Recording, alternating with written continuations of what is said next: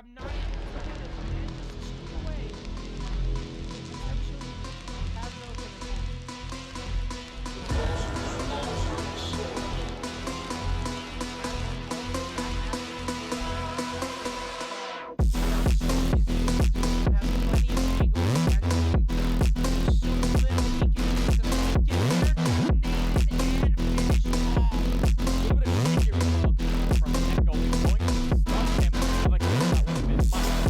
There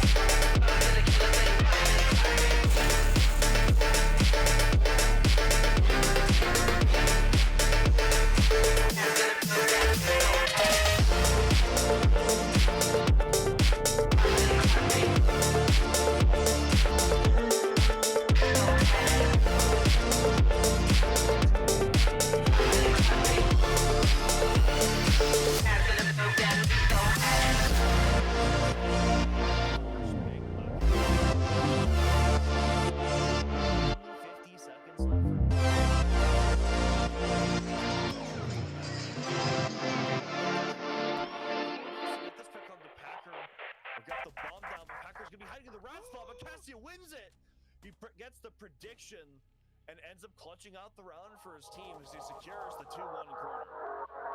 Flying towards default.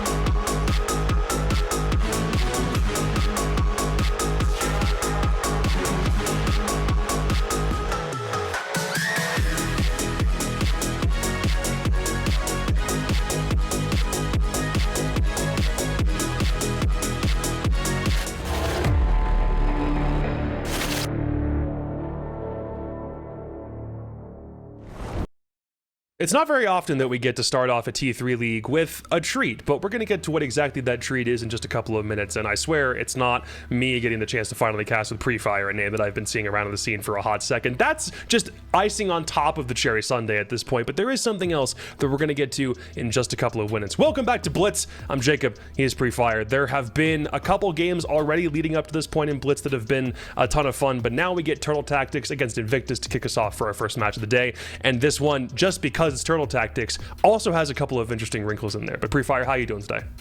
I'm doing great. I'm very excited to see how this game goes. I feel like when we're looking at these teams, these are two big teams to look at. Obviously, we'll get into the team previews a little bit later or in a few minutes here. But obviously, I'm very excited to see, how the map bans go and like what we're looking at.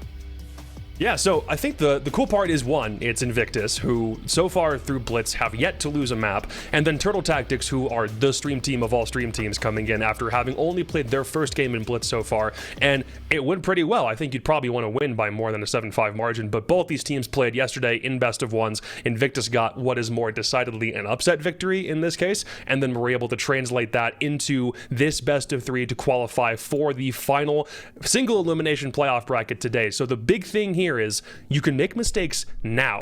You can't make mistakes going into the rest of the games that you play here. If you were to lose any match, it can be this one, but that is your only life, and then when you get to playoffs, you also don't have any lives. So for that reason alone, this part of Blitz is certainly making things a lot more interesting. Yeah, absolutely. It's, we're getting into it. Two big teams. Sorry, I'm definitely repeating myself a bit here. However, you're good. There's only so much we can talk about at the same time. But I feel like as we go into the map bans here, we're going to see some very interesting choices as we look at it. But first, we're going to look at the teams. Obviously, Turtle Tactics. Very big names in the scene. Obviously, Mint, ex-pro Zonky. He's had his time. Very fun photos that we're seeing out from them as well. Always.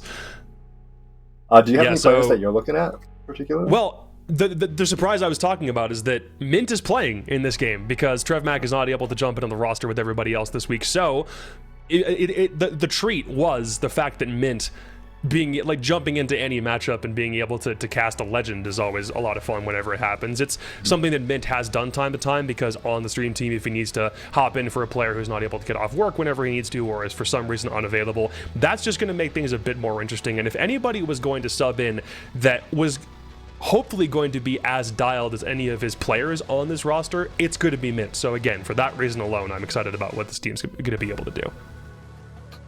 Oh yeah, absolutely. I mean, yeah, as you said, treat to see Mint, and obviously as you look at Invictus as well, we've got a very, very fun team. We've got a dog playing, first of all. It's still the same profile pic for Nesta. Let's go.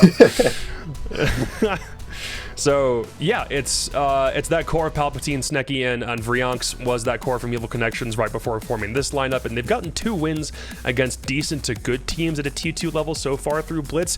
It was Outlast Black last week, and it was Card & Co. yesterday. That was a 7-5 victory that I think everyone would immediately assume everybody who got invites to this next stage of Blitz would have just walked away with a victory over the teams that came from the qualifiers, but immediately Invictus put that to bed, and on a map that Invictus themselves are also super comfortable with at this point, so it's not entirely surprising, but still, they were the ones that grabbed the upset victory. Let's talk map bans real quick before we hop in.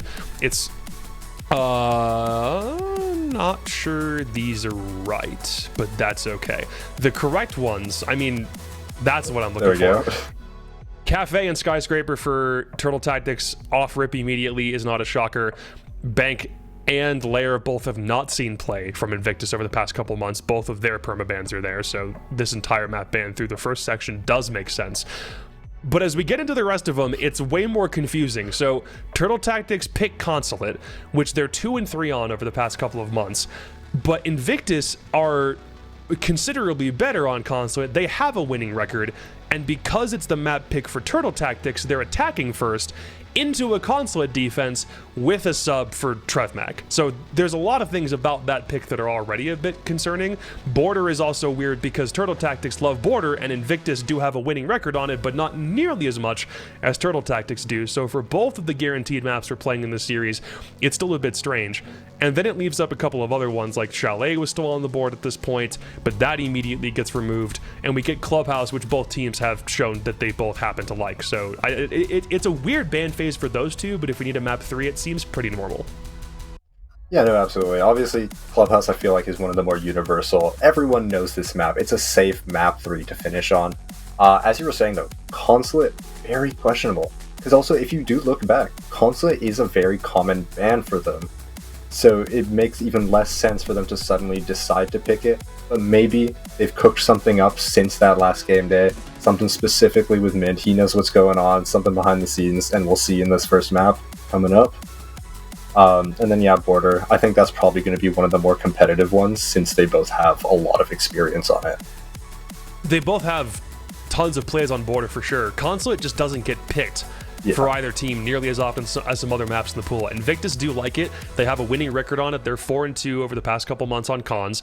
But Turtle Tactics pick into it. They're going to be attack first. They don't have Trevmac. They're playing with a sub. Even if that sub happens to be a Pro League coach, ex-Pro League player, it's one of those things where I looked at both maps in the ban phase, and I'm absolutely wondering if they were flipped for some particular reason.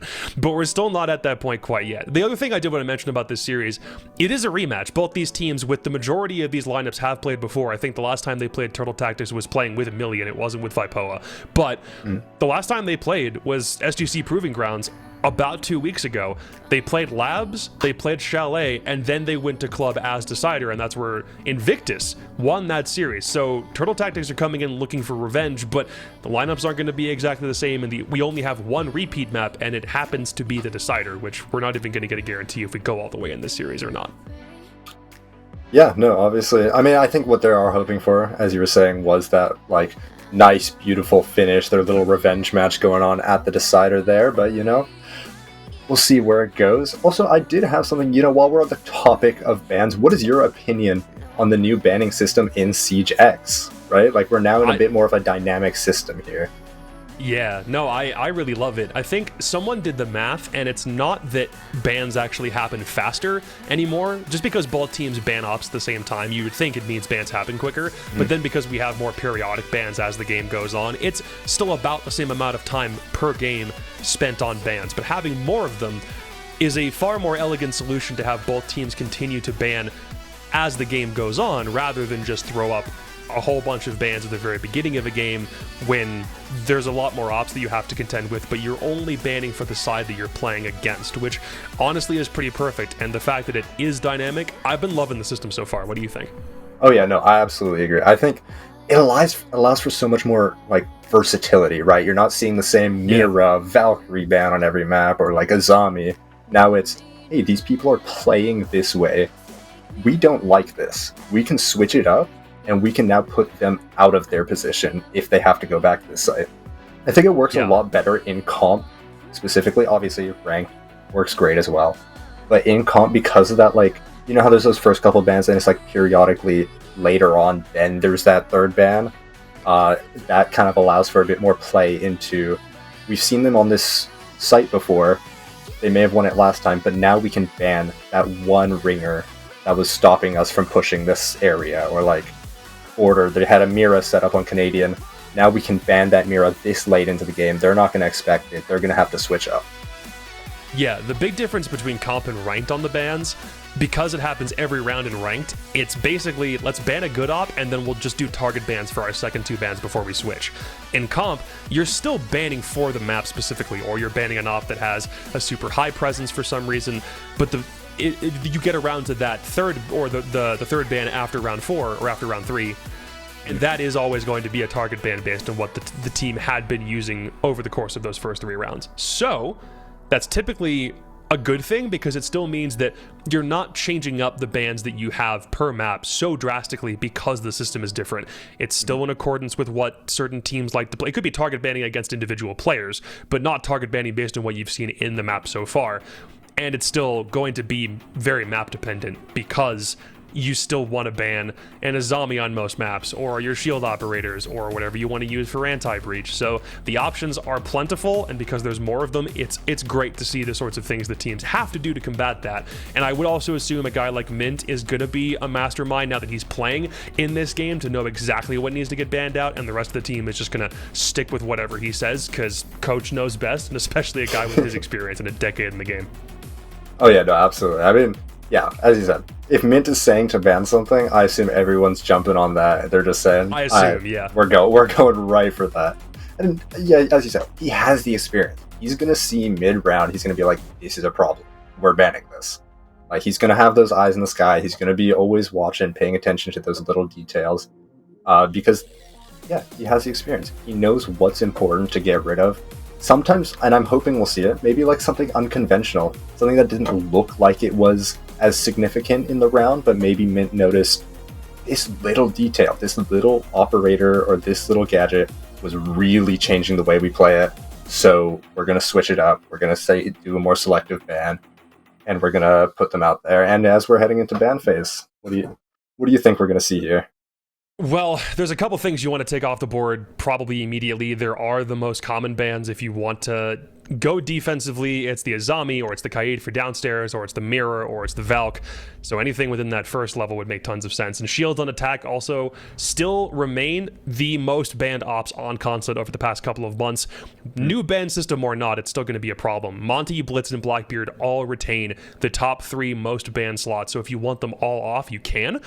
But when we saw Invictus play on Consulate against Cincinnati Red and absolutely demolished them in the first map of that series, they didn't even have to worry about shields. So many intel ops were up and available for them that even with shield bans on the board, they weren't fazed by it. They had a plethora of other options to go through, and they won that map handily, even though it looked like Cincinnati Red might have had comeback potential. So Invictus have played on this recently. Turtle Tactics, it's not a map that they've played nearly as much, but they have to attack first, onto Consulate, with a sub. It is their pick, so you would hope that there's something that they'll be able to still take away from this map, maybe from an execution standpoint. But again, it does look like, even though it's their pick, the odds are kind of stacked against them right here.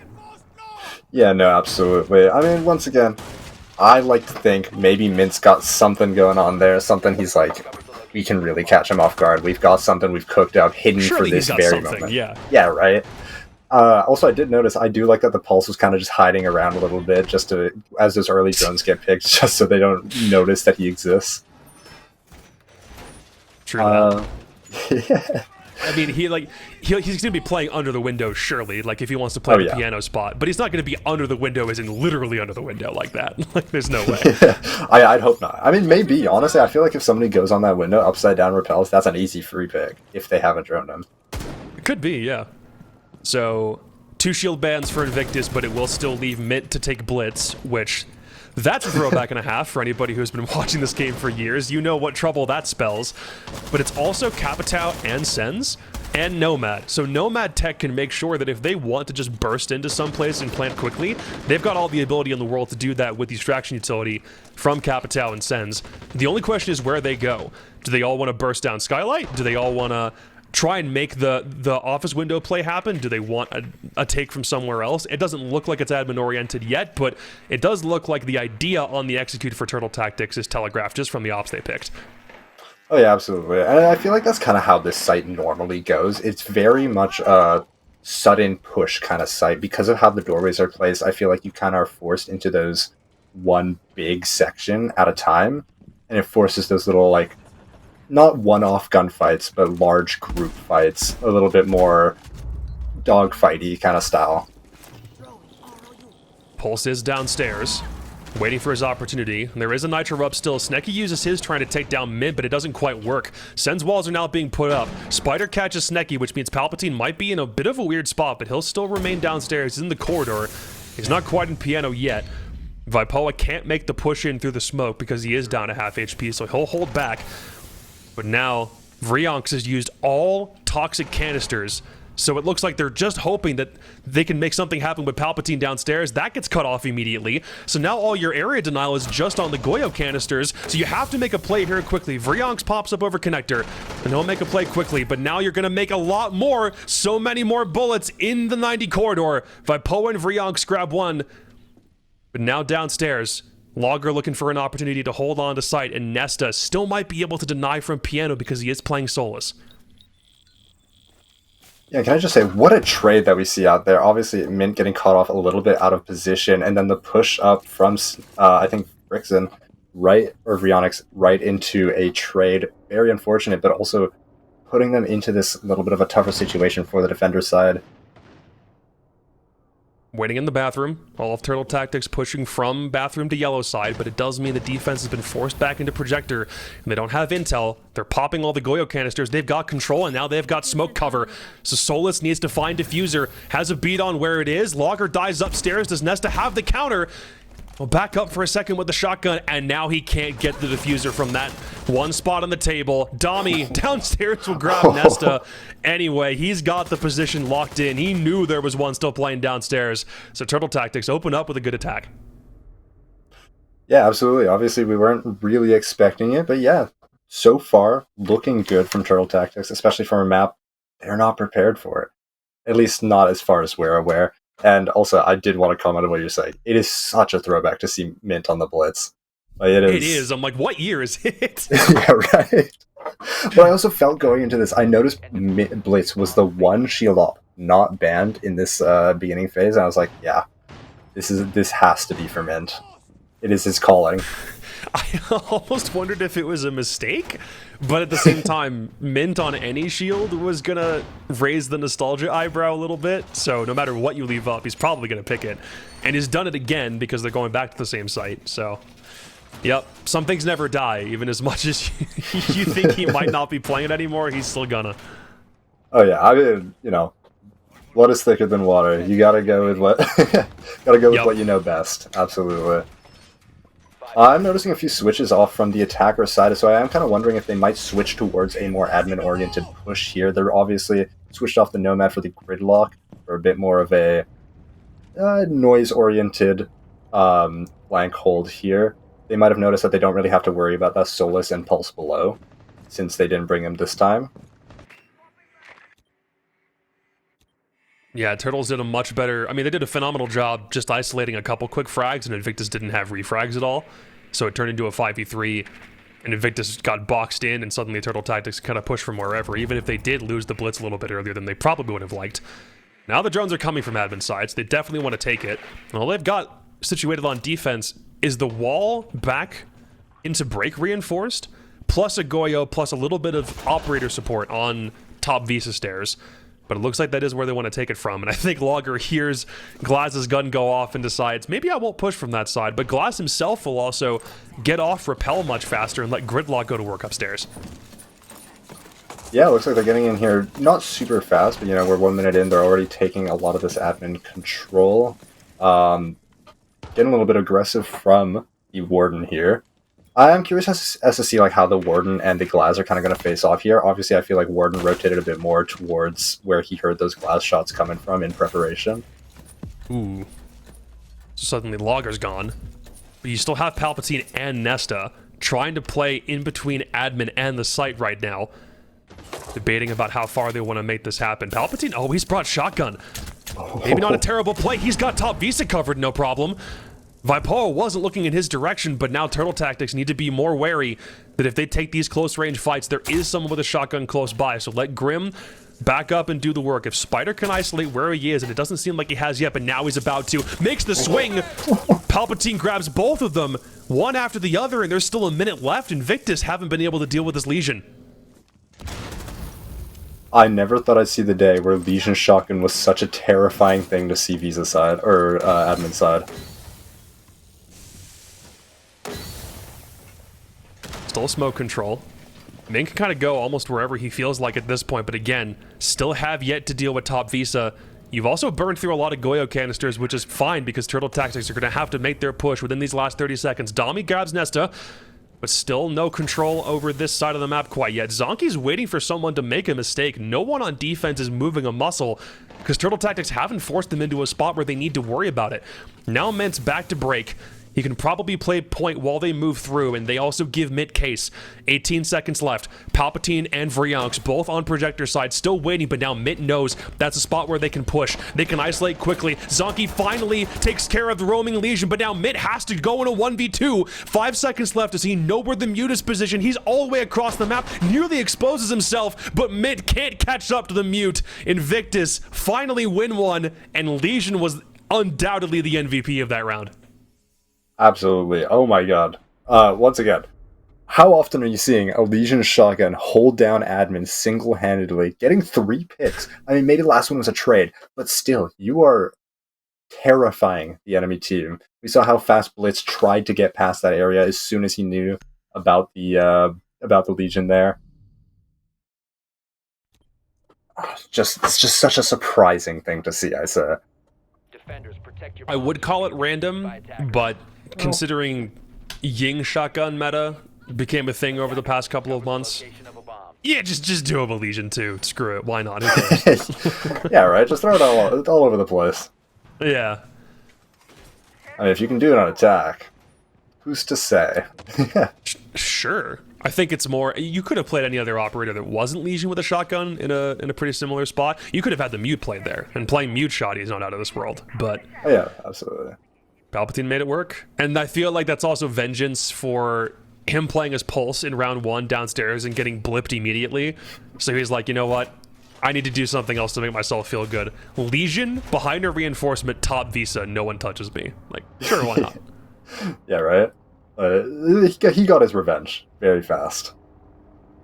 I am kind of curious. I wonder if he did bring the double shotgun as well, just out of curiosity. You know what? Maybe. Just add insult to injury. Run out of ammo. Switch him up. Yeah. Invictus, when they played Consulate against Cincinnati Red last week, that was a 7-3 victory, but it was off the back of a 4-2 half on defense, which was the first half of the game. Turtle Tactics looked like they were overachieving by winning round 1 on attack off the rip. But if Invictus are able to lock in, make the Turtles' life considerably more difficult. Selma can't catch or Kite Claw can't catch the Selmas. To force defense into a bit of an awkward spot, and Mint has not opted for a blitz to try and take this, which might signal that Turtle Tactics still want a little bit more of the upstairs before trying to go for a plant. They do have Glaz again. They've swapped it to Vipoa, plus 4 smokes if they want another quick execute, which, to your point, that's just what Consulate generally is. Try and get in, plant, and get out, and hope your post plants are enough. But the only one who looks like he's really on site right now is close to pipes or yellow, and Turtle Tactics aren't worried about the vertical too much. They can push from server side plus garage simultaneously and maybe kill 2 players and smoke plant quickly. There is an opening here. Yeah, absolutely. And their drone play is also looking phenomenal. They know a lot of this is clear, and I'm not seeing a lot of drones shot, so they're getting that intel out. They're getting those smokes out. They look like they're pretty prepared at this point. Vipoa uses both of his. just to try and peek through smoke as glass, but no one's exposing themselves to anything yet, so he can sit here for a minute.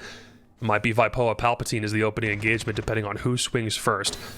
Vipoa would be a little stupid to swing through the door. That's all smoke's used at this point. Vipoa is cool with it, though. He'll make the push to yellow, but Vrionyx has got it. Zonky will clean him up. Everyone back and forth in a trade game, bottom floor, but they've still left Snecky upstairs. Nesta also might be able to create some impact from this position, but now Mint might have the ability to move in. Both defenders are off site right now. No one's able to play the horizontal, but if Mint has an angle he thinks he likes based on this drone work, he might be able to move in and plant quickly. He'll pick the pillar spot. Snecky and Nesta, do they have an answer? They're both off site, not able to do anything about this. That's a clean plan for Turtle Tactics. They knew exactly where they wanted to go, and they took it, despite losing too early. Spider's got the rotate, and now Snecky in the same spot. Maybe has a free pick on Twitch, and he does. Can he find Dami and Mint, though? They're both looking exactly at the same spot they need to. Snecky's given his position away. They just have to hold fast and not peek something dumb. And no one's also on pillar now anymore to give Snecky a free pick. They're both playing the crosses perfectly. They know where they want to go. And there's not enough misdirection. There's really nothing that they can do. Maybe he can pull off a fake, but he has to pull off. Now Dami moves in, finds Snecky's head, and that already is 2 attacks on Consulate for Turtle Tactics. Yeah, already going very much against what we were expecting from Turtle Tactics. I see that they're, at least from my perspective, they're really excelling in these dogfights. I think they had a yin and pick. Clearly, the Warden ban did not phase Invictus on piano, which is good. Especially if you're only putting 2 players top. What Kaid was projector, and they had presence from someone yellow who could make a quick rotate back down the stairs. But no matter what ended up happening, the Warden ban wasn't really an issue. And for Turtle Tactics, you probably don't have to worry about taking a blitz for a piano take unless you really want to aggressively clear top floor. So there were other options around it, and plenty of teams have also been able to take top floor without a blitz, no issue. So Invictus were able to work around the Warden ban without a problem. And for Turtle Tactics, I think if you have a blitz ban, I guess you're just going to stick the old man on hard breach, and I'm sure he's got an AK-12, so I'm sure he's probably fine with that. Oh yeah, I mean, who's to be upset when you get given an AK-12, some nice hard breach? Arguably, AK-12 is probably, the best gun in the game? Yeah, I think up until the F2 lost the grip, I would call it the F2. So on attack, you're probably debating between R4C and AK-12 at this point. Yeah, that sounds about right.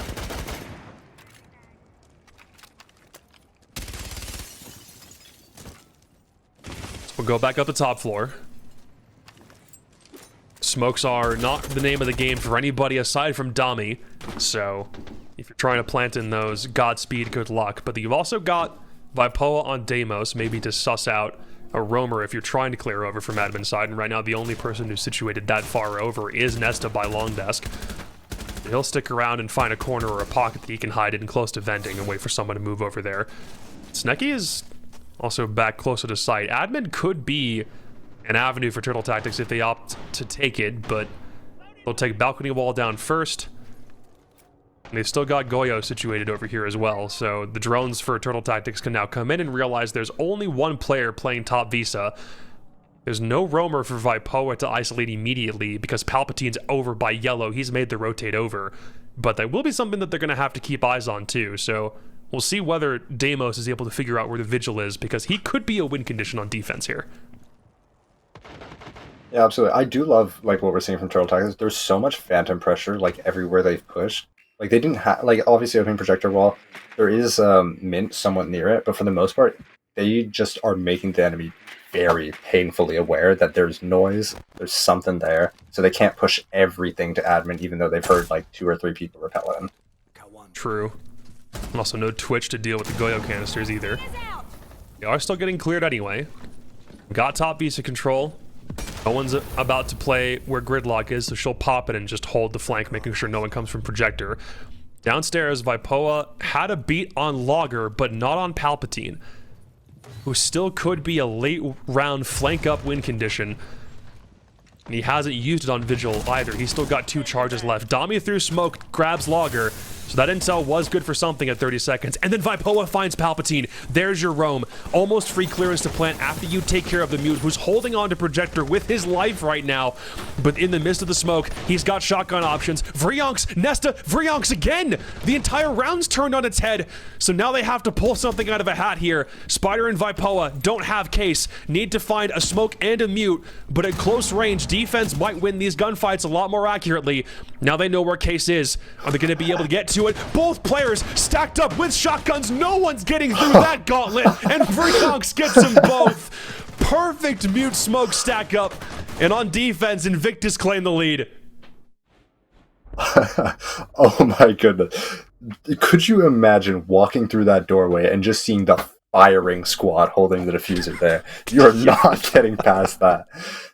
I don't know if you noticed as well. If you heard the timing of the shots, it was literally 1, 1, 1, 1. Like there was maybe a half a second gap between like each of them shooting. There was no chance of them walking in there. To your point, has every single round so far been 7 or 8 players die in the same cluster of a dogfight? Absolutely, it has. Other than round 1, I think when Turtle Tactics ISO'd 2 attackers or 2 defenders pretty easily and then were able to execute no problem, I think every other round has been gunfights that kill 60 to 65% of the lobby within about 5 seconds. God, this map is weird. Yeah, it really is a weird one because it is very map-based. Like, you don't see this kind of play on most other maps. I mean, maybe on, like, the occasional chalet rush or, like, the occasional round on another map. But Coastline, it feels like... Or, sorry, Consulate. Very different maps. Consulate, it feels like you're forced into that, like, we get in there as a team. And we either die together or live together. Mm-hmm. We'll head downstairs again. If Invictus were to walk away with a 4-2, that still feels like bare minimum that you need on Consulate defense before making the side swap. Turtle Tactics, to get 2 rounds, and then also get the easier side on cons, may also play into why they wanted to make this pick. And just for reference, over the past couple months, Turtle Tactics are 2 and 3 on Consulate and picked into it with a sub because we don't have Trevmag playing this game. Invictus, over the same time span, are 4 and 2 and had that recent play on it and did really well in defense in the first half. So maybe Papa Mint went back to that game, did some VOD review, and figured out a way to feed through these Invictus defenses, especially if they were to win a second consecutive garage attack. They'd look really good before the side swap here. Yeah, no, absolutely. Once again, I feel like I mentioned it before, but just this, I keep having this thought in my head that maybe Consulate was a bit of a sleeper pick for them. Like, they've been banning it in hopes of facing a team that is confident on it to catch them off guard. Just working over top floor control. Well, 2 floors above site right now. Not sure when they want to make the push, but there is defense situated on the first floor. Actually, no, everyone's gone back down to the basement. There are 2 floors completely clear. As Invictus have opted to hightail it back down. If they had roams, they've already peeled off of it now. There's still another floor that Turtle Tactics have to work through, and a Valcam perfectly timed. Vrionx grabs Zonky. Pre-placed C4. There's still 3 nitro cells up on defense at this point. And you're not trying to go for a quick smoke plant unless Mint's got the right positioning for it and can get in right behind the bomb chassis or behind a car to make it happen. And it looks like IQ also wants to make sure no more of these nitros happen from here. But again, you've still got 3 left up in 45 seconds. Yeah, but they have so much control, especially with this hatch open. Oh, they don't know about the Valkyrie cam, though. They got the one inside at least. What the IQ's like, for. Yeah, it looks like he's finally going to find it. Spider can take down Snecky, so the vertical game is now working, and it leaves B site as open as it possibly could be. Spider cleans up again, but all 3 nitro cells are absolutely still in play. First smoke comes out, second one gets deployed. Mint's looking for a way to get in behind the trash can, and he's there. First nitro cell does not connect. Logger and Nesta both have one. Nesta's got it ripped, throws it. It does connect. Mint goes down. Only a couple seconds for Turtle Tactics to reposition. They gotta grab Case. Smokes have dissipated at this point, and now there's cover. 2v2 while IQ attempts to plant. Palpatine loses his gunfight. There was probably a shot if that happens, but Dami with 2 kills, both of them cafe side, and Turtle Tactics get 3 on console attack. Wow, that was down to the wire. I was paid. I feel like, I don't know if everyone else was, but as he was running for that diffuser, I was staring at the clock because that thing was counting. I saw the 0 at the front right before the timer was going down. There was a very, very high chance that as they stayed hidden, the round just ended. True. It was really, really close. Yeah. 3 nitro cells, which, I mean, 5 nitro cells on defense is what was brought. 3 was almost enough to, in the execute, completely nullify it. Cross, but only for a second. Invictus just pop right in there. Good for them, but how did that Turtle Tactics defense fall apart? We'll never know. We'll literally never know. Yeah, we'll literally never know. I wish I could know, because clearly some big event happened. We always get into these situations where it's like this phenomenal, almost the whole lobby is alive, and then all of a sudden it's like a 1v2 or 2v2. Post-plant, something's going on. Unlucky. Obviously, it happens. Too bad it is those intense fights that we do tend to miss, but we did at least get to enjoy the last finishing kills of the round. We got to see it happen. I want to know, dude, Vrionx at this point quietly having an 11 kill game and then also helps to clutch up. Oh, wow. In the 2v2, so I think immediately, oh, does he want to stick this? I'm like, if you were to pick Blitz here, I think that's Turtle Tactics knowing they have to ban the Blitz after they've already played 3 rounds. 4 last ban. Nesta will take it anyway, so I think yeah, Blitz is 100% done when we get to last ban. Yeah, I think they have a Ying with this too. Sorry to cut you off. I do think that they're kind of just content with that at this point, because they're just trying to get their last Blitz round out before it gets banned, gets shut down. But to do it with top floor pressure for piano, Turtle Tactics don't want basement, at least not to start with. Again, you might just be using it for a fast clear of top floor, and you're not super concerned with site play, just given how congested piano and exhibition is compared to both the other sites. So, you don't want to risk losing someone to a corner peak that for some reason you just happen to not look at, or you have to look at tons of corners to make sure no one's hiding in one of them, and then you expose yourself to a different angle, but they'll still take it. Work over top floor, which has been exposed a little bit in the floorboards, and they've got Goyo situated up here too, but he'll get grimmed out. And ooh, God, this is still sexy. The quick rotate around corners on rappel. I'm still getting used to that. Yeah, that was so beautiful to see. Ooh, Spider! Very quickly make sure that you can't work in off that position. Zonky will grab Logger. Blitz looks like he's all alone right now. If he's got cover, he'll have to back up and try to find it. He has a friend of the IQ upstairs who grabs Zonky. So that's your top control done for. And that's also a good chunk of your area denial too. So probably still time here for Invictus, even with Sneki on 2 HP, to try and make a play for sight once they grab Diffuser. Yeah, honestly, the attackers aren't in a terrible position. Like you say, they have all of top floor. They do have that shield up. And Sneki does still have 2 Bs. Oh, no. Okay, never mind. You had to say something. There goes that idea. Well, the shield is still up. There's still some potential. Obviously, he has to worry about the Legion Mines and those Valcams. If there is somebody playing below, there's got to be a little bit more conscious of it. And they do seem to be a little split up, which is a little worrying, because now, that Blitz is top floor alone. He could just get picked off here. And I don't know if Palp knows about this guy that just ran past that door. Nesta lost a little bit more HP off the Legion Mine too. You're right, I don't think Palpatine's entirely aware, but he's got Nesta. They're just going to have to play the 2-man game and hope that if there is someone downstairs, I mean, might have been Dami. He's in basement, he's in cafeteria, he's got the nitro, so he could stop plant, but it's going to come down to how the shield play works. Nesta can at least get one. Now it's Palpatine all alone in a 1v3. and you don't know that there is a Valkyrie downstairs with the Nitro, but Palpatine doesn't even have case. He's just gonna have to go in and hope to frag out. But it's a lost cause. We're watching one singular fish at the bottom of a barrel look to find a way out, but Turtle Tactics close the top of the barrel, and they even us back up. Yeah, I mean, I think, it was a very... I want to say it was a very close round. I think there were definitely some gaps. I spoke too soon on the Grim being alive as he ran out to get Diffuser. Very, very unfortunate timing.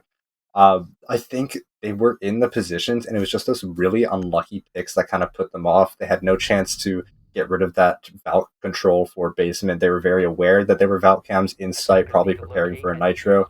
Nothing they could really do about that as they're getting flanked up to top floor. Just a few little things that just make it a little bit more awkward for them as they push into that. And obviously, we're going to approach the next ban phase soon, and I do wonder if they're going to get rid of the Blitz, and it does look like that Invictus isn't going to be bringing it this time for the basement push. Yeah, it also wouldn't be the first time that Invictus lose a couple very early untraded kills and then don't have an answer for it. Though, from attack to defense, it's not quite the same correlation. It's just, if that were to continue on attack, and if Turtle Tactics were to shut down a push or a clear from one angle, then they've got the buddy system working effectively. Then they can make sure that Invictus lose one, if not two players very, very quickly. Vipoa fast run out.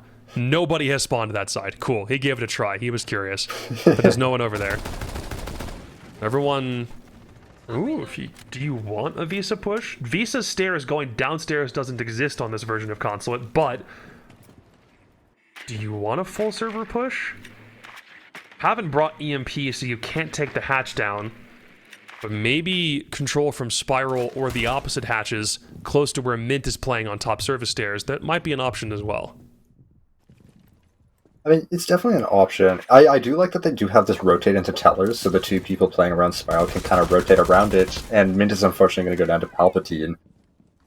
Looks like they're kind of finding that little bit of a gap there, and creating those openings. We're also convinced someone's top floor, and there is, but it's just Scopos. Dami had the ability to play spoiler up top, but we immediately teleport all the way downstairs. He's in security now. Vipoa playing up top. He's one of the only other players who's still trying to hold the crossfire up here, and he's got Zonky for help, but when you lose Mint early, it may make you reconsider how often you're able to stick around on top floor. This is also the benefit of Mint being the first one to die. If you ever watch his co-streams, he's talking about what he hopes happens over the course of a round. Now he can literally be the architect of its orchestration, calling in the midst of this call. So we'll see how well they play this defense and get their timings right. Vipoa gets one, little bit greedy, coming back for more, and Nesta makes sure he doesn't get one with the super shorty. But a minute 10 left. Now Invictus can go to work, and they've got man advantage still. Yeah, and we're going to be seeing those fuse charges coming up. Honestly, I wasn't expecting the fuse to last as long as it has, considering how aggressive the flanks have been from Turtle Tactics, but luckily for Invictus, the fuse was one of the few was not, there we go, those are the words, was not the person to get picked off there, which is obviously making getting this control a bit easier if they can find the Cave Claw. There we go. There it is. It took a minute. Yeah. But the issue with losing the RAM early on is that the only vertical you had was fuse, and it's only good enough to get the wall open, but not really to open up other angles to figure out where the rest of the defense is sticking in. And Tubarao is still making this a problem. He's back in cafeteria, and he's got 2 charges left. I don't think there's a way Invictus are getting in at this point. They might have to cut their losses and just go yellow, but from vertical, Nesta all the way back reveals his position, but Spider not able to do much about it. Dami's got a good flank, does get cut down by Palpatine. They've got control. Do they have all the frags? They do! Even though it looks like Turtle Tactics have all the stall util, Invictus have man count and they storm down Spiral. Wow. No, that's very impressive. Honestly, I think Turtle Tactics was a little too focused on the fact that the wall was going to be open, not expecting the 2 rounds to last or, like, be perfect. Obviously, phenomenal job by him, and he did manage to clear off the yellow, but the Spiral was just that gap that they managed to find with only the Scopus watching it. And beautiful from Invictus to make their way through it. I'm kind of Blitz curious comes about off. this. Oh, sorry about that. No. But I I'm kind of curious about the Melusi. I saw the Melusi too, and I'm like, wait, what's that about? Go ahead. Yeah, right. Because they haven't really, as far as I'm aware, I haven't really noticed Turtle Tactics running much of the Melusi or like the Melusi being an issue for them. So I wonder if it was kind of more of a preparatory or just something that they have in the back, or it's something like a worry they've had in case the Melusi comes out to stop one of their pushes. It could be a thing with the Blitz counterplay, like if Invictus knew they were going to have the Blitz banned after how those first 2 rounds went. If you ban the Melusi, then the speed demon aspect of the Blitz being off the board then means you don't want to play against the anti-speed problem of a Melusi at the same time, even if the Blitz is now gone. So one more thing as you're working through these realms, given how big this map is, that it could be play based off that, but it also means that Turtle Tactics will have plenty of options on defense to still work with. Invictus can also start working over more of an intel meta. Got Vrionx on Deimos, and they played with a Dokkaebi for a second, but they might be more concerned about their execute now as Palpatine's gone for Aurora pick instead. Yeah, I've noticed one of those things is like Valkyrie is so prevalent, and like how console is shaping around this kind of intel situation where Valkyries run almost every round. And it is nice to see the Melusi ban. Obviously, you want to worry about it. That is also a little bit of intel that I think we saw Turtle Tactics put them pretty far away just for that initial intel on where a push was coming from. But these shields are just so scary that I feel like they're taking up all the bans. They definitely are. Again, the 3 most banned ops on console attack since November has been those 3. Or some combination of those 3, because obviously we only had the 3rd ban come in the past couple months. For Invictus, it means their options for intel are completely open at this rate. Even if you can call a shield op a mock intel op, depending on who's calling. You've got Lion and Deimos now on attack in coordination with a Grim to work over this top floor pressure and also make sure that they have at least some avenue to get some sort of control. Right now, your best option is to try and grab Dami and Vipoa, who still stick up top stairs and have yet to be cleared out of those positions, especially with Vipoa and Copy might have a good angle here. He's got help for Dami downstairs, but now they've already worked over their inside server. They're trying to make it work, but Mint stops Logger in his tracks. He's not even there. He's looking for an angle. This might be where you can cut off a couple more of these rotates now with Palpatine if you're able to use smokes to get in position to use the Auroras to work over the walls, but still, Turtle Tactics are very entrenched right now, and you've lost one of the operators that would help you flush these defenders out of those tight spots. It looks like he's going to be trying to fake that plant sound. That wall being soft is making this very difficult for Aurora to stop this bandit by blocking off that wall. Or that doorway, sorry. Because now they can still be shot from anywhere, and Nesta is going to be picking off Vipoa. Snacky's pretty low here, but he's going to be having the pressure at least. Palpatine's still wanting to get in there and try to close him off, and he does. There's nothing Spider can do except rotate and hope he has an angle. He might from that one position. He's going to have to use the Nitro Cell to open the wall, though. And now Palpatine still hasn't done anything about this plant. They've done nothing. Snacky dies, and so does Palpatine. Close Spider off from one angle, and he'll just find another. Mint downstairs might be able to finish off a denial. Vrionx might walk directly into his shotgun blast right around the corner, but he wins the headshot anyway. But still, a 1v2. Turtle Tactics can now reveal the 2 players who were top floor and try to stop it, and Dami will. Turtle Tactics even is back up, and we're going to need all 12 for this map. Yeah, this is going to be a lot closer of a map than we kind of expected, considering Turtle Tactics wasn't, as far as we're aware, comfortable with it. That round, I think, like from my perspective at least, I think it really came down to that one wall in secret being soft. Because if that isn't soft, Aurora is able to block the bandit in there with no possible way for him to stop that plant. And it kind of forces the little 4v1 against the mute that's sitting in server and forcing the other people to collapse slower. And plant probably would have gone down, honestly. That one soft wall managed to stop so much of the push and kind of halt them in their tracks there. Yeah, I don't even mind the picking Aurora to try and close off secret. Like, that part's fine, especially when you realize they're playing downstairs and don't have too much utility because you have to split it between 2 different floors when you're playing on split site, which is always a problem.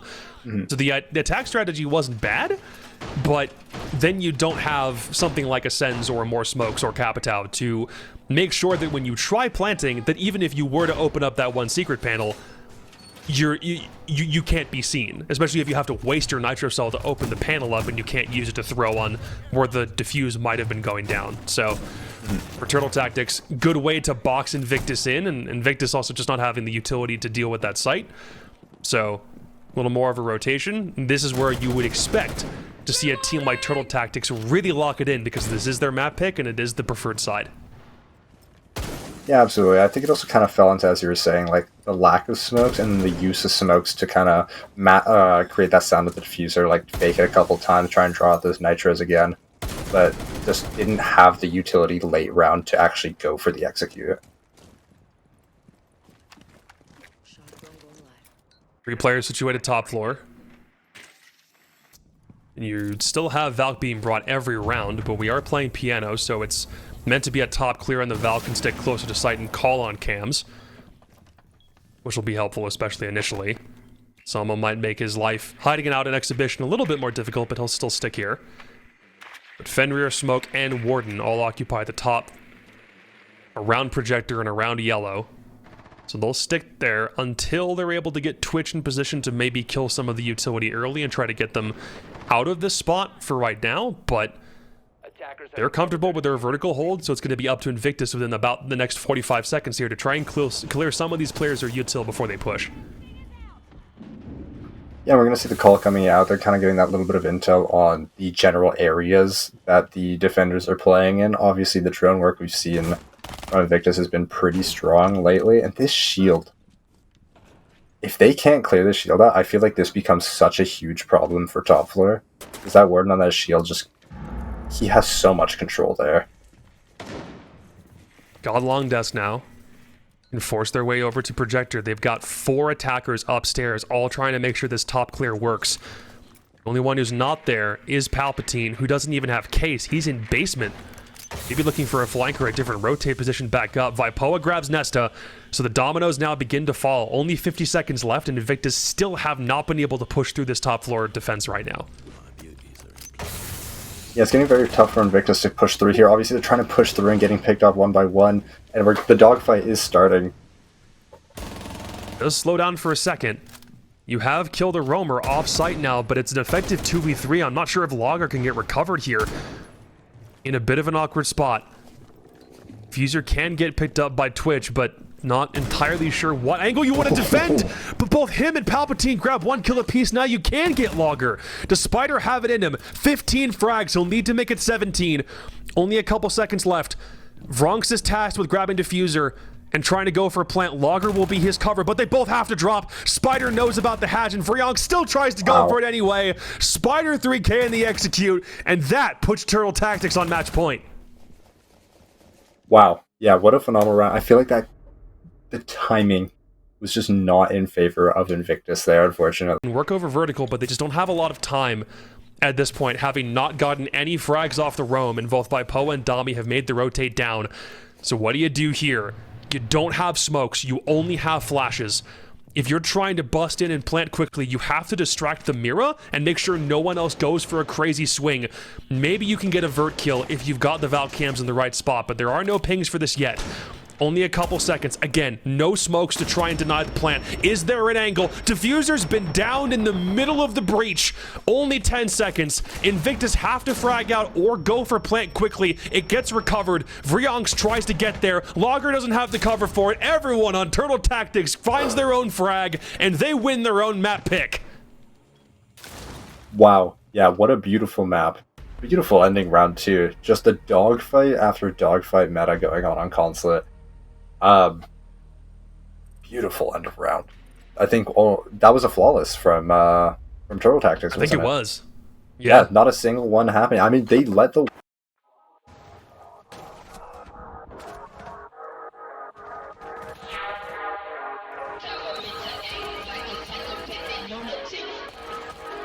long angles, close angles, the freaking 3K with the 2 off the hatch drop. Yeah, he was every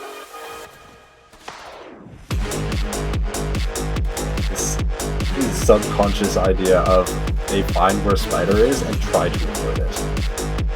Because he was just not losing his gunfights this map. Oh, he had every position locked in, man. Good try for Invictus. Again, this was a map you were better on. You just played it recently. You just won it recently. But that was also the map that Turtle Tactics decided they wanted to go to. They'll now even up their record on Consulate over the past couple of months. It's now an even 3-3. And for Invictus, they still technically have a winning record at this point. But they made it work out, even if the pick absolutely looked questionable, and they get to go into map 2, which is Border, which they really, really like. But they have to hope that Invictus aren't pulling the Uno reverse card on them, because they were the ones that picked into Border, so clearly they have a plan. But it's also a map that Turtle Tactics are hoping to close out this series on a lot faster. We'll come back and we'll get into map 2 in just a couple minutes, so don't go anywhere. Can be used instead to cinch down on the objective and close the site off goal.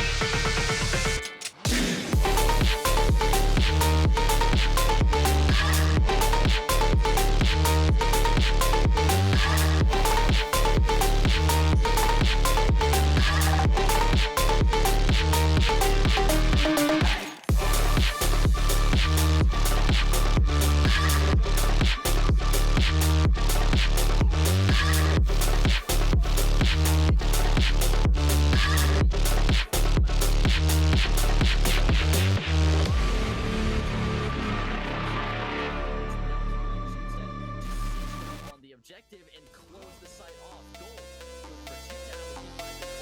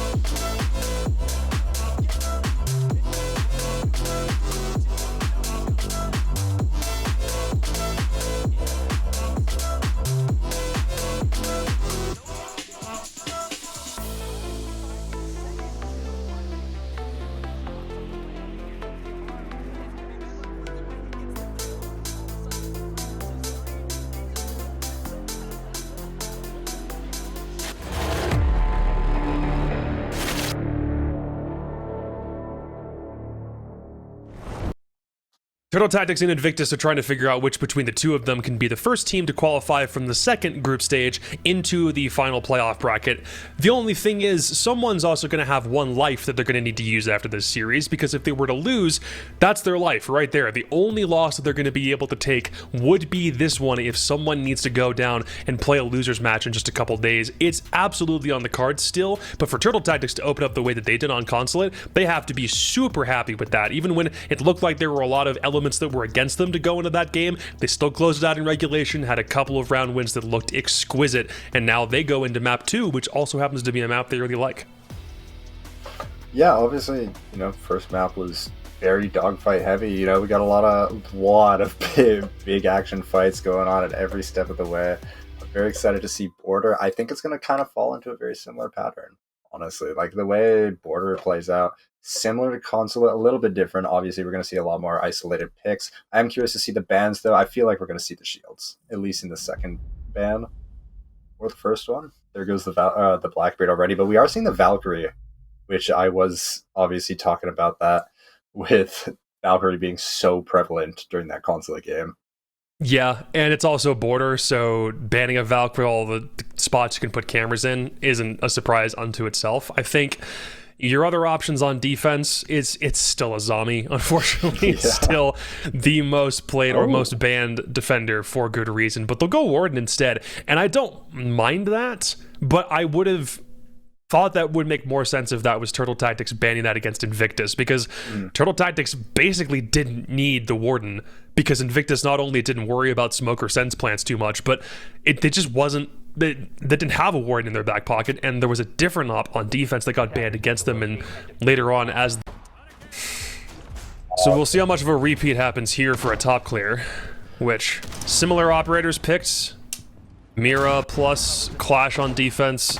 Still a Monty trying to help out with the top floor clear as much as possible, but we've gone downstairs. We went bathroom, following pretty traditional site rotations.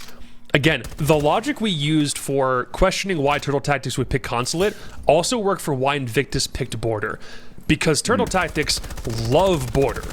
The past couple months, 7-1, only lost it one time very recently. Wow. Invictus have also only lost it one time recently, but they've only won it twice, and it's not a map they play nearly as much as a club or a chalet or even a Consulate. The fact that this was their option to play into a Turtle Tactics defense first, after having lost map 1 the way that they did, it's going to raise some eyebrows, but we'll see whether Invictus have the attacks that they need in this first half to really turn the tide. Yeah, obviously things could change. Maybe there's those two maps that they did win on Border. They were so confident about. They were excited to kind of play it out even against Turtle Tactics, or maybe they did a lot of VOD reviewing. Obviously they do seem like they are preparing for a bit of a push here. They got the Monty ready near the bathroom window. I kind of wonder if they're going to go for a jump in here. There's not a whole lot to really stop them, but there are 3 nitros, and I'm not sure if we can see if there's any Goyo canisters on the window necessarily. Kaid is prepping for that jump in though, and they don't seem to have anything to really get rid of that nitro cell. No Twitch on the board, no Brava. Oh, but the EMP. Maybe not terrible. Run past the window because they would have figured the Nitro gets that taken down, but now they want bathroom control first, and Deimos finds him right back underneath the sink. Can't do anything about that. Mint gets taken down. Monty now plants 4v4, guns up, while he tries to get the diffuser down, but now it's back up, so it's 4 guns to 4 with a shield still in play, and Turtle Tactics now are scrambling in the midst of that Ying presence. Spider will grab Snecky as the first frag back. Ace wasn't doing much on the cross. You have to question, when does Turtle Tactics drop to try and find diffuser and get into position to get it off? Sonky, oh no, off the drop, Mira gives it a shot. Dami's down for the count, but Logger also gets down. It's only 2 guns to 1. Palpatine has to cover for Nesta, who has to be shielded up for these next couple seconds. You've got less than 10 to get back to the case, trying to corner the Monty, and they do. Deimos comes around the corner, and with only a couple seconds to spare, Vipoa's got it in the clutch, and Turtle Tactics are not fooled by the Monty vault in the window. Wow. I actually, this is going to sound rude. I had no hope for the defense once that plant was down. They had so many positions. They were picking down one by one. The nomads were going off. People were getting flung around. Monty dropping the shield there, I think, might have been one of the unfortunate series of events. Or not dropping, but ADSing. Sure. Because the second that pressure was released of Dami being able, or Vipoa being able to kill the Monty there, that put it into the position where Palp has to kill him right after killing the other guy. It's just such an unfortunate situation. Such a close round. The timer was running out. I think they were almost confident that they might not have been able to, even if the Monty were to go down there, they might not have had enough time. But it was just, I think, a 4-second difference that really decided that round there. But it was really interesting to see that rush straight through, not going for the typical kind of plant on the bathroom window, but instead going further, rotating around. They knew workshop was clear, so they didn't pay attention to the holes, and just fought the people in bathroom to take that extra control and use the holes on the window to their advantage on the people on hatch. It shows that they're obviously very conscious of the gaps within the site, and I wonder if we're going to see that a bit more, because we didn't really... we saw a bit of gap hitting on Consulate, but once again, it's such a linear map. Border, I think we can see a bit more obviously when they find those little tiny spots that they can kind of just sprint through. Yeah, the assertion is nice to know that you've got the confidence to call an auto border like that when you've got Monty plus EMPs and you just see through the way the defense looks initially, but it's all about the way in the rotate once plan went down where it all fell apart. So if Invictus are able to replicate the first part of that execute and not the second, then maybe they'll be able to get 1 or 2 attacks in this first half, and it won't look nearly as dire. But Turtle Tactics also just have the players capable of clutching up, and it worked out great to start with. So, going to Vent Workshop, first frag is attack this time. So now Turtle Tactics are going to need to reconsider how much time they want to spend on this top floor before going in. Nitro does not clip or eclipse the Monty, but only by a smidge. Going for the player back outside. Does he down the Ash? He does, but it doesn't matter because the cross from the ADS is there, and Logger can get recovered. So Vipoa and Zonky both off the board first. Oh, but the Nitro Soul from mid downstairs? Somehow that connects. Snecky's also gone, and you've still got Dami and Spider who are holding on to top floor. Mince used the Nitro. He's the only one left on site. But there still is a way for them to hold on to top floor, and now Invictus need to go to work against these 2 roamers. Yeah, it's definitely a tough position to be in here, but obviously the shield, the glass, they have the potential to, if they need to go for a plant. You're right. They absolutely have the util and the capability to just hit site, especially if Kaid was back in workshop and not close to vent. To be fair, he's in supply. They have the opening here. They're just waiting for it. Now they know Cade is in that spot. He's going to have to back away through the smoke. He won't be able to see anything. That's 2 smokes to clear off the window. They haven't gone for the plant quite yet, though, so now things settle down. Now Palpatine goes for it. Last few smokes are there. Covering, and Nesta's making sure no one can peek through them. Plant goes down. Palpatine can hold outside. Everyone's outside the building. Logger still holds on to armory lockers on the vert, waiting for someone to pay attention to it. This is dire straits now for Turtle Tactics. There's that vertical play. Spider falls first. Mint decides he needs to make the rotate, but Logger swings back to top metal. Invictus play through that top floor engagement and get off a perfect smoke execute. Oh yeah, they managed to flip out, find that gap immediately. They realized that they still, although losing 2 players, they still had the potential. And I think that Warden ban is kind of kicking Turtle Tactics a little bit here. Because they have those smokes available. I'm not even surprised we're seeing the Clash Monty ban. Nope, that makes sense. Yeah, that felt necessary. Especially after those first few rounds. But honestly, I wonder what Mint is thinking right now. Because that is 2 rounds where the enemy team, even with advantage, they managed to sneak in and get a plant down. Defenders, protect your bombs from being It's true. It feels like both times it happened, there was minimal side pressure anyway. So what? The first 2 engagements in that last round were off-site or not very close to it, and they still had 2 players that were upstairs, leaving Mint as the only one on the first floor, but he wasn't even on the site. In the previous round, he's the only one in bathroom, and I don't even know like where his closest cross was. So Invictus have been able to find gaps where no one is watching from the angle or from a default angle to make sure no one gets diffuser down. And they've been able to at least get in there. But that round was the only example of them being able to stick the defense of the diffuse after it had already been planted. So small sample size, but to your point, I think we are kind of noticing a bit of a trend with how open the sites have been on these Turtle defenses so far. Yeah, and I'm kind of curious as to if Mint maybe is seeing this as their coach and being like, hey, we need to collapse either a bit sooner or maybe towards these rounds as soon as the first picks go off, pay more attention to site after noticing this. Be the guy to do it.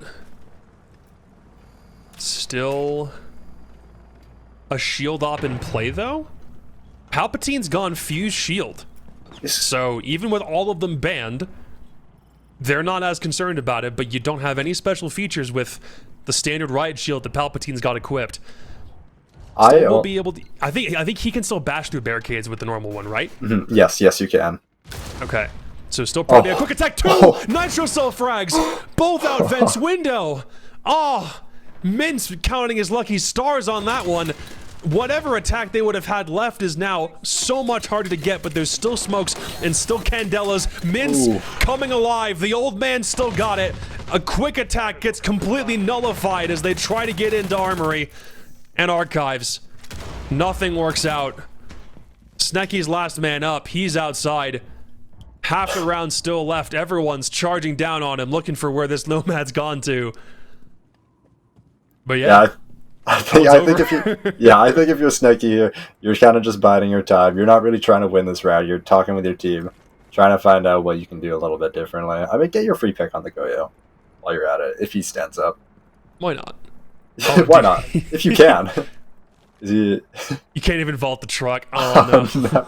Oh, Snaky, come on. Oh, if Goyo pops up and wins this fight, that would be the funniest thing. That would be so funny. I don't know how to Snaky, no. We just saw Mint douse you in lighter fluid and light you on fire. Like, we saw all of that round. Which, yeah. I would have praised Palpatine on the fuse pick if it had worked. But it's fuse pick trying to plant an Archives. You're not even using that for Vert. You're just using that to be a shield with smokes to try and get into Archives and block off a line of sight really quickly. But it's the most worthless shield of the 4 shields on attack. You're not doing anything with fuse. You're just using the shield and sure that they get here, even if the defensive strategy is a little bit different. And they're not prioritizing nearly as many players upstairs because there's only 3 up top as opposed to 2 for this ventilation defense.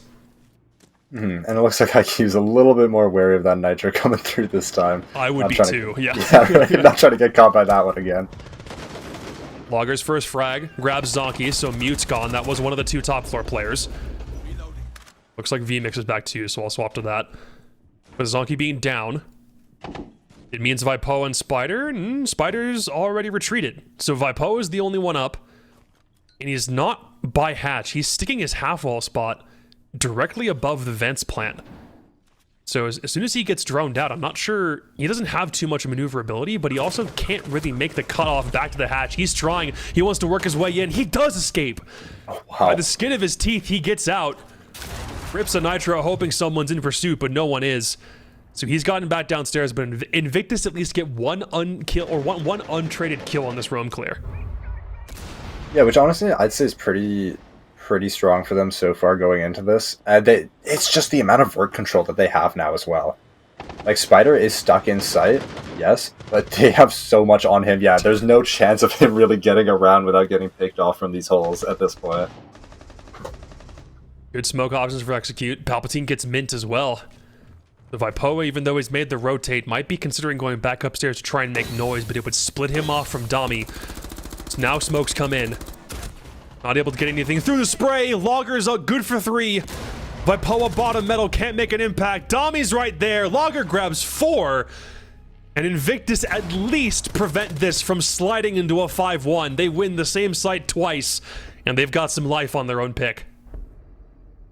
Very, very beautiful. They're finally pulling out 4-2. Honestly, I think pretty good for Invictus here, knowing the past records. Like, going against a team that is 7-1 on this map with the preferred side, getting those 2 rounds is great. Obviously, the Monty ban, not surprised considering how well they were using it on their side. They probably find it a little bit necessary. Surprised not to see the Clash ban again, though. A little bit. And also a Nomad ban, so they're a lot more concerned about passive flank watch as opposed to something like a Ying for potential execute utility, because I feel like I see that banned considerably more than a Nomad, and I think the stats back that up, but Attackers need to locate not bad. and defuse as many bombs as Yeah, If no, you're that absolutely. concerned about it, then just nuke it immediately. Makes total sense. Yeah, and I wonder if that kind of works as like a little bit of a warning sign to Turtle Tactics to, hey, watch your back. We will be flanking. You don't have You that know Nomad what? anymore. Probably, yeah. Hey, it's an instill fear moment. Why Yeah, not? exactly. Like, they don't even have to flank at this point. They know there's no Nomad to stop them if they want to. And Turtle Tactics is going to be painfully aware of that, unless they bring the gridlock, but even then. Like, there's only so much a gridlock can do against a flank, and that guy just has to go through, shoot a couple gridlocks, and back off, and suddenly the whole team's a lot more wary again. Read your papers, family. They are inspired, but you know you cannot. Invictus are opening up for some vert spots. Maybe they're estimating someone on Turtle Tactics. He's going to try to at least meet them downstairs, or give them the ability to flank downstairs and maybe play from bottom up with a Nitro or something. At least that might be what Ryonks is trying to do. Yet to find the scoreboard so far in map 2.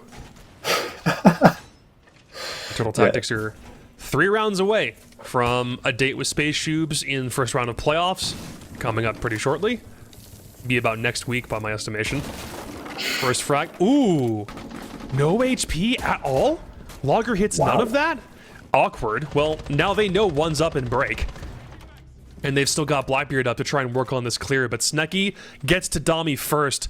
Bad one to lose on the execute, especially since he hadn't had any of those smokes used quite yet. You're gonna have to go to work doing some more of this defensive flushing. Palpatine in the midst of a gunfight. And come back, and he's got support from Logger and Goyo by break. Still haven't killed the Blackbeard, but you have down Zonky, and now you finished him off. So you're holding on to break for dear life, and it's working, and you've also cleared the Blackbeard. Mint's got an answer, but now Spider's the lone man. This entire top floor clear for Turtle Tactics was one after the other, down with no refrags, and Invictus hold on to it and keep Spider out the building. Yeah, Spider is unfortunately very separated from the rest of his team in this situation. Lot just happened. It was kind of interesting to see how they dealt with the Blackbeard there. It kind of makes me wonder, is like, they don't really feel afraid of the minor shields aside from the Monty.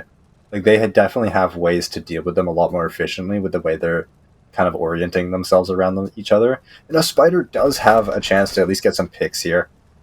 He is just very disconnected from the diffuser in this position. Like, he does have to fight his way back to be able to get it. Cuts down Logger, even in the middle of the fear gas. Was impressive for a second. But yeah, from what was a 4-1 that could have been a very easy landslide first half, now it's a 4-3. So Invictus have the ability to complete the comeback. But once they're off the main sites, I'm wondering if Turtle Tactics have some some alt strats once they just kind of realize what these setups look like, and then they can make adaptations later on in the second half. Still put them in as the favorites, but Invictus might have an answer, because again, they did pick border, even though Turtle Tactics love them some border. Yeah, exactly. Like, they might, as far as we're aware, this could be one of their maps. This could be, like, something they've prepared for. Even analyzing how Turtle Tactics might play border, or, like, watching some of their VODs, they're like, hey, we know this. We've seen how this works. And they play into how we play perfectly, how we want them to. And I think we kind of saw that with that last round. With, like, even with the shields coming up basement, like, they play very much into what Invictus has set up. And now I think that is a little bit on Mint now to switch around how they're going to be pushing into these sites. And with Mint on the team, obviously he has a little bit more of that insight, right? Like, a lot more actively to just say, okay, we switch it up now. 4 men upstairs. Palpatine as smoke. Wanting a free pick. Won't find anything. Run out up top will at least kill one Flores drone, but will be forced back as Turtle Tactics get control of the balcony a lot faster. He might even think about retreating, but he's still in the hallway. You've got Doc to hold coverage with long angles and get him healed back up, so he'll do that immediately. So no harm, no foul off that. Barbed wire can get cleared, so Turtle Tactics can at least move through top floor without any problems. You've only got one player downstairs, and that's Snecky as Warden, which is the right operator to hold on at the very end for an execute, unless it was the smoke. But Mint's got Blitz, and they're not that concerned about the vertical. They've got... Hold on. Spiders playing Sens out the window might be able to distract. Mint and company are probably just going to try to push straight through this, but they've got a Fenrir, so they have to back up for a second. I'm not sure if Invictus know that Turtle Tactics may be trying to push onto site a lot faster, but it does look like what they're setting up for once the fear gas dissipates here. Yeah, the existence of this Fenrir is making it very tough for any of them to really push through here. And I don't know how they're going to get rid of that easily in order to get through, because they still have to worry about that vert control still. They haven't cleared anyone out up top. And that Fenrir is on the CC hatch potentially to drop. Blitz is just in. He's in, waiting for his opportunity. Zonky will find Palpatine cross map, but there is Snecky on the Warden. Can he get in there and try and stop the plant? Mint does have to pull off of it for a second, but then Spider finds his cross, dies for a second. Logger is still trying to keep this one alive. We're still in a 3v3, but now they've lost man count and they've lost Mint. Invictus realize what's going on, make the quick rotate and get Diffuser down. And Dami has to work against his own Aurora to find these last few picks. Logger's gonna hold on to Tellers, but the rest of the defense has now come back downstairs. Logger's good for another, and suddenly, just like that, we're all tied up again. Yeah, no, that's Invictus definitely is a lot more prepared for these defense rushes. It feels like they've been waiting for this moment on border this whole time. Their attacks obviously weren't bad, but they were a little shaky going into Turtle Tactics defenses, and I think obviously we're seeing a lot of that confidence in their defense strats coming out here. Like, they know what's happening. They know what's going on. They're very ready to collapse on the smallest, like, gap hit. Also, interestingly, we're seeing an Oryx come out. And it's border, baby. Why not? Yeah, why not, I guess. If you need that roamer, he is going to get around fast. And maybe just the presence of an Oryx, seeing the Nomad band, you're a lot more scared of a roamer just sprinting up behind you now. And you're not... You know, maybe that Blackbeard, if they bring it. It doesn't look like they are, but you're not going to be wanting to bring that Blackbeard or Blitz all of a sudden. I'm not as scared if I realize the guy playing Oryx is only 1 in 5 so far. Because maybe he's just not shooting on border the way he's supposed to. But it does signal they're about to be a lot more mobile this round. And both an Oryx and a Vigil in quick succession is going to make this entire thing a lot harder to sift through. You know, dash back inside. Palpatine is the first one to get a kill. So you lose Lion, one of those people who would have helped try and isolate where those roamers are at, dead by one of the roamers within the first 20 seconds. So all you've got left to suss out where these guys are at is good old-fashioned droning plus Deimos. But you're going to have to get at least one of these guys first, and I think Invictus doing a good job of keeping guys off-site and even have a mute in a rat spot, because why not? As long as they keep these roamers alive, they're going to have so much control, and Turtle Tactics are going to have to look in so many corners. Yeah, no, absolutely. I mean, that just as you were saying, they have to drone a lot of these people out now, and Palp on that vigil is definitely going to make it a lot harder for them. And the Deimos makes it easier for sure, but not when there's this many Mute jammers scattered out, and I so badly hope Mute manages to pick one up there. All it takes is one person walking through tellers on his own. Found him top metal somewhere. So they've at least got an idea, and they know Vert's being watched by 2 people, and there's a Solus upstairs. That might stop a smoke plant or a Ying plant. Because they were looking for an opportunity to get there, but they've not done anything about this vertical, and they know exactly who's watching this. They may try it anyway. Oh. Even with Dami taking some upstairs damage, trying to force the issue against the Solus holes, Palpatine gets to Dami, but you've still got the Candelas. Do you want to use them now? They do. Can they get Mint into position? They've all now been used. You have to go for this now. Finally, you get to the Solus, but you've lost everybody else, and Mint's not in position to use the Candelas. He's all alone in a 1v3. Another execute for Turtle Tactics falls apart before it can get started, and now Invictus have the lead again. Yeah, I think they had the right idea with the rush. Or I guess rush is kind of a gold word there. But they had the right idea with that kind of initial push. The issue is, as those Candelas are going out, if that Solus isn't dead fast, he's getting picked off by that Mute, as it happened. Like, you all of a sudden have to worry about those holes to your right. You can only worry about the people so long, or the people above for so long, before the people on the same floor as you become an issue. I'm not even surprised to see the Fenrir ban. That was clearly like the biggest issue with a lot of those pushes. And you're banning Twitch, which, I mean, I'm fine with there not being another shield ban. I think Turtle Tactics have opted between a Blightbeard or a Blitz in a couple of rounds, but they haven't made it a mainstay of their pushes so far. But still, a perfect defensive rotation from Invictus. No rounds won since the first half for Turtle Tactics. They've let 4 consecutive rounds slip now. Invictus are 2 rounds away from forcing a map 3, and if we needed a map 3, it's Clubhouse, the decider from last time these 2 teams played, that Invictus won. The Turtle Tactics want to close this out quickly, and they've tried in a couple of rounds to end rounds fast, and none of it so far has worked.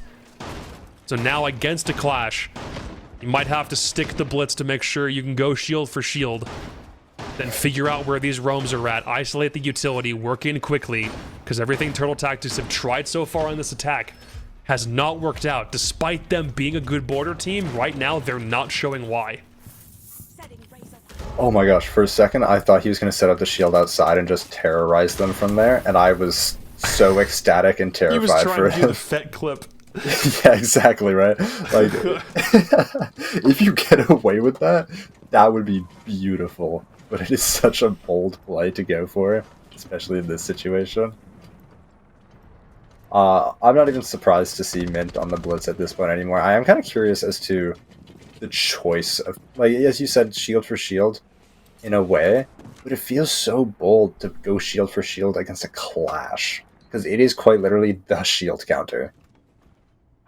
Well, if you're able to position the shield just to a point where it clears roamers, and the Clash doesn't come find you at that point, like a Clash is still on site, but you're using Blitz to try and ISO, like Snecky or Logger or somebody else, that makes a ton of sense. But if you're trying to go, like, shield for shield up against a Clash, you would want a Monty for that, but Monty's obviously been banned.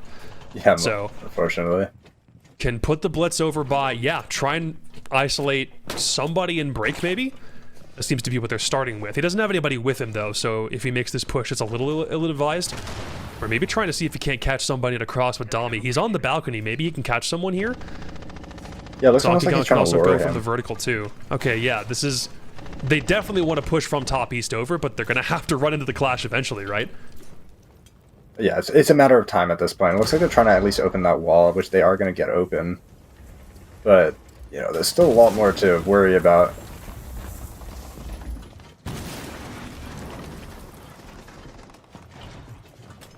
Got break control. At least it seems like it. I think they're definitely hearing one on a Dokubi call. But now they've got both sides of the rotate. They were here in the Clash of 90, but then they get the one inside CC, but it's immediately traded. They lose the shield, and it's only good for one. You still have the Clash to contend with. It's 4 guns up for Turtle Tactics to 3. Now it's only 2. Nesta might have to put the shield down and whip the gun back up. And right now that is the case. But then he picks the shield back up out of 90, trying to hold on to it. Palpatine gets to Zonky. Wrong operator to lose at that time. 40 seconds left. And everyone now for Invictus has pushed back into sight. Turtle Tactics need to push in fast. Got 90 control. Grab diffuser. But do they work over from office? That's what they're about to try. Might put Dami into position to watch for flanks or at least look down metal, but the rest of the push from office doesn't have that much time. They're going to have to go here. Everyone's already been forced back. You do kill the Clash. Probably a decent 1-for-1 trade with the Dokkaebi. And you've got Capitao still up. This is your chance. You've still got a shield on the board to get in there and run cover while Capitao tries to get Case down. Time is dwindling. He finally does nail it. But the rotate, and he pulls off at the last second. It wasn't going to work. Invictus have match point now. Wow, yeah, the Invictus defenses... I can understand their confidence going into such a strong map for Turtle Tactics now. Their defenses are so much stronger than their attacks. It's almost night and day. Not to say their attacks were bad, but their defenses are something else. Like, they're falling back perfectly with time. This Clash ban, or the lack of Clash ban, is probably starting to bite Turtle Tactics in the neck a little bit here as well. They're not going to be bringing it to this site, obviously, but I'm sure that they were regretting it a little bit with that last push, making it a little bit tough for them. Last time Invictus played Border, by the way, was their opening game of the first part of the group stage of BLITZ against Outlast Black, 5-1 defensive half. They opened with a 5-1 and then just got the couple of last attacks that they needed, and they only had 2 attacks. So we very well could see a 5 defensive round. I mean, it could be complete deja vu from when they played it against Outlast Black, and that was only 6 days ago.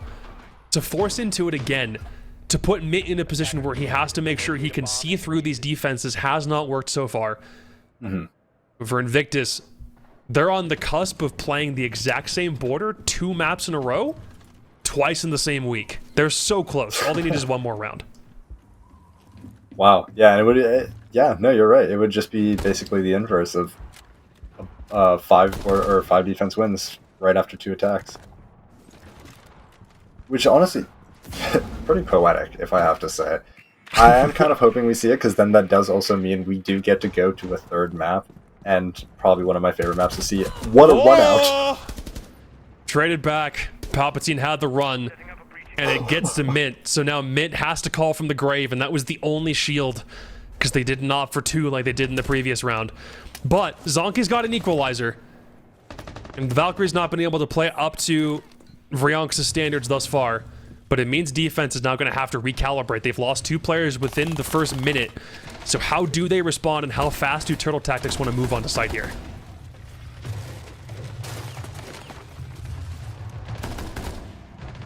Spider good for 2 upstairs. It's all kind of falling apart now at this point. It might have been a case of Invictus getting a little bit over aggressive and giving Turtle Tactics the ability to get in there and get those untraded frags, such a staple of why they were able to get to console in the first place. But Logger's got 3 kills to find, and he's not close to sight. If he wants to stop Case from going down, he's going to have to do it from a mile away. And it looks like he has the positions, he has the holes to at least try and make it possible.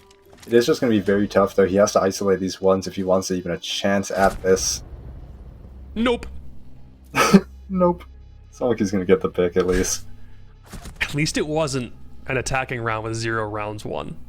Like, to go a whole half without winning a single attack would genuinely suck. But the one time Turtle Tactics win it, it's not because of any of the clever rush strats they're attempting. It's from Invictus, I think, just trying something a little bit too aggro on defense where they didn't need to be, and it cost them the round. So not even because Turtle Tactics were doing anything special, which ultimately you would hope that you can win rounds based on your own strat working out, but at this point I think they'll take what they can get. Yeah, I think so as well. And I think, once again, it does fall into the whole coastline dilemma, or God damn it, consulate dilemma of You the keep saying dogfights. the name of my favorite map, and I'm like, coastline? Where? Maybe one day we'll see it back in Pro League. God, I hope. I wonder. I do always wonder. Do you think coastline should get a rework? It already had a minor one already, and then got taken out of the comp pool about 3 weeks after. Like, they added the external walls to VIP from the balcony. And I'm like, hey, it'd be really cool to see if that's kind of enough to change up the way the coastline gets played, and then immediately out of the comp pool. And I'm like, damn it, I want to see more of it. Yeah, I feel like I didn't really get the chance to at least show off the new features, or like show off that it is a little bit different, a little bit more unique now. Nah, I missed that map. I missed it a lot. Oh yeah, absolutely. I think that was kind of more of a pure dogfight map though. Like, it was just... I feel like it was so hard to make strats orienting around it, at least in my opinion. True. Obviously, I'm not a person that makes a lot of strats, so I'm not an expert in that. But at least from what I've heard and from what I understand. See if Invictus can lock in for one more defense. Turtle Tactics for a bathroom attack, looks like. Brava to Brava. Is it just another operator for smokes in lieu of Twitch being banned? Not sure, but it pays off immediately. So one Para comes alive and takes down Palpatine. And the rest of your offside pressure isn't nearly as much as a roaming Vigil. But Logger could, 13 frags to his name, out the wall, find somebody on the opposite side balcony. But now he should know he's about to get collapsed on from 2 different sides. Does he stick around here, find the ram? Not quite. Nesta's down to about 2 HP and has to back away. So there's multiple people in the same part of the upstairs right by the window, and Spider hasn't broken the window. They can still sit there for a second. The defense getting boxed in, but they haven't been nullified just yet. Yeah, there's still a lot of, like, just their existence here definitely still puts a lot of pressure, especially with, what, 1 minute 15 left, 4 people still left up, and I mean, Nesta is very, very low HP, but it is still a body they have to worry about, and they still have to try and at least get rid of this pressure up top before they go for any kind of take. Mint is set up with Diffuser upstairs, though, so it doesn't look like they're going to be trying to go for any linear take or plant, at least from what I'm understanding. So this could be just like a hatch drop, if anything, or Teller's windows as Mint kind of creeps his ways down here. To try and see, he's got Ace with him there, so if you open up the single panel maybe and try planning on that side, especially with Mint being the one to activate his own smokes, looks like that could be the play. Vipoa and company now have top floor control. At the same time, Mint and Zonky have already made their way all the way down here, but it does get stopped. They're going to have to go through the windows now unless you've got one more Selma for Zonky. You do. So he'll chuck that on the same single panel and give Mint the access he needs. But now he's used both of his flames. He's got 1 smoke left. You may not be aware of this cross, though. Castle can see all the way down here. So we'll see if someone on Turtle Tactics has the time. It's dwindling very, very slowly. Gonna have to get in position, use that last smoke, and try to plant. It gets stopped from long range, and that's the way Invictus win. They try to force the issue to get plant down, but it doesn't work, and they don't deal with the crosses, and we will need a map 3 to decide this series. Yeah, it looks like we're going to be getting a nice, intense map 3. I think we are going to Clubhouse as well, which is always a fun one, a staple, a classic, but this map was such a nail-biter, barely not going into OT there, all depending on how strong Invictus was on defense, and they were really showing up after those first few attacking rounds, not going quite their way. As we're seeing a replay of all these fights going down, there was a lot, and I mean a lot of people getting caught off guard as these angles went, and a lot of refragging going on. Beautiful play from both teams. Feels like there were plenty of moments for Turtle Tactics to lock in on the attack, but there was one little step, one thing that they kept missing, whether it was player or defender or positioning or timing on attacks. And it wasn't the same thing over and over again. It was just a myriad of things that just kept on going wrong, and that ultimately will be the story of how that map played out. Even if their first half was good, securing a 4-2 on border is not terrible. It's going to come down to how that second half went, and only winning one attack, and really not on the virtue of anything you specifically did. You just taking advantage of what the defense was doing to give yourself an opening to go win. That's a heartbreaker, especially after you tried several attacks to get in the bomb site, and it still didn't quite work out. We will need a map 3. We're going to Clubhouse after the break, and it's special because last time these two teams played, it was on that map, and Invictus won. So we'll see if it's revenge time for Turtle Tactics after the break when we come back.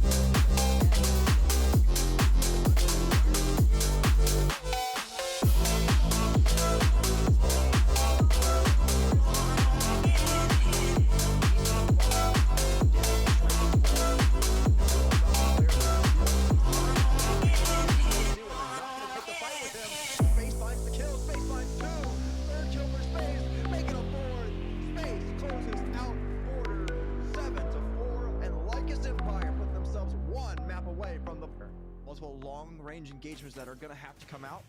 Smithy's going to swing forward first. Has an idea that there's a player here, but he's not ready for the swing by Geek, and now it's all left up to the Jackals in a 1v3 whose hopes and dreams are literally being blown away. But maybe not just yet, despite the fact that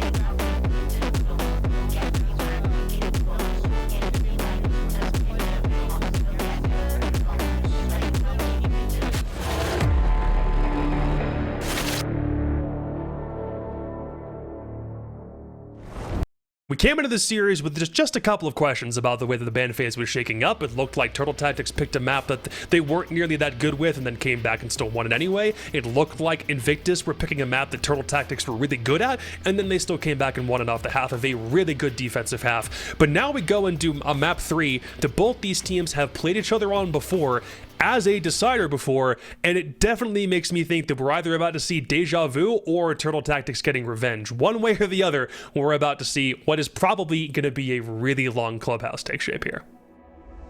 Yeah, no, I'm very excited to see how Clubhouse plays out. As you said, this is a revenge match, so we're in it for the long run. This could be a big decider for, they're getting their revenge. This could go very long. They know how to play against each other. We've had 2 maps. They've analyzed each other over these last 2 maps. They've analyzed each other on this map. They know what the other team's going to do. So now it's just a matter of who can anticipate what the other team is going to do best. We haven't even had the chance to talk about Mint in this matchup quite yet because, 1, it looks like he's holding his own, but 2, not being able to play with Trev Mack and coming into a series like this against a team that has beaten you before would have been nice if you had your whole 5 stack up, but it doesn't really seem as though Mint's ever really been in a position where he hasn't at least had an idea of what he wants to go for. It's just the attacking execution from Turtle Tactics in that last map left a ton to be desired because the only round they won wasn't really because of anything they particularly did. So that needs to be the first thing that you clean up. Based on who ends up attacking first on this map is going to be the ultimate decider as we move through things, because Invictus on defense, and not just in that last map, so far through Blitz, that's been the thing that they've made most of their money from. I think there's only one map they've played so far where they didn't have defense be where they won most of their rounds, but that was because their attacks in the first half were already so clean they didn't have to worry about it as much. For Turtle Tactics, we know that their IGLing has been the thing they're still trying to weed through. If you were to catch any of Mint's streams, that's always the thing that he's talking about a lot, is how those attacks are meant to be worked through. But still shouldn't be the biggest deal in the world because now he's in the lobby and he can assist with how those are meant to go. But they do get defense first. So if we were to see an attacking half repeat, it's going to have to wait for 6 rounds. So now Invictus are going to have to get through a DZ veteran figuring out the best Clubhouse defenses ever, because he's got a lot of experience with a map like this. Yeah. Oh yeah, whether it's old Clubhouse or new Clubhouse, he knows this map probably inside and out. I'm sure he's prepared some strats, especially since last time. He's probably refined, worked on, and, really polished up those strats. And also not a single shield ban. Double hard breach, though. Oh, yeah, that is actually kind of rough. But they did leave the Hibana up. So that basement is still, very open to, secondary hard breach, Hibana being played. But that does definitely make, top floor gym CC a lot tougher for the attackers here. I think since can openers became a thing, you're probably not even mandated to sticking to Hibana at this rate. It's also going to be, it will definitely be site dependent, so if we see it, it's more than likely going to be hyper-focused on Church. But against holding on to Gym, maybe you want to use it to break through plot wall, so it's just a lot easier for you to walk through it and try to swing somebody from top red. And that is what Snecky is, I think, realizing at this point. He was on Hibana for a second, swapped to Capital before prep started. Now it'll be Palpatine to pick it up. Oh, he switches immediately. No, still that direction. Not bad. So yeah, a good mix of shield, hard breach, mid-round, and execute utility. I think my big question is Nesta going to be the entry operator? If he was Kennel's spawn by where the Hibana is, probably going to have him be first point of entry to make sure they can get through plat wall and get red control. So he's going to be probably the first person to take any engagement, really. And Hibana's going to be able to get the wall open, no problem, because they didn't bring anything to try and stop the wall from going down. Yeah, and I always forget about this nice little trick here, that the whole wall just becomes soft with 8 pellets. Which, beautiful. Good way to save it. You probably save the rest of them for Jacuzzi wall at that point if you want to open up from that side. Yeah, absolutely. It's kind of questionable on if they're even going to try to go to that side. They kind of have their whole team kind of spearheading over on this side of the map. Obviously, I don't know if that'll change once they see this Clash is kind of in their path here. Because the Clash and Fenrir combo, probably not the most ideal thing to go into with a Blackbeard. Probably have someone stick back behind the Blackbeard too, but yeah, they do now at least have top red control because Veronix is up here. They've taken it. Clash is forced back from Cash into Khan. Maybe even has a rotate back towards Logi, but Vipoa is the first one to get cut down. Palpatine has about everything opened up. Well, no, he's opened up Plat, but hasn't gotten to Jacuzzi quite yet. Again, they could try to flank from both sides at the same time. They're holding back for a second, seeing if someone else from Turtle Tactics exposes themselves to a bad cross. No one is for the moment, just trying to see where the Clash is, and now the Clash is back in Logi. Well, a little bit more positioning, we'll at least understand where the Nomad is and that Cash has been completely taken over, but Invictus aren't pushing from anywhere else right now. Yeah, and interestingly, the Logi wall is completely soft, so if Blackbeard really wanted, he could kind of lead them into that, into a full Logi, like, extension into there. Looks like the Hibana's kind of rotating through below here. I kind of wonder where they're going to try and lead him. He still does have 2 pellets in his field, or in his pocket. Maybe he might use them below for a little bit of a sound disruption as he pushes up main, or maybe he'll rotate back to the rest of the team. There's a lot of possibility here. The Valkyrie is below, though, and I don't know if he's aware that the Hibana is ready to stop him in case there's a Nitro. Depending on if Hibana can catch him out, then that Nitro may not be usable on defense. Spider has it already pre-ripped, though, just waiting for someone to vault back in. But now it's time. Candelas plus Smokes are about to try and mask the Blackbeard while he tries to get Plant down. Only a couple more seconds. The Valkyrie does pop back up, and Blackbeard dies, but after Case has been planted. So it's a good opportunity for Invictus. But Turtle Tactics now can just start mowing down everybody individually. Last 2 players, one's in CCTV and one's outside looking for an opportunity to get a kill through a window. They're going to have to defend against a Clash who theoretically could just put the shield down in front of the diffuser and stop anybody from trying to get it off. But it's out in the open. They don't have anything that they can use to get into position to get the plant down, at least not from the windows. But there's only one left. Logger has to get in there past the Clash. There's absolutely no hope. And Turtle Tactics' first defense goes flawlessly. Wow. Yeah, there's so little you can do against a Clash in that position. The second that shield is planted, you're forced to jump in. 3 crosses on you. That was, I think the Clash still being up kind of decided the round for Turtle Tactics there.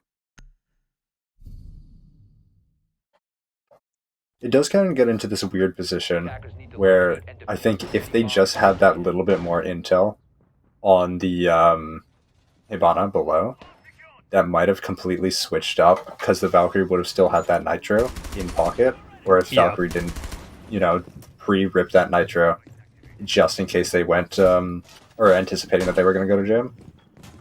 That one Nitro could have changed a lot there. But still, beautiful round for Turtle Tactics. They still managed to pull out, still managed to use the Clash to its full advantage, at least while it's still on board. I'm not sure at this point if they would go for a ban on the Clash into the second ban portion here. I feel like there's maybe more important operators to eliminate. Probably an argument if you were to win this round quickly on defense that you want the Azami off the board sooner than the Clash, but you're going to be picking like between 2 really good operators either way. So, and obviously not a guarantee of a Clash, but I think Turtle Tactics, if they're telegraphing a double hard breach ban, and this first half were to go like a 2-1 or even a 3-0, and then all you have to do is ban the Hibana or the Mav, and suddenly it gets really, really difficult to make any more pressure towards site. They'll put Logger out by Plat Wall to try and get the wall open, and give Mint plus Zonky even less operational capacity to hold on to Rafters. But Palpatine's not going to be able to use the Capitao nearly as much for trying to clear Rafters. He wants to use it for execute utility if possible. So other attackers are going to try to deal with Mint all the way up top Rafters. The old man wants to hold on to the power spot for all he's worth. But against a shield and against people flinging nades up in his direction, if those ADSs were to get burned, it's going to make his life a living hell. Yeah, and I'm sure even just this map being up, making holes here is already making his life a bit of a living hell here. Obviously the wall isn't soft just yet, but this Azami is painfully aware. What's he What missing? is he missing? Oh, no, that's not it either. Oh, it is. Okay, perfect. Spider quickly around the corner to get Snaky down. Still have Raptors control though. Mint plus Zonky were both looking at it. Even if the Azami had to peel back, the Jaeger most certainly hasn't needed to, even though Monty's at the very top of the staircase now. Now Zonky does die, but there is a swing back out Raptors breach. Suddenly you can't deal with it anymore, but now you do have Raptors control. Mint's been flushed. If Vipoa has an angle back through the window to maybe clean up one, that may be an option for them to push from that side. But it's Palpatine and Nesta both up garage, and outside is still Vronix, who grabs Spider. But Dami downstairs may be the X factor here. He's got Nitro Cell. He's playing, hoping to get to Lounge. The only reason that wouldn't work is if this last Lion charge, once it finishes recharging, finds him downstairs on the rotate. So with 45 seconds left, we'll see whether Invictus can get to default here. Yeah, and they do have that flank drone below, so obviously there's, even if the Lion call doesn't go out, they do have that intel that there is someone below once or prior to the flank trying to go down. So it kind of depends on if Dami's going to try and pre-place the Nitro just for some pressure here, or if he's going to go for a late push. Still, again, only Vipoa up top. He gets cleaned. Then the Nitro Cell doesn't land. Dami was trying to predict the spot where it was going to get planted, but he's not even able to do that. But it does get pulled off for a second. Palpatine and Veronix. Oh, almost loses his life. 7 seconds to go. He has to find a different spot to plant, does the Lion, but there aren't pings upstairs to give Dami an idea of where it has to go down, and even if they only have 2 HP between the two of them, Dami's not in position to do anything about this. Lion can probably run back outside. He'll hold the CC for now. Top red stairs is Palpatine. Even if he's prone against a shotgun, does this work? Dami has the chance for a 1v2 play, but Palpatine says absolutely not. And now we're even up again at 1-1. Said we were going to get a close clubhouse. Here it comes. Yeah, it almost feels like we might get into the state of 1-1 to 1-1. Obviously, we're only 2 rounds in. Kind of hard to tell where it's going just yet. But that was very beautifully, if I can speak the words, beautifully. There we go. That was very beautifully played from both sides there. I do want to point out that one Azami that kind of went a little sideways definitely might have not cost them, but made it a little bit more difficult to navigate around top floor or top rafters there. Although maybe that was intended. I'm not 100% sure, but it looked like they were it did not mean to go sideways. Nah, if you're able to hold on to rafters a lot for even just another like 20 seconds or so, then that would have worked out a lot better for Turtle Tactics, especially with the Bandit swinging out from the breach and trying to hold on to it for as long as he can. But Invictus just move into rafters super quickly. Even without a ton of burn utility, it works out really, really well. So. I think that is the issue with kind of having Monty unbanned here, though. Is Monty's just so efficient at taking care of that rafters. Going CC against a Monty. I reckon that they're going to ban Monty next and then start going CC again, because I think the switch to downstairs right before the ban phase was probably just to save them the grace of having to deal with it again. Would make sense, especially given how often it's getting played in this attack. If Turtle Tactics decide, you know what, at least one shield off the board rather than just going for full hard breach denial and Amanda being the play. But we'll see after this round, ultimately. Head downstairs.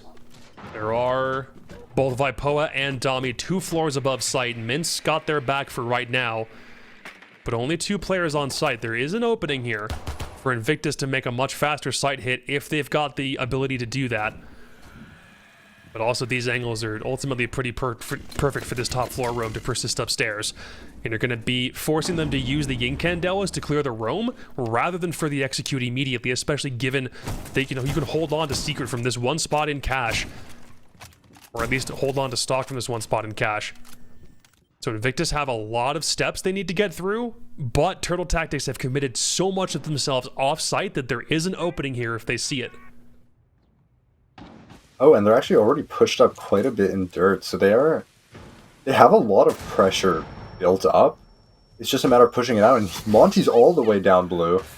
If he can get his way through into Armory, this could create a lot of issues for the 2 people stuck alone in Armory. Vipo getting Palpatine off, I think, the blue hatch?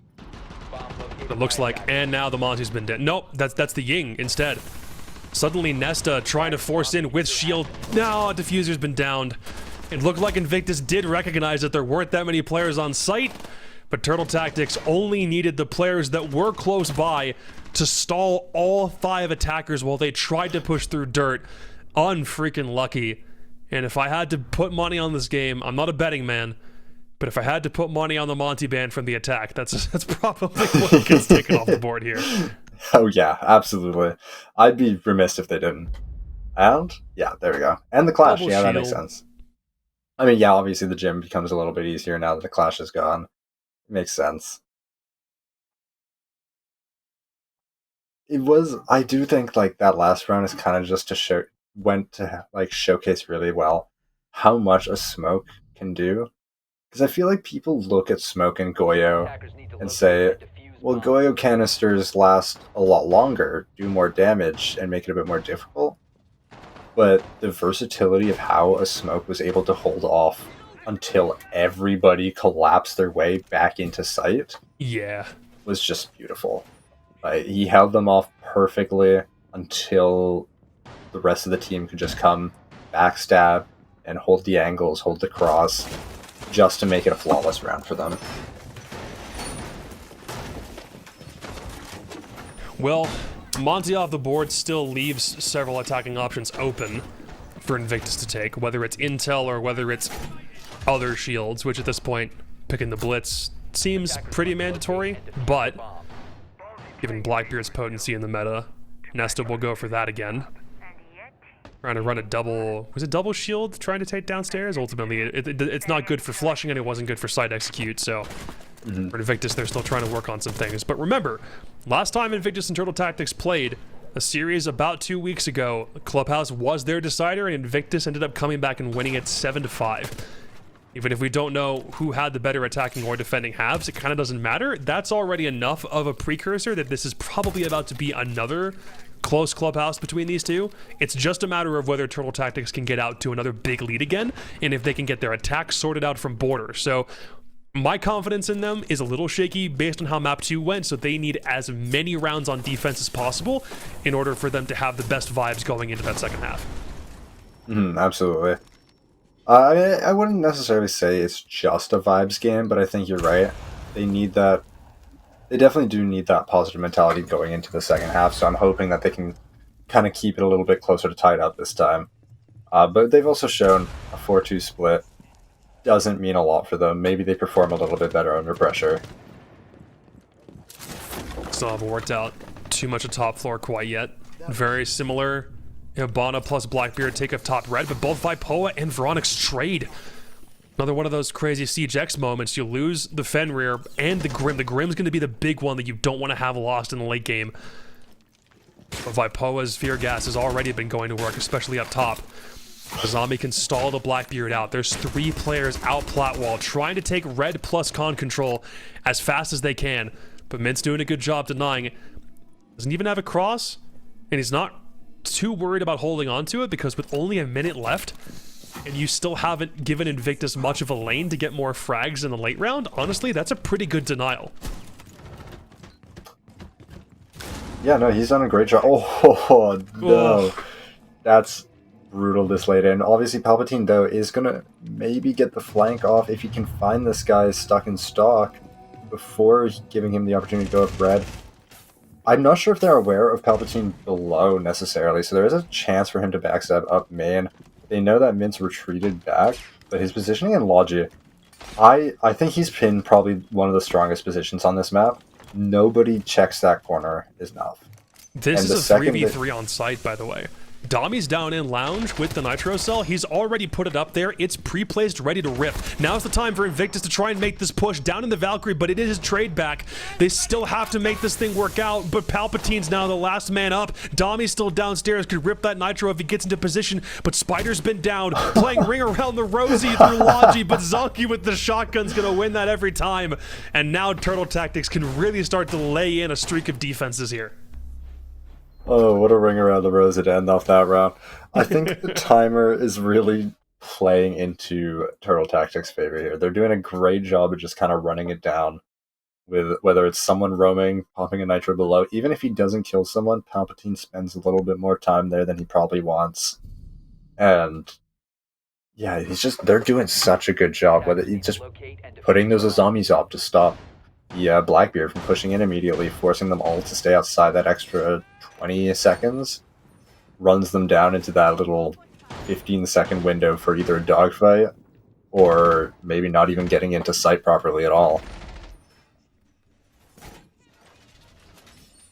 Good stall time on top red too. That's the main thing I'm looking at. The fact that Mint was able to basically solo hold like red to cash and get back with his life was a huge deal. And then also Invictus losing the Grim very, very early on in that initial trade was a big bummer. But yeah, great start for Turtle Tactics on that defense. Yeah, no, phenomenal. Also, I do think that Invictus might be biting themselves a little bit with banning the clash over the zombie here. But obviously, we'll kind of see how this Rafters take goes if they choose to do it as opposed to a Master take. Because that zombie is kind of going to be the driving force of whether they're able to do it efficiently. Well, they can at least get bottom garage control. Start working over Rafters from down here. Again, Palpatine would love to try and use the smokes and the flame for the execute, but if that's not possible, it's got to go towards Rafters once Mav starts getting the wall open. Took a little bit longer than they would have liked last time, but Mint and Zonky are just going for a repeat of that same Rafters hold, and Invictus did really good at cleaving through it just 3 rounds ago. So if they can get this same pace again, even though the Nitro Cell nearly claims Logger, he's still here, still fighting. There's nothing on the wall to stop him from getting it. And once this thing comes down, then they'll be able to push onto Rafters with considerably more ease. It's just, why is this bottom part of the wall? There we go. Why is that the bane of his existence? It's always an extra little bit every time. Ooh. Is that 2 kills from Breach? Oh my what God. It looks like, and you lose the smoke. It's not even the guys on Rafters yet at this point. Both of them are still there trying to hold on to it. They're taking so much damage from both Capitao and from the Zof, and now they're both gone. Last one up is Mint. They know exactly where he is. They just have to pop up and get it. Something about Rafters takes for Invictus are just king, and they get their second attack. Yeah, honestly, I think Turtle Tactics kind of fell into their own trap there, because it was pretty obvious.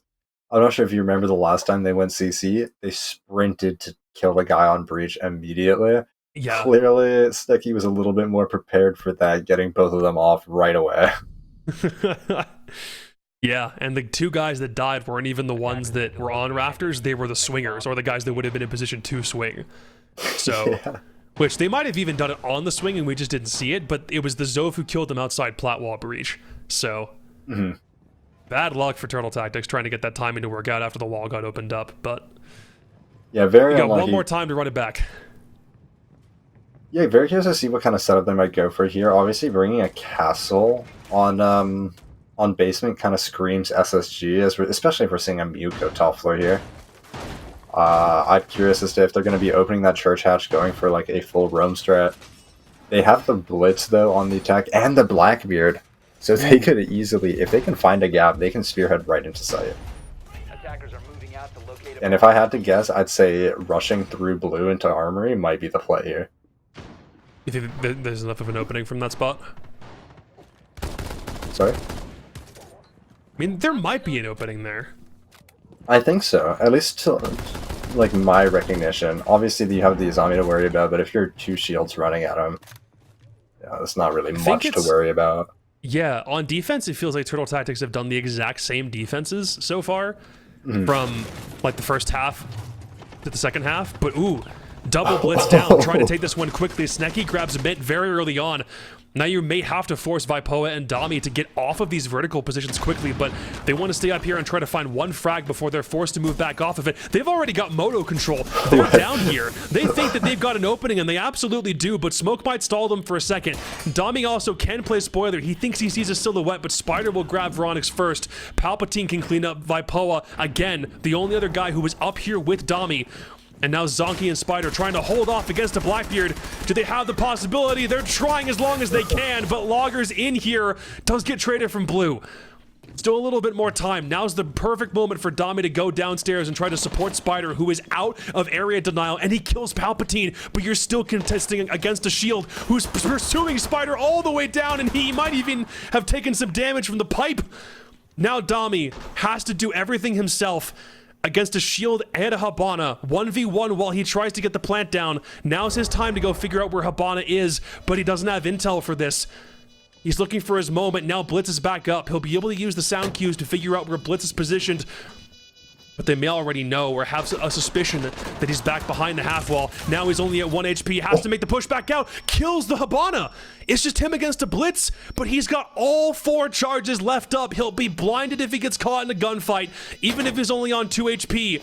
Can Nesta survive the foot shots from Dami for just a little bit longer? Less than 10 seconds before he has to pop on diffuser. He's trying, and the ADS wins out in the end. Invictus somehow tie us back up at 3-3. Wow, yeah, there's not... they did just find the gap. They rushed. I'm at a loss for words. I'm gonna be honest. I'm like trying to find the words to use, but they just immediately hit pool table, ran through, past Dami. Dami wasn't even fully aware of what was happening until it was way too late, and they were just in sight.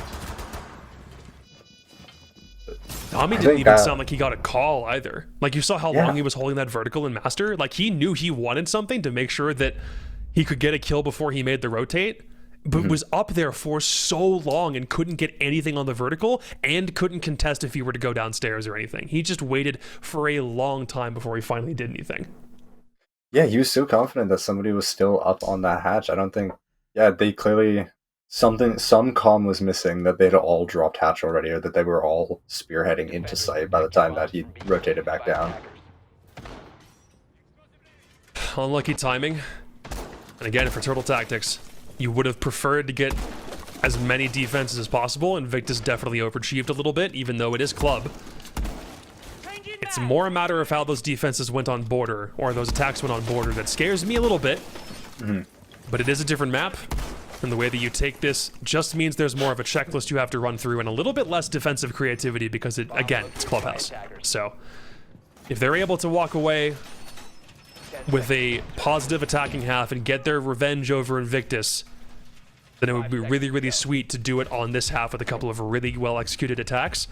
But if Invictus can hold on defense, then they'll just be putting Turtle Tactics' face in the dirt twice in about 3 weeks. Yeah, it's, you know, once again, as you've said it a few times, it is Mint instead of TrevMac, so I think at the end of the day, even if the attacks don't go the best, they're not too upset. But we do have the shield man himself running the shields. They didn't do anything to stop him. So I'm very curious to see how these attacks are going to play out. He's spearheading through Jim.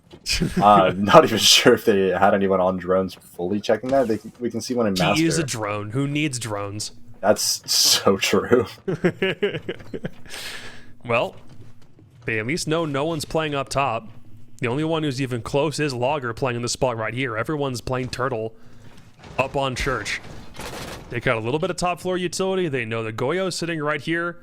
I mean, they cleared all of top with basically only the drones needed to get Mint through the top floor without any problems.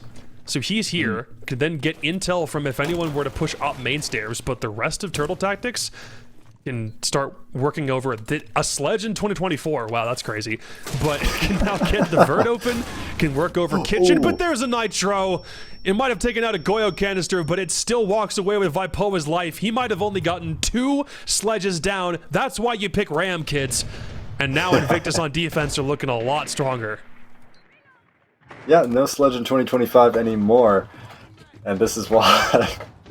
very prevalent. There are no nitros left for the attacking side, so they can kind of go about getting this hatch very easily. And there's that shotgun meta on Ying that you were talking about. It's a bit more prevalent nowadays, which I still... Call me old school. I can't get behind it. It feels wrong. Definitely an old school moment. Come on, old man, get with the times. This is the meta now. The meta needs to change. It's been changing. Have you seen what Shields have done the past year? I'm just kidding. God. Don't remind me what Shields have done the past year. Well, Men's still got his. They've got top floor control. They're confident that they can push one down, presumably blue, to generator, which is why Dami's positioned over here. Hard breaches have already opened up the hatch, but it doesn't seem like they have much time to really do anything else.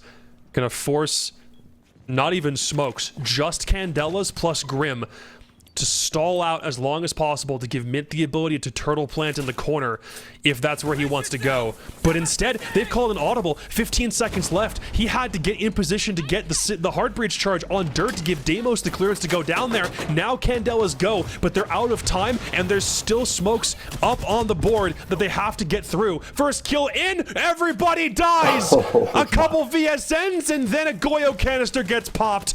Everything happened at the wrong time. They ran out of time, and now it's Invictus's time. Yeah, Invictus really showing why they were prepared for these defenses on Clubhouse. That's the map. I'm pretty sure. Just gotta make sure I don't say the wrong name another 3 times. Coastline again. Yeah, guys, we're back on Coastline. Yeah, just so much happens in such a short amount of time with these rounds. I feel like you don't even have enough time to react sometimes. Because it's all of a sudden a push is going on, you snap your fingers, everyone's dead. Wouldn't be the first time in this series. Probably won't be the last. It may not be, yeah. Again, Eternal Tactics have only won one attack over the last 2 maps, and that's just the first one, but it doesn't really bode well. It took a long time. After they cleared through the top floor in a minute, with a shield, got control, knew how much they could work through, and then lost a sledge early, which again, why sledge? And then took so much time trying to get a setup, and then very quickly, Deimos decides, no, I want to push from a different angle, which forces Monty to go outside to get Dirt open for him and then make the drop, and everyone dies in 2 seconds. So, small things like that absolutely could add up. If Turtle Tactics are being a little bit indecisive with where they want to plant players before they try and make the execute happen, small timing things like this are ultimately going to be the death of teams at this level. Absolutely. Also, very interesting to see the Cali. I don't know, maybe it's just a personal thing. It just feels weird to all of a sudden see a Cali. But actually, considering that the Mira is still up on the board, I'm not too surprised. I guess Cali is probably the most efficient at dealing with that. Yeah.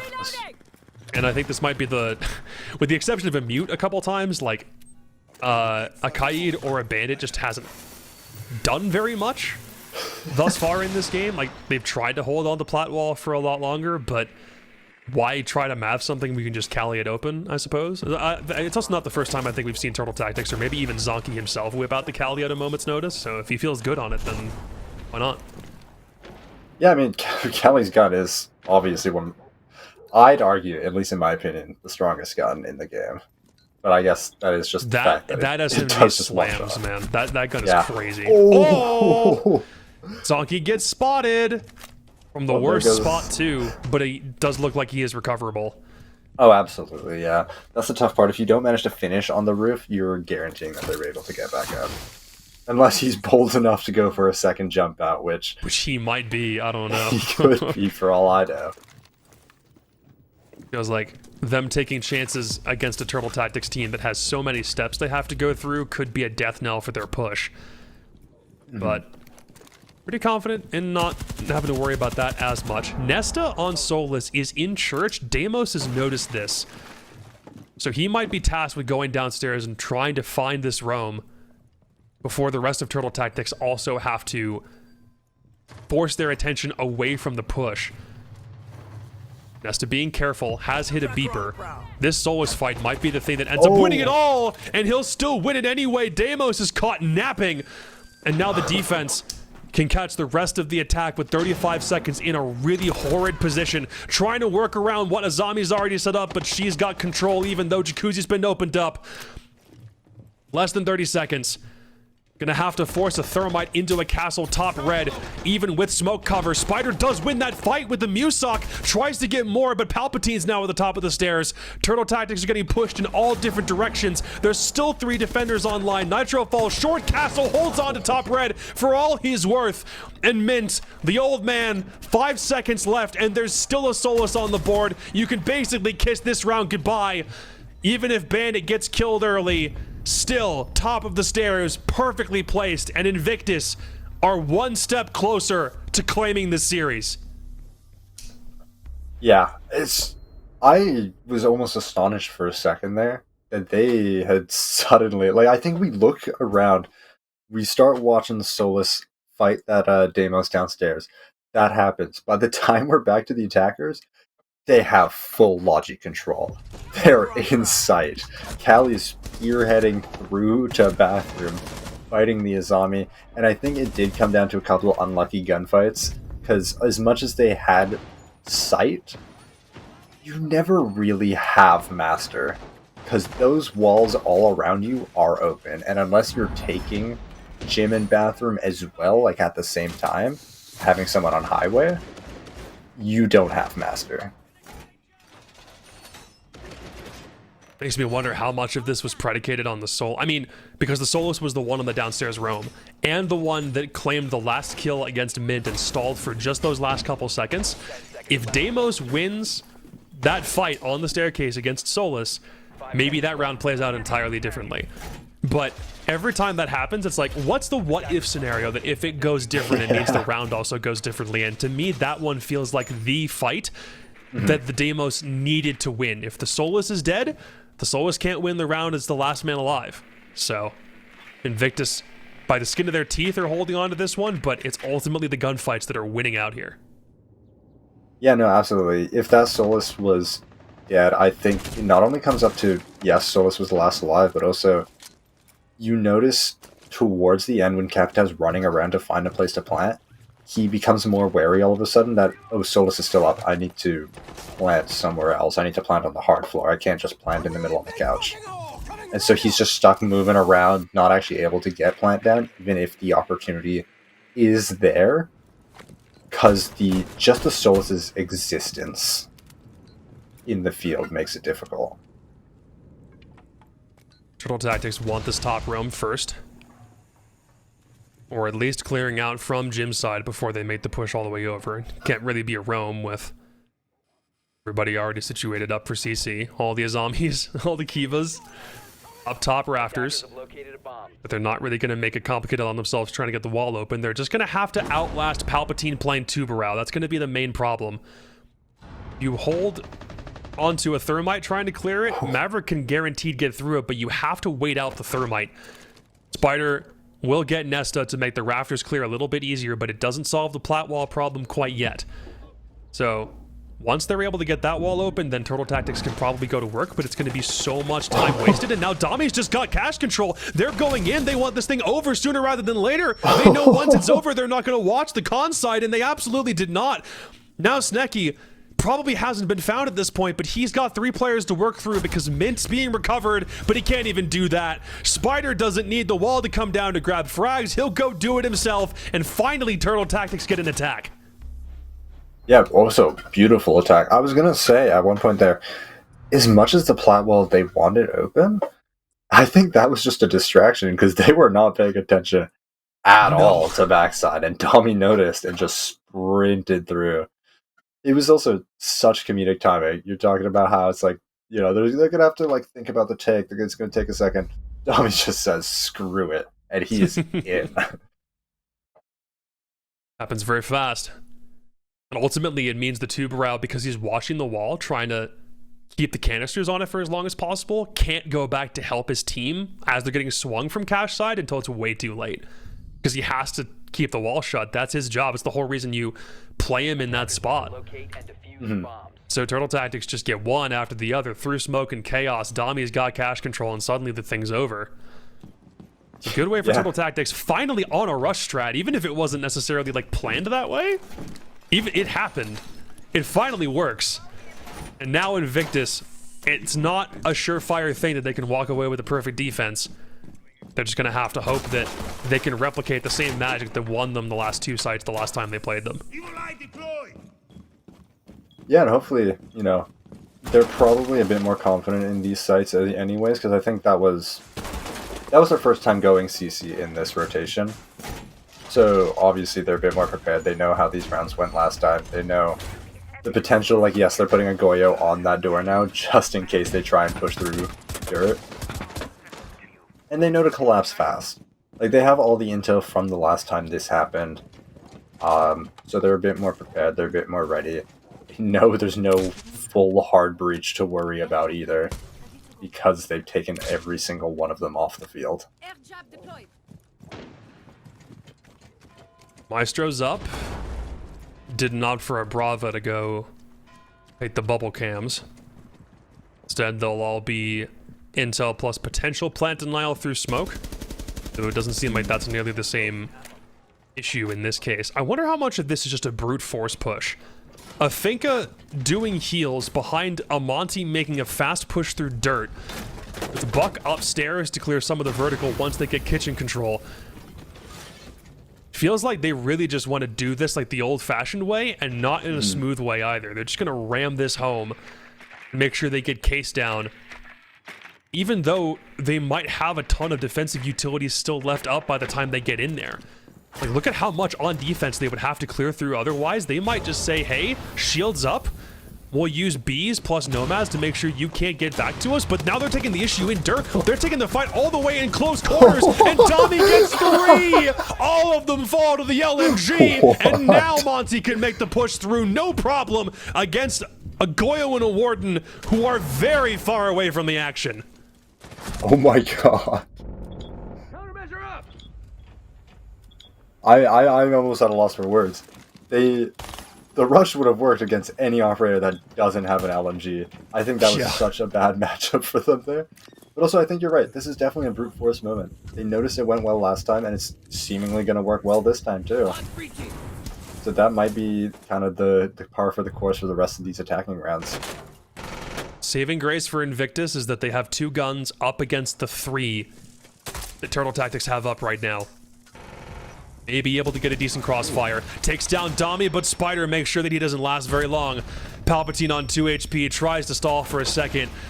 But kids, take this as a lesson. Don't have 3 defenders sprint into dirt against an LMG. It's not going to work. Oh my gosh, yeah, no, you definitely don't just run at the unknown. It just like flies. Just moths flying into a lamp. Yeah, that That's works. the right word. That works. An open flame. There we go. Like moths Like to moths flame. to an open flame. You don't just sprint into the gun that goes brr. It is not going to stop shooting. They're not going to hesitate to keep shooting. And that is, you know, case in point. I think we are going to see. Yeah, there comes the Monty. We got basically the same lineup. I think we are just going to see a lot more.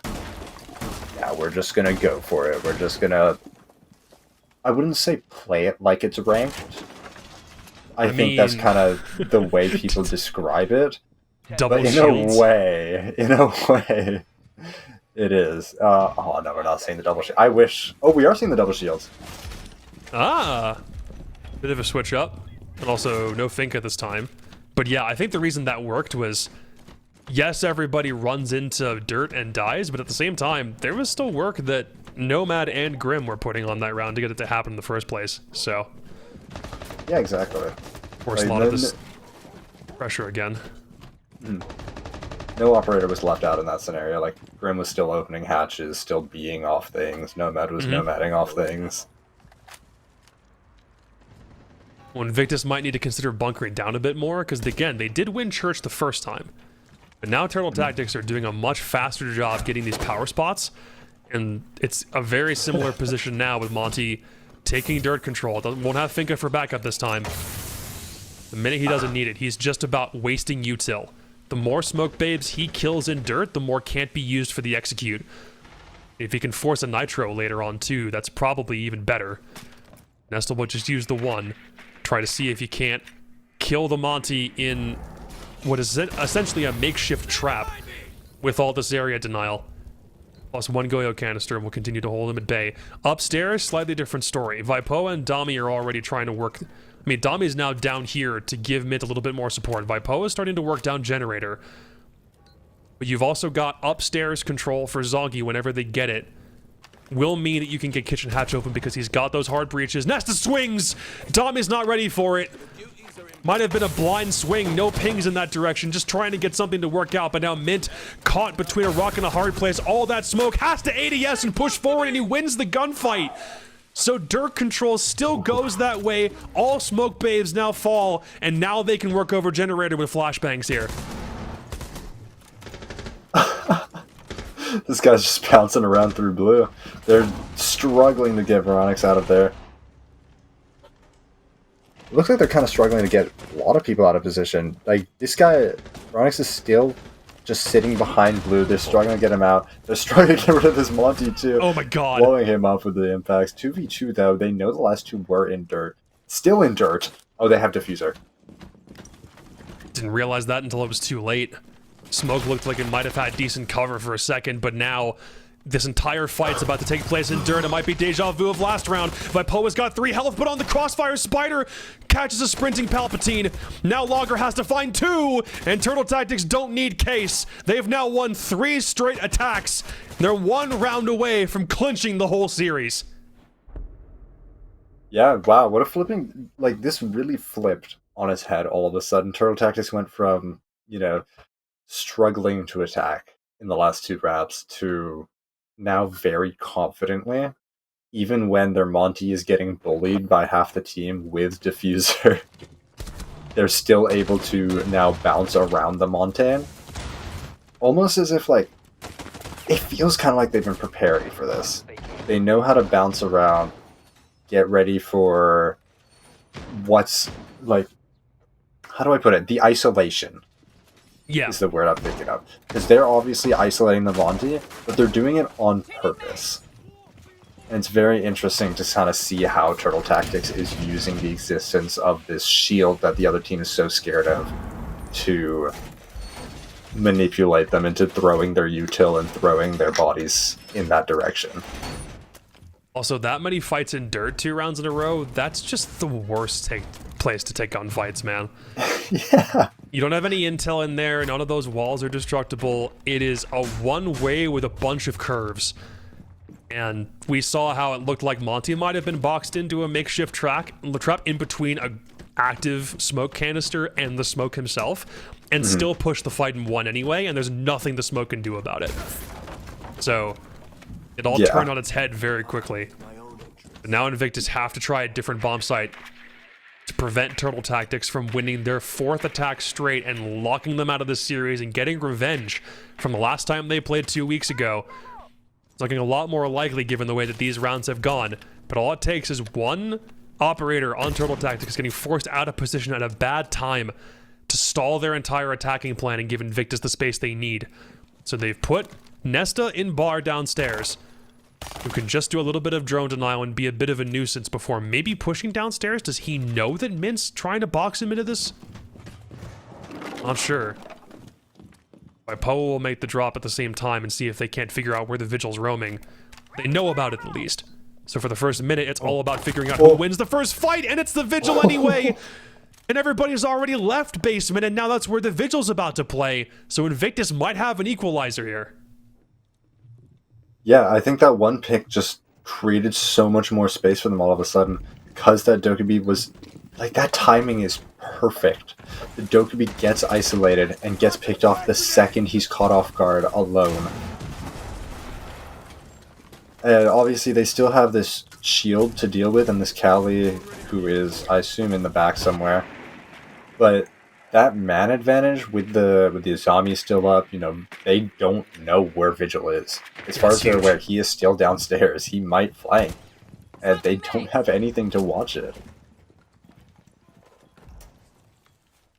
Of logic control, and because the Vigil's already made his way back to site, you have a minute to find anybody, and you found no one yet.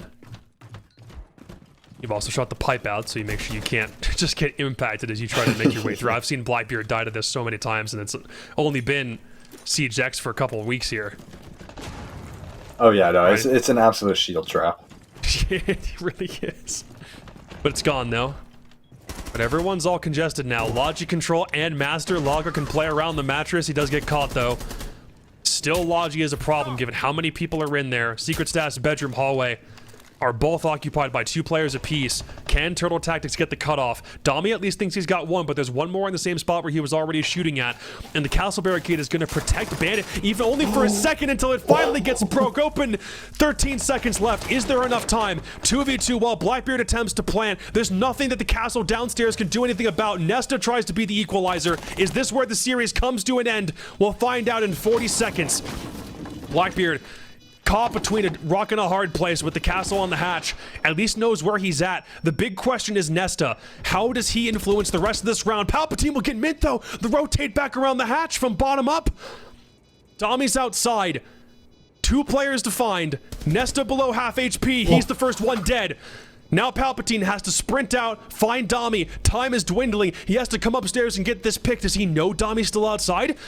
Gonna have to force him off. Once the fake, might try to stick it, has to look in multiple directions. The castle tries sticking it to his detriment, and Turtle Tactics get revenge, and they're going to playoffs. Oh my goodness.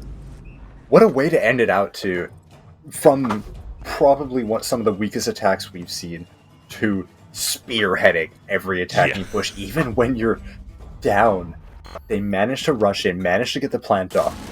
The nitros will go, or actually, none of the nitros even went off before the bandit could even have a chance to try and break down the barricade to throw a nitro. That barricade is down, and Blackbeard is face stuffing him with the barrel. There is nothing they could have done in a lot of those situations. That was just really good positioning from both teams, and obviously we will be seeing Turtle Tactics make it into playoffs here, and they will be, I think you said Space Shubes is who they will be facing next. That's what it looks like. And that is going to be a very exciting match next week, and we will be seeing Invictus head into the deciding match for whoever they're facing off next. God. Clubhouse, I think now, because of the ban system and the way the shields work, you're caught between either full shield rushing and playing against that, or banning double hard breach. And no matter what ends up happening on attack, you are still going to be caught in so many really rough spots. And that's kind of the story of that one, because it was a double hard breach ban. They didn't ban shields. You're leaving shields up against one of the most legendary shield players the game has seen. So that's ultimately your trade-off. But to your point, Turtle Tactics have now qualified for playoffs. They are done with the group stage. They have a date with Space Shubes in the first round of the playoffs, and that's going to be coming up next week. Slightly different story now for Invictus. This is the first series that they've lost in Blitz because they won every game leading into this point. The only maps they've lost, the only series they've lost. They're going to have to wait on the winner of F5 and Karn & Co., play that team in another best of 3 in a do or die scenario for playoffs. If there was a time to lose a game, it was right now. And for Turtle Tactics, you have to be really happy that you didn't have to worry about it. But now everything from here for you is also do or die, and you didn't have to use that last life. So I'm very excited to see what comes up when playoffs kicks off. Who do you think, Turtle Tactics, Shubes, who do you give the edge to in that series? Ooh, that's a tough one. Obviously, I'm a little biased now. I've seen Turtle Tactics turn it around very easily. We went from weak to very strong attacks. They're noticing, they're adapting. So I am going to have to say Turtle Tactics. I think they've got a strong head. And I think also we're given kind of the view again. This was with Mint. This isn't their main roster. So they're playing strong. They're getting their revenge with their coach subbing in. So I think full roster coming in against Space Shubes.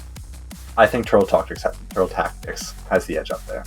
Well, it's certainly nice to see the old man absolutely still has it, at least from a T3, T2 perspective. So that matchup is already set, but we have another playoff matchup that we need to figure out. And I think on this one, it's a matter of who faces, I think it's 5 Fears. Yeah, winner of our next series plays 5 Fears, and it's the Younks against Core Academy when we come back after the break. Don't go anywhere.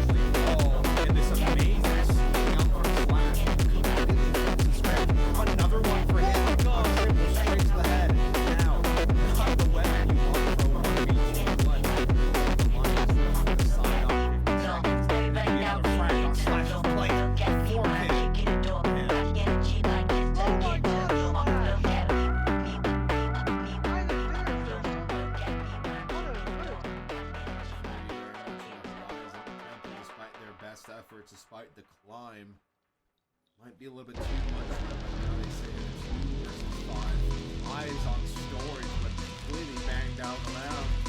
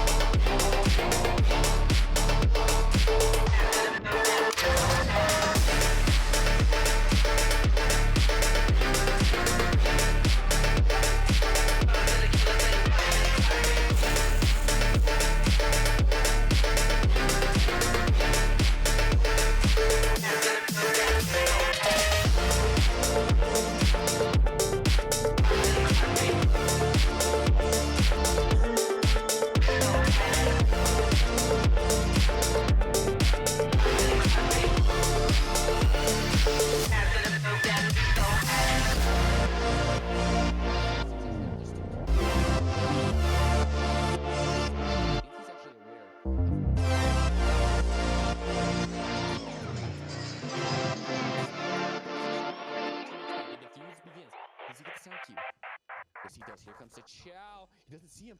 He's gotta go. He's gotta go. He's gotta go. No! Oh, the sneak gating bolts are something that can really easily force him out of his position, and he's going to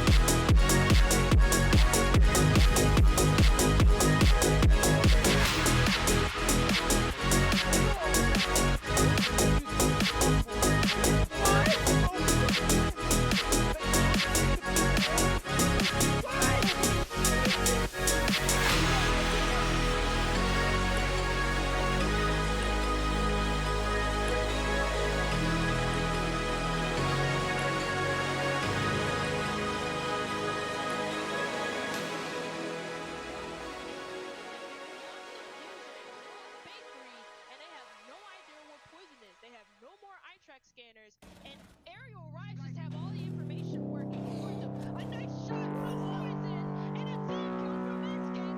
Wins the round, and the game for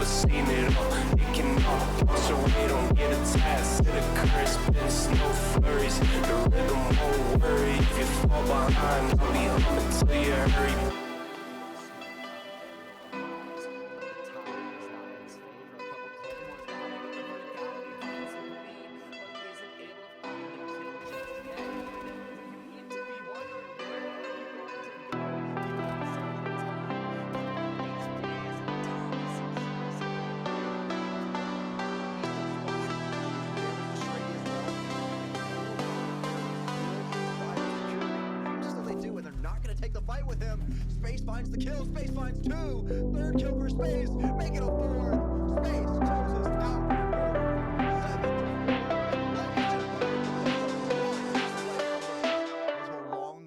7-4. All the way to bottom of the never seen it all. It can all so we don't get attached to the current spins, no flurries. The rhythm won't worry. If you fall behind, I'll be home until you hurry.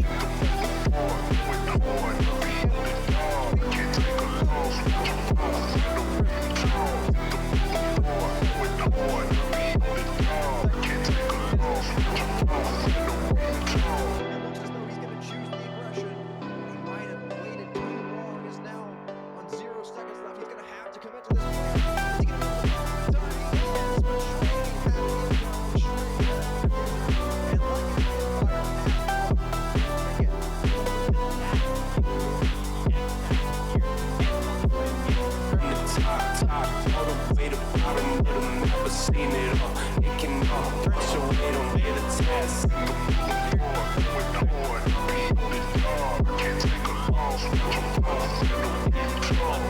Standing up on top of the table, and the shot from behind.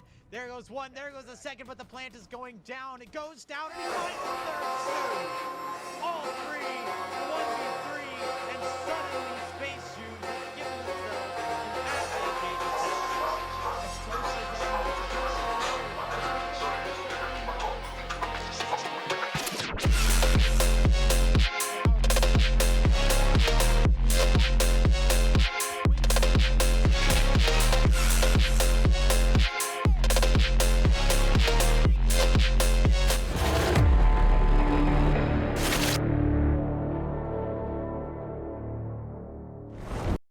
Hello everybody and welcome back to Blitz. It's going to be the second series of the night after a couple delays early on, and this time with some fresh voices and some fresh faces. It's your boy T-Van, joined by the wonderful Chaka, and we're going to be breaking down Team SESH versus Cincinnati, who are in the elimination side of the bracket here in Phase 3.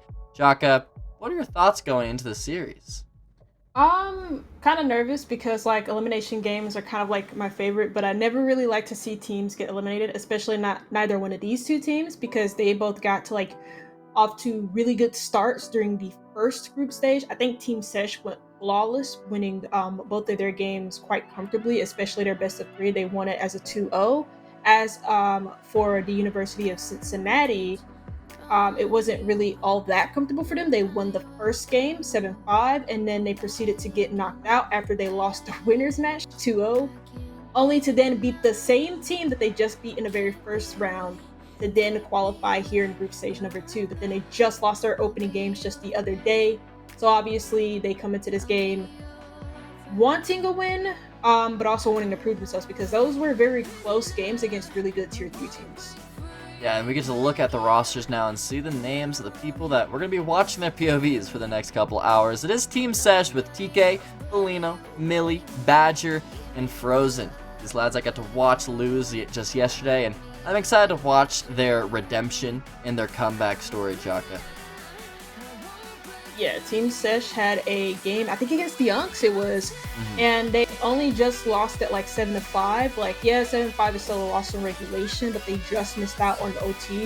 You have a couple of good pieces on this team that aren't really like experienced at the T2 level, apart from maybe Frozen and Beleno. You do have some pieces in there, but other than that, the rest of this team is not that experienced compared to them. So I think coming into this game, just based on the experience that they have alone at a higher level than the University of Cincinnati, they might just have the edge over them.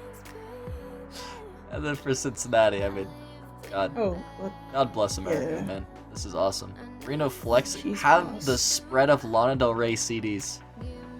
And I'm, Chaka, I'm queer, but I don't have that. Like, that's a flex. That man reads feminist literature right there.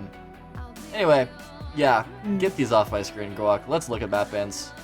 Well, you don't like Lana Del Rey? I do love Lana Del Rey, but there's just something else about some of the other pictures that were just making me feel a little uncomfortable. You know what I mean? But speaking of uncomfortable, a lot of the default maps being instantly banned: Chalet, Club, Consulate, and Border. So we're going to get into a little bit more of an uncomfortable best of 3 here, Chaka. Yeah, I mean, Chalet, from what I've noticed for University of Cincinnati over their last couple of games, that includes their qualifier games, when they were named another team. I can't quite remember it off the top of my head, but when they were another team throughout the qualifiers for the Blitz Season 3 Legacy Edition, they permabanned Chalet a numerous amount of times. It's also been their permaban this season too, so it's not too surprising to see that go away. Clubhouse is not a map that's Team SESH like. And then following that, you got Border and Consulate being off of the board here too, with Bank being our first map from the University of Cincy. And this doesn't surprise me whatsoever. I mean, for Team SESH, they banned Clubhouse and Border, both comfort bans for them, but they also leave a comfort map up for Cincy, who in their last 2 play days here in, I say 2 play days, in the last 2 games that they played Bank in Blitz Season 3, they've won it both times, and both of them against the same team. Well, and we're going to be ending off at Night Haven Labs. I thought this was going to be a really spicy best of 3 with the potential skyscraper and lair. But no, it's Bank, Cafe, Nighthaven. But like you said, a really comfort pick from Cincinnati, and a pick that we haven't really been seeing very often is this Bank. So I'm actually really excited for this first map. And Cafe and Nighthaven are becoming a lot more default in the pool. I mean, we haven't really had a big switch up in the map pool in a while, and I don't think we will be seeing one happen very soon with Siege X, just due to them revamping a lot of these maps. So, you know, we're going to be seeing the same old, same old. Maybe we'll start seeing more lair. We got to see that yesterday with Core Academy, and I forget the other team that I was watching. It's all good. We're thinking about Bank. We're thinking about Team SESH versus Cincinnati here, Chaka. That's where my brain is at, and we're heading right into the ban phase here of Bank. And you talked about like Siege X and how some of the maps got to rework. Well, Bank was one of them. And some of the changes that have happened to some of the maps have been kind of influential in a lot of the games that I've been seeing on the Siege X build, especially over in Pro League. Like, I don't think a lot of people know this, but I figured this out when I was like watching Shopify Rebellion the other day. If you stand too close to a fire extinguisher and somebody pops it right next to you, or you pop it yourself just by shooting it or like popping it, whatever you do to like have it explode in your face, it disorients you for a time, and it knocks. If you have a shield, it disorients you, but it also knocks your shield to the side. So there are some like boons and pluses with these environmental add-ons that TJX has added to it, and there's a lot of good places a lot of convenient places where these environmental add-ons have been added, especially here on Bank. Like, I think they put one, I can't remember all of them off the top of my head, but I'm gonna have a look here and then I'll come back to you later. But they put them in very convenient places across the map. And you look at the bans here, Habana and Ace, both very default bans on a map like Bank and very influential to just get off the board quickly for the SESH. Something that hasn't really been explored as well as a part of the Siege X new environmental pieces that I would love to see, especially on Bank, because I feel like it's a really cool possibility in Bank, is the fact that you can EMP and frag grenade beepers. Like, I have yet to see like a potential like Nook EMP like blue stare beeper and like lurk through blue if they're taking more of like a E3 marble, or sorry, E1 marble take, or like a vault drop with like a, you know, suppressing the beeper. I don't know. I personally haven't seen that really be reenacted as I keep imagining. That was like the first thing that I thought of. And the first thing that's going to be happening is Reno no longer able to play Blackbeard, as Millie is going to find the opening frag of Bank.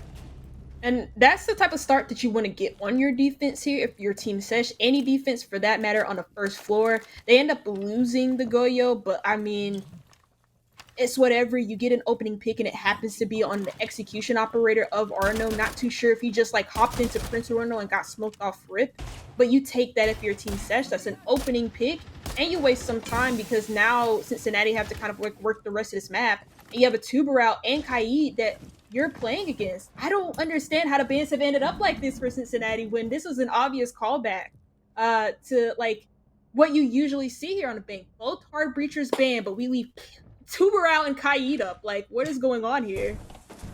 Yeah, they just really get whatever they want, and it's gonna be Badger getting whatever he wants. He finds a second as well, and Toggy style with the support, able to find Pup, and so it's all up to Cheese Boss left alone.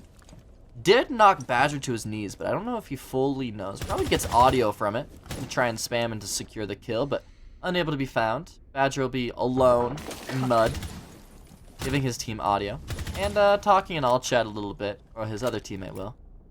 Cheese Boss now left to a 1v3, and will take a lot of time to drone and maybe talk to his team before he starts another gunfight. Yeah, to be fair, what can Cheese Boss do in a 1v3 here? I mean, you still have smoke grenades. You haven't had to use any of your on-site utility. You're probably dead just as soon as you drop into server, which is exactly what he's going to do because there's really no chance of him winning this round. Well, he dropped down, so he's going to make the end of this round a little bit sooner, whether that be him finding the 3 kills or not. TK is going to be on the receiving end of some of his bullets, but that is just going to cue TK to just prep the next smoke as the Goyo canisters fade. And now it's going to be time stall. But Cheese Ball's actually just running through, hiding behind the chassis, but it's frozen from the other side closer to Garage to take him down. It's a very easy first round for Team SESH, especially on a roam clear. First picking onto the Blackbeard, and then forcing Cincinnati to then like kind of like go and play into their strategy of Cincinnati trying to open up the hatches, but then not really having enough denial for like the tuber out and the Kaid. And it just all gets smoked over by Square at the end of the day because they're trying to transition into a blue take, but like they just don't really, they don't really have the utility to really take that part of the map. And again, it kind of calls back to my point about the ban phase. Like we banned Habana and Ace here for Team SESH, but then for Cincinnati, I think they banned the mirror a little too early. I don't disagree with the Clash ban, but I think that if both of your hard breachers get denied, especially the Habana, you need to get rid of the Kaid. Unless you plan to find a way to play around these hashes, because we saw Cincinnati just get stalled out for time in open area, and it kind of ruined their chances of winning that round. Going into the second round, though, as they are going to the second floor, which is pretty default for Bank, they are not going. Team SESH is not going to be going and opting for a Kaid. I wonder if Cincinnati just knows that, okay, you can use Kaid for the basement, sure. Have fun with that, and we're going to do the mirror that is going to be more applicable for multiple sites. Could be an option, or it could just be a total mistake. I want to give them a little bit of a benefit of the doubt, even though maybe it's too much of a benefit. Anyway, yeah, attacking second floor this time. And so far, Cincinnati is a lot better going into this attack, as Reno has yet to die. And Duck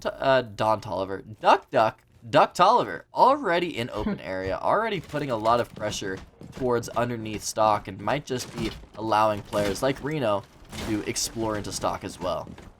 So yeah, double hard breach, not only very important for the bottom floor site, but also very important for the top floor site, because if you notice anything about top floor, the only hard breachers that can get open the E3 wall that looks directly into stock, which is where Cincinnati are trying to push, is the ranged hard breachers, which are both banned in this game. So what a lot of teams have adapted to doing is just taking vertical control instead and applying pressure to places like stock in order to dislodge the stock player and kind of like give this control over to the attack, which is kind of what's happening. He's not allowed to play as deep into stock as you would hope, but this also applies to putting pressure onto the janitor player. As TK dead early, and Cincinnati start off with a really good lead by removing that janitor player.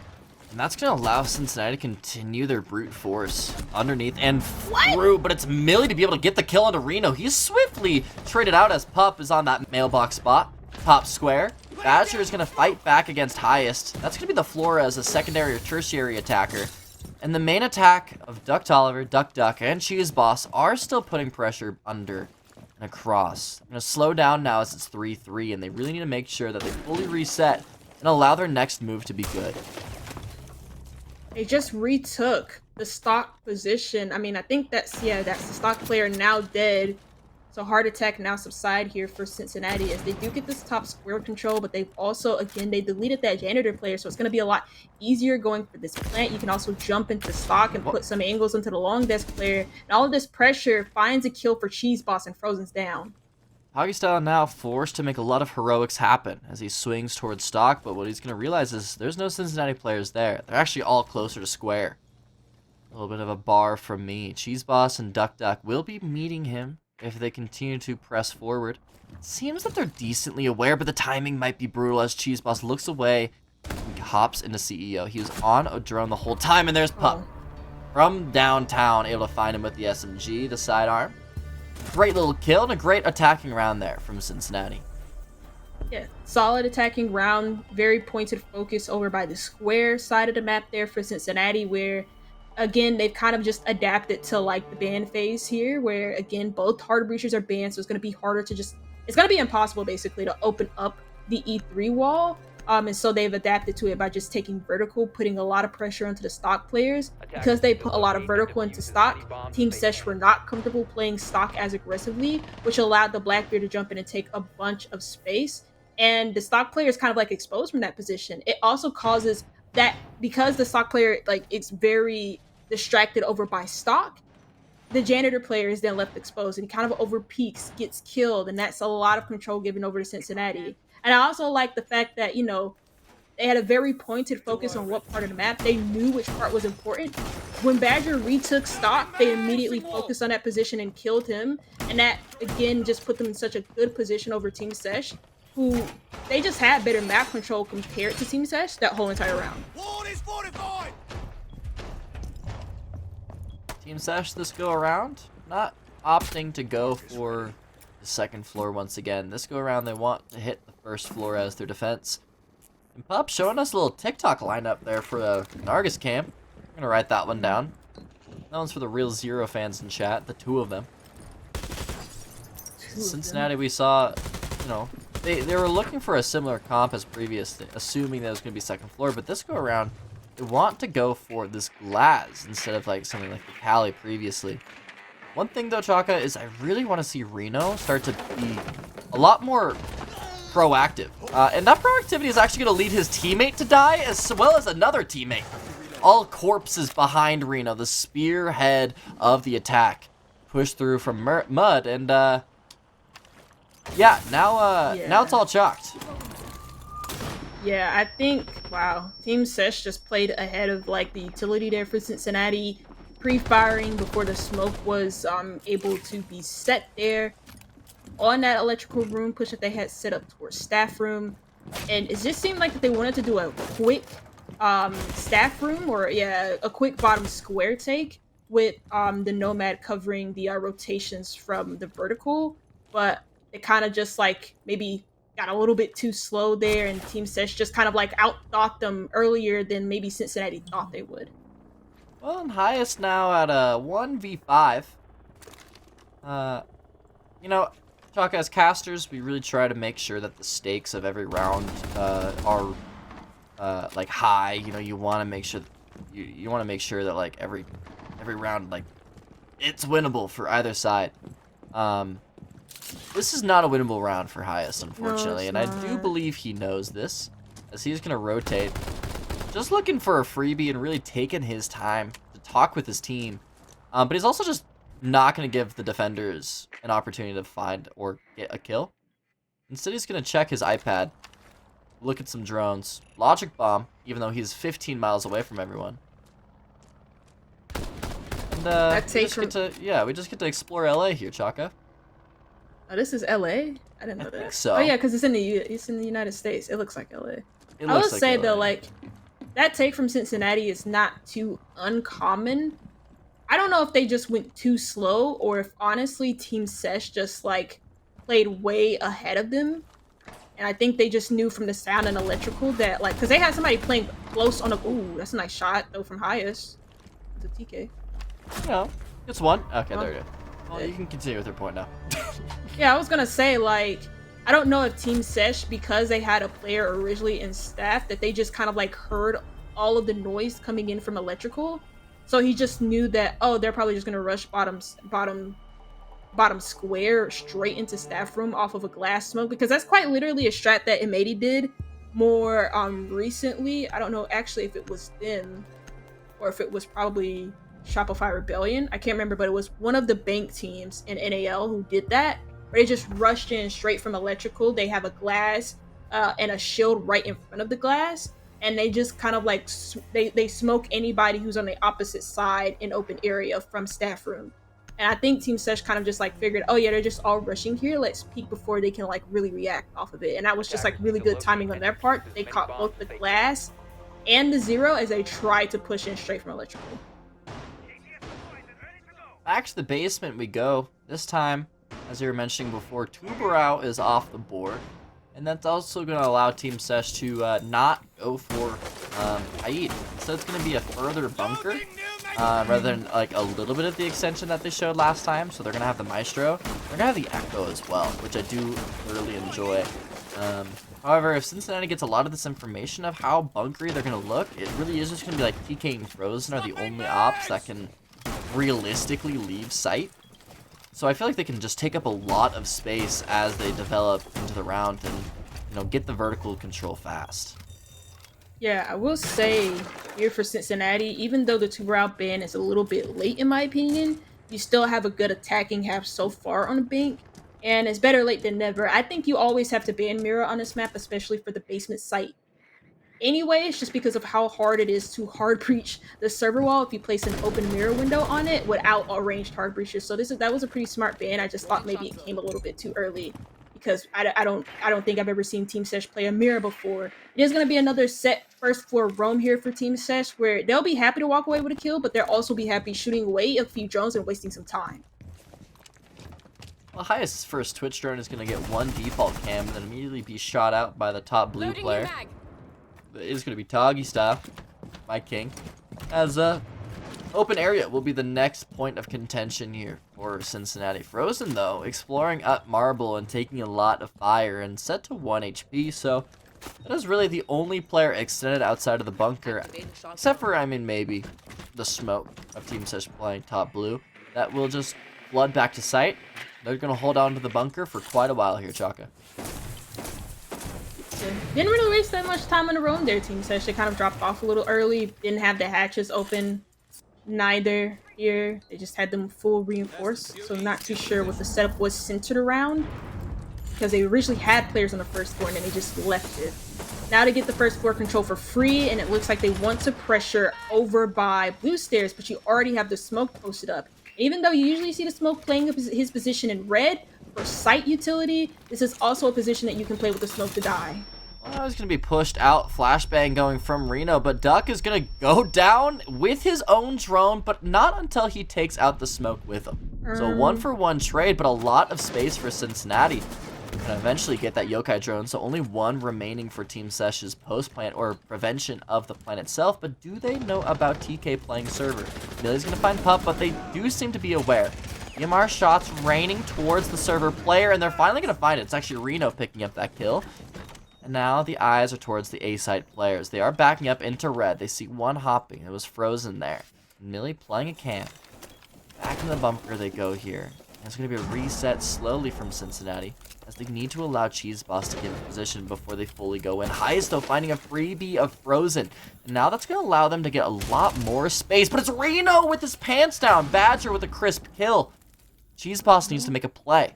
Maybe dropping, finding Badger in red, but Millie is waiting like an alley-oop of the drop. The drop happens, but he's unaware. He is aware now. Millie finding Cheese Boss. Cheese Boss not getting anything. Highest in a 1v2. That's a near impossible situation as Badger swings out and gets a freebie. That was probably like one of the more uncoordinated post plans that you could try and pull off, and maybe it's because they didn't really want to play it in front of the utility that Team SESH had placed in front of like in the server area, for example, because remember, Bravo's banned. You have a Maestro on site, so that means the cameras can remain untouched for the rest of that round. Cincinnati didn't bring in Ash to deal with that a bunch of utility. Also, reminder, the floor has died early, so that means that you have less utility theoretically to deal with the Maestro cameras on site too. Probably also wanted to try and play ahead of maybe the smoke grenades that existed on site too, along with other site utility that Team SESH could use to their advantage in order to like counter Cincinnati's default plan, but they didn't even really attempt to go for a plan. It was just like players very uncoordinated in them just like flooding site, but not even flooding site. It was just a player dropping down hatch, another player pushing into server, and then the last player alive with the fuser dies by dropping down another hatch. It was just all very uncoordinated from Cincinnati, and Team SESH took advantage of it in the 2v3. Team SESH once again fighting themselves to go into the first floor. Seems they don't believe in themselves in the second floor hold, and you know, I mean, the only attacking round that Cincinnati have so far, so can't help but agree with them, I guess. Let's go around. Cincinnati might not be rushing as fast as possible, with Reno not allowing his teammates to just die immediately behind him as they rush into open. These boss, though, already having a lot of space closer to the basement, which could be a really great pinching point if they decide to go up square or even make a pinch towards E, towards those elevators. But again, it's Cincinnati. They're going to take it slow. They're going to find their information, and they're going to make a plan. They went to this site? Oh, it's not even. Oh, wait. Oh, yeah, no. Oh, yeah. Okay, so there's a reason why I'm kind of surprised, because you don't see teams play this site whatsoever, just because it's such a crappy site to play inside of and anchor in, but it's also just like really hard to hold on to just from even the outside. So I think Cincinnati might run into some issues just because it's not a site that's played that much, but also it shouldn't really be that hard to take. Really all you need to take here is 2 or 3 rounds, and then you can just like push your way through. But I think Cincinnati might run into some issues just because it's not a site that's played that much, but also it shouldn't really be that hard to take. Really all you need to take here is 2 or 3 rounds, and then you can just like push your way through. open. All you really need to take, depending on what you do, is either open area, lobby, or the top floor. But the top floor remains consistent in what you need to take. Oh my god. Well, it's actually a spray of bullets from open that's going to take out Highest and Duck. Cheese Boss, though, finally from the basement gets one victim, but it's TK to get the trade. So 2v4 now, but these two players are completely disconnected from each other. Pup is still outside open, and Reno playing top marble. They do have some time and space to reconnect, but it's heroics that are very necessary, and dare I say miracle that is necessary for this round to even be close, as it is a 2v4. Make that a 1v4. Reno now, the player that has been able to take up a lot of space physically, but hasn't really got any kills. Not a lot of frags on the board. Now left in a 1v4. No more nitro cells, though, from the side of Team SESH. The shield is going to help him a lot, but with these gunfires and the way that he's been playing the 1v1s in the shield, I don't know how much he's really going to get. I'm kind of losing some of these. He needs his momentum. And Millie from the side is who's going to pick up the free headshot. And Team SESH looking quite solid on this bank. Yeah, I just thought a little bit of a rough clear started off from Cincinnati, because again, what they wanted to do was try and take the top 4 control, because like I said, for Archives Tellers, top 4 control, no matter how you take Archives and Tellers as the site, whether you're going for a lobby push, whether you're going from open area, whether you're coming in from bottom square into Archives, you always have to get that top 4 control. But what they neglected to control was like their flanks. Like there was like 2 flanks that came up square stairs, and Cincinnati just had like no info on it, despite square being such a wide open space that you have full access to view all the way out from terrace, but they just had like no idea that anybody was coming up the bottom square stairs. So they just get flanked off of that. Otherwise, they had the idea to like attack the top 4 correctly. It was just, in the end, they didn't even get to like an execute because they just neglected to watch their backside. I think that's a trend so far, Chakra. Cincinnati hasn't really been able to get like a full execute with the tools that they really need with these executes, because they're always down like 1 or 2 people. Either it's like a pick-off, or they're just, you know, just like fighting for space but not fully prepared for it. It just doesn't seem that Cincinnati has really had a round that genuinely is going their way. I feel like Team SESH is doing a great job of pushing them at the extremities of the map, not letting Cincinnati get what they want easily. And it's been bringing them a lot of success. I also felt like Team SESH has had like a good read on what Cincinnati are trying to do most of the time, and so they've been able to play around that quite effectively. Arno has been sticking this Blackbeard the whole entire game. I haven't really seen much use coming from it, but he is going to apply pressure to the Checkers player, going all the way up Spiral, and just forcing him all the way back. Half HP now, dropping. It's Millie with 8 kills. The second frag of Team SESH, as Badgers with 9. Frozen, though, with a great shot at the SMG and going to drop down the hatch. They're going to give up all of second floor. Good amount of space and a good amount of time, and the shield player once again off the board. I sound like a broken record at this point. So 4v4 now, but they have the second floor space and have a decent amount of time to play with to be able to get some more freebies and make a round theirs. Never want to lose the shield player, but he did kind of like do half of his job, which was help like initiate this top 4 clear. Because he was able to force a defender down marble stairs. It was just that he probably just ADS at the wrong time and got smoked by Frozen on the retreat. So you get this top 4 control for free due to Cincinnati after the retreat here from Team SESH. But not only do they lose a body, but they just don't really have vert in order to make the vert above Archives and Tellers, for example. So this is going to be a really hard take to do, but they got Tellers already. Going to be space and pressure onto Badger, who is unable to get the vault over, and Cheese Boss gets the spray down with the last bullet to take him away. It's a top frag of Team SESH off the board. A player like Millie can still pick up some pieces. UMP, though, you know, get some heads, click some easy heads. But the Candelas of Pup are going to make things a little bit more difficult for Team SESH to hold on to.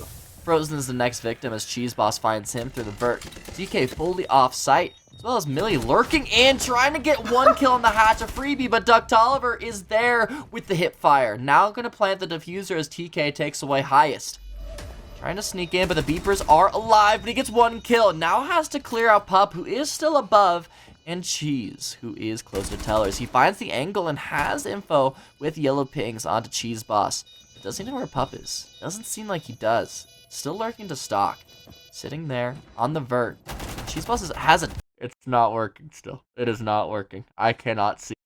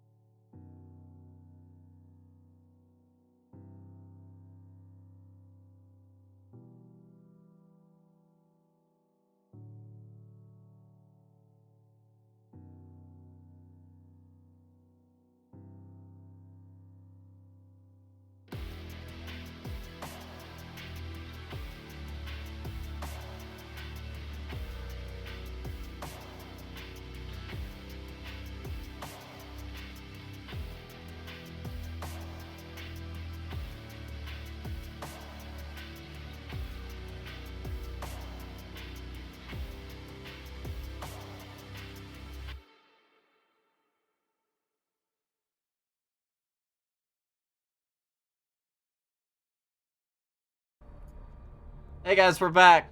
Welcome back. Hey guys, we're back. Don't worry. We just had a couple internet outages and a couple crashes. And it wasn't just the producer. It was also some players from Team SESH. So, as a reminder, the bans when you remake a lobby are bugs. So you can't re-input bugs or bans. So we're going to have to write those down and memorize them. But the round that we missed, Chaka, we only got to watch the first minute of it. It seemed to go the way of Cincinnati, which I think we could have both guessed by the... Actually, I don't think I would have guessed that by the way that Cincinnati's attack was starting to go. Or, excuse me, Team SESH's attack was starting to go. No, because they got like top 4 control like really quickly, and they had a counter to the mirror window for like the server wall, so it looked like all things were going well. Not too sure what happened, obviously, because we didn't get to see the round. But what we can see is the different site that Cincinnati chose, which is this open area and staff room site, which is a lot better than the Archives and Tellers site. But Team SESH still defended that really well against Cincinnati. All you really needed to do for the open area site is defend it how you would Archives Teller, but it's more of an emphasis on the stock hallway than anything else, just because open area has soft ceilings right above them, specifically in the stockroom area. So sometimes you just see teams waste time on that top floor before dropping off, and that's a common theme that you see anyway in BAM. Team SESH rocking the Montaigne and the Glaz combo. I do like to see. I like when Team SESH uses shields. I feel like they use them in a very proactive manner. I mean, obviously I'm not the biggest shield fan. I like more gunplay. I like EDM style siege. I like when it gets exciting.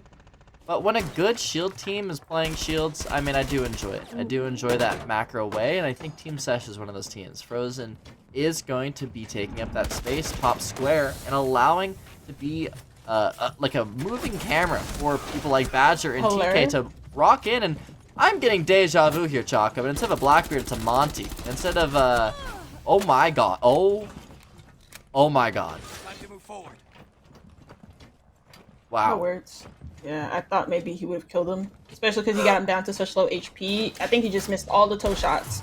So now they've lost here the ace here for Team SESH. They can't get open the quad wall as effectively, and because they don't get top floor and they're not watching square, you literally have a guy on terrace there. They also get flanked at the same time. 1 minute and 25 left in the clock, and Team SESH, really the only map control they have is like maybe square, but I'm not too convinced because of the top floor control, and then Tellers. And where's this Tellers guy gonna move? Okay, he moves to square. Just trying to like pick up the pieces. Like they had all this. Millie just in open area, just dying. The duck. Highest now swinging from Tellers, finding TK, and now it's just the Gridlock who was unable to maintain the security of Frozen's back. And the same player that killed Frozen is going to kill the Gridlock as well. And that's Cincinnati evening it up to 4-4. Yeah. We saw a couple of those rounds too from Cincinnati where they tried to do like direct rushes into the site without working the map first. And Team SESH just played ahead of them. That round was kind of the same thing. They just got punished for like, well, not really taking top floor control, but also like some certain players not really doing their job, because it's clear that they wanted to do a fast square take going in straight into Tellers, because that'll allow them to then like take bottom square comfortably and then breach open the quad wall into staff room to get a plant down. You have cover from printer window. It all looks good from Team SESH, but the terrace player just isn't watching the flank upstairs. So you not only die because of the square flank, but you also die because there was a player in Tellers that the ace just didn't really turn his head to look for. And so Team SESH just kind of like skipping some corners, trying to just like play ahead of like Cincinnati and timings and all of that, and he just gets screwed over anyways, because it just doesn't work like that. I don't think you can't skip those steps.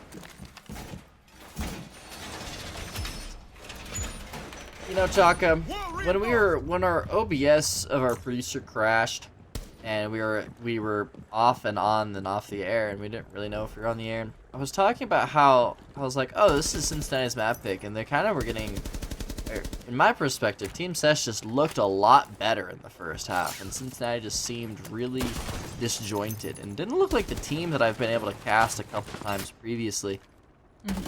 And I'm starting to realize maybe the break really helped them out. Because it seems, I mean, obviously it's only been 2 rounds on their defensive side. And it is Banks, so defense is pretty awesome for them. But it does seem like they're kind of just like, they like woke up. Maybe had some time to chug some Red Bulls and some monsters during the break. Because they just seem like more of the team that I've seen be successful previously. Also could be in fact because of how Bank is shaping out to be in this matchup. It seems to be more defender-sided more than anything else because teams can't really play around, at least for Cincinnati, they couldn't really play around the bans as correctly, so they got it kind of screwed over a couple of times. Or for Team SESH, it just seems like maybe they're cutting corners and they're trying to play like really aggressive siege, and it's not working against Cincinnati. But that was a really nice shot to get onto the Bandit, and they open up the E3 wall pretty quickly. They do have the Kiba areas of highest to try to plug up those holes, but it's going to continue to be contested by Badger, spraying the AK-12 into those Kibas to try to destroy them and allow that line of sight to stay there. The next line of defense for Cincinnati, that's going to be the next point of contention from SESH, is going to be these double windows. The first frag is going to be missed. Not another one in the pocket, neither from the striker nor from the Lion. And TK is going to try and find the kill onto Arno. But it's going to be found actually by Arno, and Millie's finding Pup. So still staying up here from the attackers. 4-3. Cheese Boss might have a timing on this top square player though. Going to be Millie on that. Originally killing the castle previously and jiggling up and down the stairs, trying to lure Cheese Boss into a great angle. But the timing is awkward from both sides with the hollow sight. He's going to allow Millie to be found. Drone taken away, but he's still stuck between a rock and a hard places. Antowell is still being watched like a hawk, and there's a player going all the way up those squares, or all the way up the spiral, and it's once again going to be found. Frozen finally trading him away to make it a 2-2, but a lot of bodies spent to clear that player out. Now with 20 seconds remaining, they need to make the sight hit happen, but all they really have is Frozen swinging into a window and hoping that Badger has the cover. He is up closer to Prezi already to try and find Highest and Arno, but they do have the yokai drones that they can play off of. They find Arno though. It's just going to be the long desk player. Frozen tapping the bomb, but he doesn't commit to it. So it's going to be the defenders of Cincinnati winning on their tertiary site. Oh. And I thought Frozen would have just stuck the plant, but he got off really quickly because he got that quick info from his teammate once the Uzami got a kill over by Executive Lounge. So, yeah, I mean, towards the end of that round, though, Team SESH just didn't really seem like they had any ideas for how they wanted to operate in the 2v2. Both players still in a rappel for a majority of that round. And ultimately, what bit Team SESH in a butt a little bit was that top lobby take. We talked about the shields just a little bit, and the fact that, like, for, there was, like, a Monty a couple of rounds ago from Team SESH. Blackbeard is banned. If you wanted to know what one of the attacker bans was, it is the Blackbeard. And so Team SESH opt to go for that lobby take, but they don't bring a Monty in that round to help initiate a clear up the top spiral stairs. Because if you just go up top spiral, they can see the player in checkers, which is where the Wamai was playing at, can see your head before anything else. So it kind of culminated in 2 like really good kills for the Wamai, which ultimately just saw that lobby take crumble despite the man advantage. Despite the advantage as well that Team SESH had built up in that round. Cincinnati now winning 3 rounds in a row. Not looking to slow down, as it is going to be the basement as the defensive side for them. The mirror was the 3rd ban from Team SESH, as we saw in the all chat. I didn't catch the attacker ban, but it's going to allow Cincinnati to no longer play towards a sheltered hold due to that server wall not having a trick on it from the mirror hold. So they're going to allow Duck to explore a really deep roam here on the Scopos. Allow him to just like stay up top, be pretty decently isolated, and then just teleport back. He's looking for 1, maybe 2, and potentially a full minute and a half to stall away from Team SESH. Yeah. Also could just be up here shooting drones and wasting time. You see a Scopos, you immediately want to try and clear them because that could lead to a flank later on in a round, depending on where you execute. If you execute lobby, they can obviously drop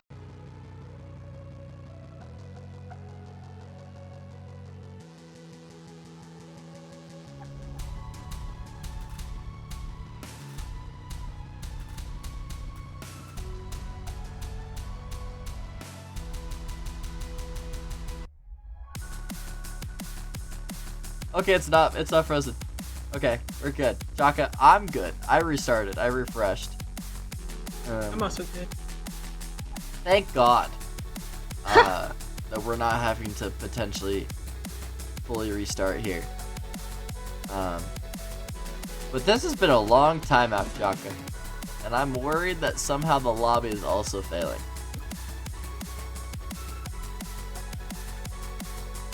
Sorry, I saw a tweet. It was just like crazy. And I'm laughing really hard at.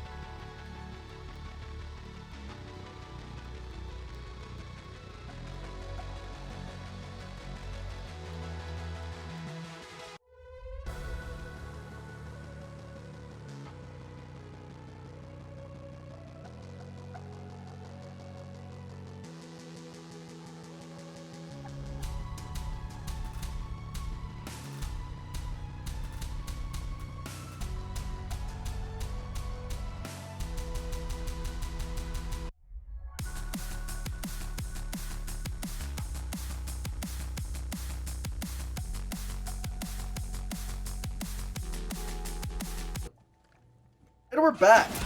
Oh my god, this is just live? We're just live. Match point from Cincinnati here. 2v4 situation, Chaka. Minute 30 remaining. And it looks like Team SESH might just lose bank instantly. As it is just Frozen and Badger in a pretty precarious situation to be able to clutch it up and prevent match point from happening and potentially go all the way through regulation. Yeah, this just looks cooked here. I'm not too sure what happened in the early to mid round for Team SESH. They do get this top 4 control. Yeah, but like, what are you really gonna do with it? You can't really open up quad wall. Your only option is just going through doorways and then maybe an open hatch that you have open in stock. Oh, yeah, nice. Really got to piece something together with the Deimos, and he gets one. There's Pup. No surprise there. It's going to be a frag in the pocket of Frozen as well, and a drone to be able to play with potentially, but like you said, this just looks really cooked. Some Bravo drones as well, but I think what really is required for Team SESH to win this is Cincinnati to give them a freebie, especially highest, in such a precarious position for Team SESH. If he finds the right timing to lurk in a blue, especially with the way that that wall or that door is barricaded, I think Team SESH has any clue at all. Badger eating a goo mine, gluing Cincinnati into knowing how they're going to be finishing this attack off and potentially finishing the map. It's Frozen finding Reno though, so it is a 2v2. Doc finding Frozen, however, and Badger on very low HP is going to make a break for it and does have the briefcase if he chooses to take it down, but he doesn't even try. He just loses the round and loses the map. That's going to be Cincinnati with a convincing 5 rounds in a row actually, to take it from a 4-2 half to a complete map victory on their own map pick of Bang. And very strong map for Cincinnati. Of course, before this game they were undefeated, and post this map, 3 wins on Bank here in season.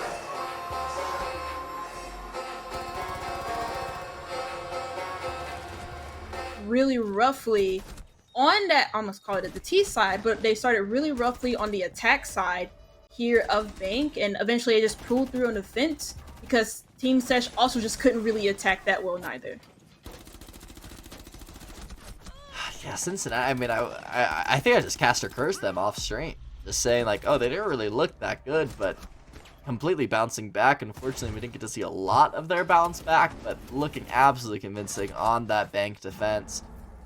Second map, though, of Cafe. I'm curious to see how these two teams mesh up. I mean, Team SESH has shown a pretty solid Cafe in their previous series in Blitz. as well as just other versions of their team playing Cafe. They've seemed to be a great Cafe team. So I'm excited to see these two teams fight off on Cafe and potentially look at a map 3 on Nighthaven Labs. As Chaka, I am a very big Nighthaven Labs fan. You know, I don't know why. I just think it's really pretty. I think it's just a great spot. But we are going to go to a quick break, and the players are going to go on the same break before that second map of Cafe, guys. We'll be back very soon.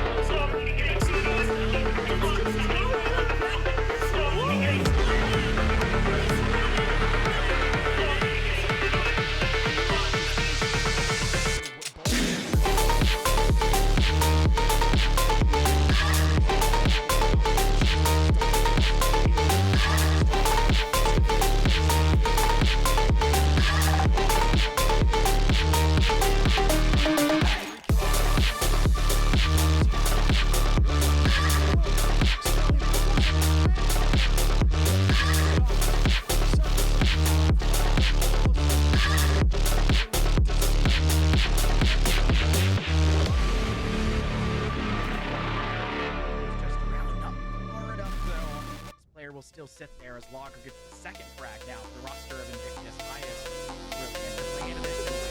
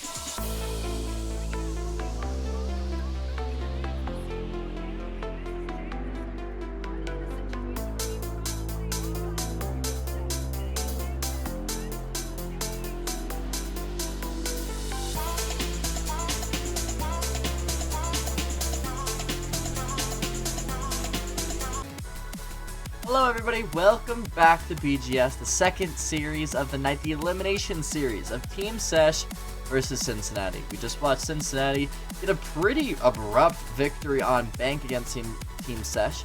It was a 4-2 split on the favor of Team SESH, and then an immediate sweep of a 7-4 on Bank. And now we're being taken to the second map of Night Haven Labs, which is Team SESH's map pick, Jock. Yeah, and Team SESH have a good history on this map as of recently. I think both times that they played this map this season of Blitz, they've been able to win it both times after playing it twice, so they do have a 100% win rate on it. So maybe the same applies to Cafe for SESH as it did on Bank for Cincinnati, where they're just really good at their own map picks, which is usually the case anyways in best of 3s or best of 5s and so on and so forth. Just because you pick the map that you're most comfortable on, you obviously will have something that the other team doesn't on this map, and I'm hoping that Team SESH will have something in order to bring us to a map 3. Yeah, I completely agree. Being able to see a map 3 of Night Haven would be really sick. And I think that because of the way that the bans worked, these aren't really maps that are like super duper default, like you were saying. Like Bank, not a lot of teams have a Bank that just is in their back pocket, something that they scrim a lot. Same, I mean, I wouldn't say the same, fully the same as Cafe, but if you're a really good Cafe team, man, you can be absolutely deadly. And we have been seeing, as you said before, Team SESH be absolutely dominant on Cafe. They've been showcasing a lot of the utilization of the ban system of Cafe and some really fun new pickups of, you know, using the newest operator of Siege X, and that is Aurora. Being used, I mean, I guess, yeah, you wouldn't consider Clash a new operator. It's a Clash is reworked, so like Clash isn't new. You know, so Aurora being used here has been really cool, and I'm excited to potentially see that be used furthermore as we go into this Cafe as the second map. So Cafe is another map in the map pool, just like Bank, that has the environmental factors playing into it. Like, I at least know the positions of some of them on this map. I know there's one down in Whitehall. I believe you have a fire pipe in Prep, for example. And again, these are placed in very convenient places in order to help either the attack or defenders just use the map to their advantage and just like put themselves in really good spots. There's also like a fire extinguisher in the red hallway where the smoke is currently at. And it's not even just that Cincinnati are playing behind or hope to at least get the jump on Team SESH for, but they also brought some on-site utility for themselves. They brought the Goyo, they brought the smoke, and they've also brought the Clash, which saw her get banned both times from both teams on Bank. Cincinnati, Pup, we rocking the Muzzy up in the top side, the 3rd floor. Pretty sure I watched him do the exact same spawn peaks yesterday, and Shaka, let me tell you, yesterday he was not as successful as he is today on those spawn peaks. I believe he died every single time. And this time, going up 1, and that's Buck. Yeah. Oh my god, a great tap from TK to trade it away, but still, your Canadian shotgun operator is gone. Yeah, I don't really know why he stood on a window like that. Like, he just stood there. I guess he just didn't see the rappel on the bakery roof. Either way, yeah, like you highlighted, that is the Buck off the board, but you still have the sledge here, so you still have ways to make vertical. But Cincinnati, they still have a 3rd floor player up here, and I'm not too sure if Team SESH know about that yet. I've called him Bubba in all chat. Bubba. Bubba. That's crazy. We're unlocking new vocab. I've been recently unlocking some new Siege vocab, but speaking of unlocking, Badger is unlocking Duck to only cams, and so will Highest join him in the cam duty as Badger finds a second. It's the Sens finding a lot of space, and now going to use the operator's good old smoke screens to be able to cut off a lot of the site now that VIP player is out. It's just the coach check player of Cheese Boss that they have to deal with. Arno is in kitchen alone, and Millie is going to shortly discover that. As shoot the back of the shield quite a bit. Arno with the shield on the back, and Cheese Boss finding 1. Holding them off.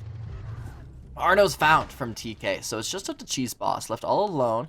has a great timing here into main door. Might be able to find TK, or not TK, excuse me, Millie on that time, and he does. The drop, though, from TK is going to be heard, and be aware of Cheese Boss. The Candelas of Toggy is going to be found as well, and be heard. The Nitro being thrown, but nothing found. The briefcase could be set if they choose to use it. Candelas, though, are going to cover the sound of the diffuser going down. 50% through. Cheese Boss lurking through and finding the kill like a snake in the grass. A 1v1 now with the Mossberg out. A frag grenade from TK to swing him out. But just swing him to his own death. Cheese Boss with a 1v3 in a beautiful round. Dude, he literally almost died to the nade. He literally almost died to the nade that was caught by the My Gadget on that freezer doorway going into cooking. So I'm very surprised that he just like stood there that long, but he really had no other choices. Either turn your back and run, or just like pull the shotgun out and kill the sledge, who genuinely had no idea where he was because he was in that much of a panic. Nice shot shown on the kill cam as well. But really, I don't feel like this is a round that Team SESH should be losing. They planted in a pre-default plant spot, but yet didn't really cover their flank because they knew that the guy was over by red stairs. So that's good composure from Cincinnati, from Cheese Boss, to just like play with the rotations a little bit and mess with the minds of Team SESH. In round 2 now. To seem to be a little bit more default, as the third floor will be the option here for Cincinnati. The Mira that was banned previously on Bank, and a heavily contested pick from both sides, is now going to be picked up from Cheese Boss, the 4K player of Cincinnati, the hero, dare I say. And like, I agree with you, Chaka. Mentally, that was a Team SESH round. They got everything that they needed, other than, you know, Frozen dying immediately. Speaking of, Up once again going for the exact same spawn peak, same window, being slapped on the wrist for it as he takes a decent amount of damage. So far, Team SESH still staying up 5v5, and that's improvement compared to last round. They don't lose an early pick. They don't lose any of the operators in this lineup, neither do Team SESH, which all of these operators have like very useful purposes for how they want to clear the top floor, especially with Ying going in from Skylight. You have Capita to help you clear things like the cocktail bar, Lion to help keep these defenders in place as you set up for this top floor execute, which is what they're going for now. Andel's ringing true, but something that rings even more true is the Nitro that Toggy Style will eat. Now the fire arrows of TK are going to support Frozen as they rush into top white take. No players closer to white stairs to be able to push this away, so they get a lot of cigar control and freezer control. It's all up to Cocktail, really. Just Cheese Boss still playing Cocktail, and it's going to be finding Frozen. He finds a second kill. Cheese Boss is on a tear. 7-0 on round 2, and the round hasn't even gotten finished as Duck finds Badger. It's all up to Millie, left all on his lonesome platform of white stairs, being slowly crunched and maneuvered by the Cincinnati lads, and highest with the Glock will find him. Cincinnati up 2-0 on Cafe. Yeah, reason why they couldn't really clear that cocktail bar or that cocktail lounge area was because, well, first of all, they just didn't really open up any of the walls despite having an ace on the board. So you keep the walls closed, and you have a mirror window staring directly at that execute that's happening over by Skylight, but you also just leave the castle barricades closed. So the two players that exist inside of Cocktail Lounge, for example, are just able to sit there peacefully and hold crossfires with each other instead of just, I don't know, dying how you usually would if you lose like Whitehall control along with Long Bar. And so Cincinnati do a really good top 4 hold, but I think Team SESH could have just done a lot better if they had used some utility for like the castle barricades. And furthermore, for the rest of the push, for that cocktail bar area, because all of that being closed just made it really easy for Cincinnati to just sit there. Alibi and Maestro are gonna be now picked together. I miss this era of Siege when there was a time where it was like I forget. I'm trying to remember the reason that they did it. but it was Finca and Lion were the first ones where they did it, where they were just like, yeah, instead of doing one attacker and one defender, now we're gonna do 2 defenders and 2 attackers, and those 2 defenders are gonna work together and take out TK, shooting the alibi drone and then revealing TK, or actually Badger shot the drone and then allowed his teammate to take the bullets for him. Thank you, TK, and all chat. And Badger will maybe live to tell the tale. He's alive now. And once again, Team SESH are down a member. Yep, and this time it's like their only vert op too, which is kind of what you would want, especially for this mining and dining site that Cincinnati has picked into. Vertical control can be very important. It is very important if you are going for this mining execute, which is the site that Highest is in currently, playing the post. And you can use that to like try and circumvent the vertical control that Team SESH will potentially get. But it looks like they're just rerouting their push to the other side of the map on the cocktail windows. A lot of goose eggs here left alive for Team SESH. Frozen, Millie, and Toggy Style looking to pick up their first frags of the map. They're going to be very difficult frags, as Cincinnati's bunker seems to be pretty impenetrable so far with the way that Team SESH have been poking and prodding. Nothing to be really found, no space gained. Obviously, Cafe is very difficult to really get into the map itself, and once they do, then it's just going to be a tear from there. They do get the 3rd floor space. You have to remind ourselves the site is going to be on the 2nd floor, so the vert finally being penetrated. But with only a minute 10 remaining, it's just, you know, the shotgun of Ying and the secondary shotgun of Millie. Vert is going to seem very unsuccessful. Yeah, I think they want to go for a White Stairs tailored execute, so they're making vert right above reading room because they recognize that this room is super important if they want to effectively go for dining room, just because the footholds that are created along the walls, along with how it's like centered around this reading room setup. If you can clear this reading room player, then it should make your white or your dining room execute that much easier. But they're having some trouble with this vertical. Oh my gosh. Oh my god, and he swings out and gets a kill. Millie, though, gonna be able to trade that pretty easily. Millie once again getting terrified of an alibi drone like his teammate who died previously. And it's now Duck Duck getting terrified of all the flashbangs that he's eating. It's Millie picking up another kill of Pup. And now they're trying to find Duck Duck, who was previously pushed into the flashbangs. Gonna retaliate though and find Millie, and it's gonna be finding Frozen left in a 1v3 all of a sudden. 10 seconds remaining, it has to make something happen fast. 1 Candela and a shotgun to boot. With 5 seconds, the Evil Eye's there to prevent a plant. It's not looking very good. Going on top of the dining table, but it's just gonna be dinner for the Maestro Evil Cam.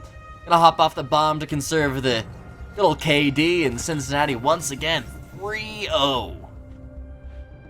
And Cincinnati had so many fallback plans as to how they wanted that round to end. They had Maestro cameras and they had the pulse down below, and the pulse effectively did get a kill onto that Team SESH execute, but one of them were trying to like execute inside of the dining room site, just nitro sold them from below in service. And yeah, Team SESH just didn't really have a convincing opening in that round. Like I said before, when that round was happening, like if Team SESH wanted to go for that dining room attack, they really needed to get reading room really effectively. And although they did kill the reading room player, like post that, it was just like they just had trouble executing onto site because they just didn't know about the contingency plan from Cincinnati surrounding the post, surrounding these Maestro cameras in sight. And he just kept running down the clock as well. So it's a really good job from Cincinnati. Team SESH just seemed to really be mentally chalked. It doesn't feel like... I don't know. I keep saying this, and then, like, immediately the team will just, like, turn around and, like, wake up. But, like, so far, Team SESH really haven't had a round that feels that close. Just all of these feel in the hands of Cincinnati. Cincinnati have yet to really face something that pushes them off their game plan. They really are getting everything that they want in these these defenses, not allowing the attackers to find any sort of foothold into the round. Like you saw in that last round, they got the vert successfully, but it was after 2 minutes and a lot of their teammates falling. This phantom pressure, these spawn peaks that aren't going to be happening this go around, and it's the space that the 3rd floor and 2nd floor roamers just continue to wreak havoc on the attackers, and it doesn't feel like Team SESH have found an option to deal with them. This go around, though, they have Blitz, they have Deimos, and Dokkaebi to try and find these roamers. Yeah, bunch of info, so really no excuse as to them not being able to hunt down the roamers. They do find one. It's one player around the second floor, and he's been just targeted by the Deimos at the current moment. Though Cincinnati, or SESH rather, haven't really gotten themselves inside of the map, apart from the Blitz, who's just already in. And so that's already a first kill happening for Team SESH. Highest goes down, and there's no roam here. So pretty decent roam clear from Team SESH, all things considered. They didn't lose a body. Didn't lose a body, and not a lot of time wasted there. A minute, and now they're gonna allow players like TK on the sledge to start opening up the vert. It's vert to then open up later vert, as sites in the first floor. So continue to go back to the drones and maybe use another logic bomb to gather information on the second floor. But I think they're finding out right now that all of the members of Cincinnati are actually just fully bunkered in the site. Oh, wow! Also just got a kill. So one of the players inside of site as well. So the info paying off dividends here for Team SESH, but you also have to remember that they also have to execute onto site sometime soon. They haven't fully completed the vertical here in mining, and it's going to take them some time to do, but they are going to go for a freezer execute, it seems, just because that's the most possible right now. Bakery is not an option just because of how much utility is stacked up on that side of the map, and Team SESH have not worked it. Some of the members of Team SESH lurking towards Brown. It's Frozen and Millie, with Badger going into freezer. Like you said, the footholds are now going to be opened up to a larger wall, and Millie is going to find Arna. Duck is able to find Toggy, but Millie once again finding another kill. That's 3 for him. Cheese Boss left alone.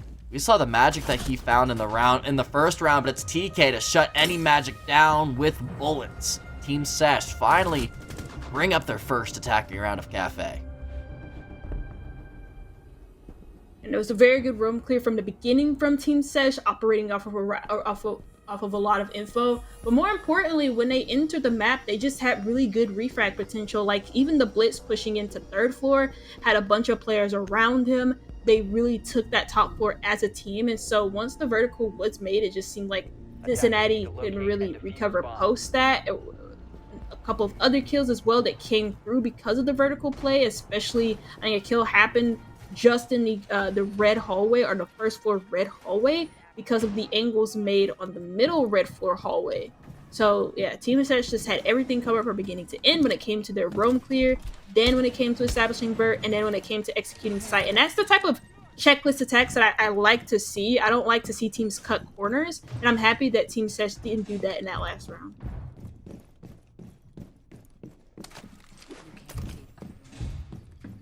Maestro Big Band has forced Cincinnati now to use Valkyrie as an intel op.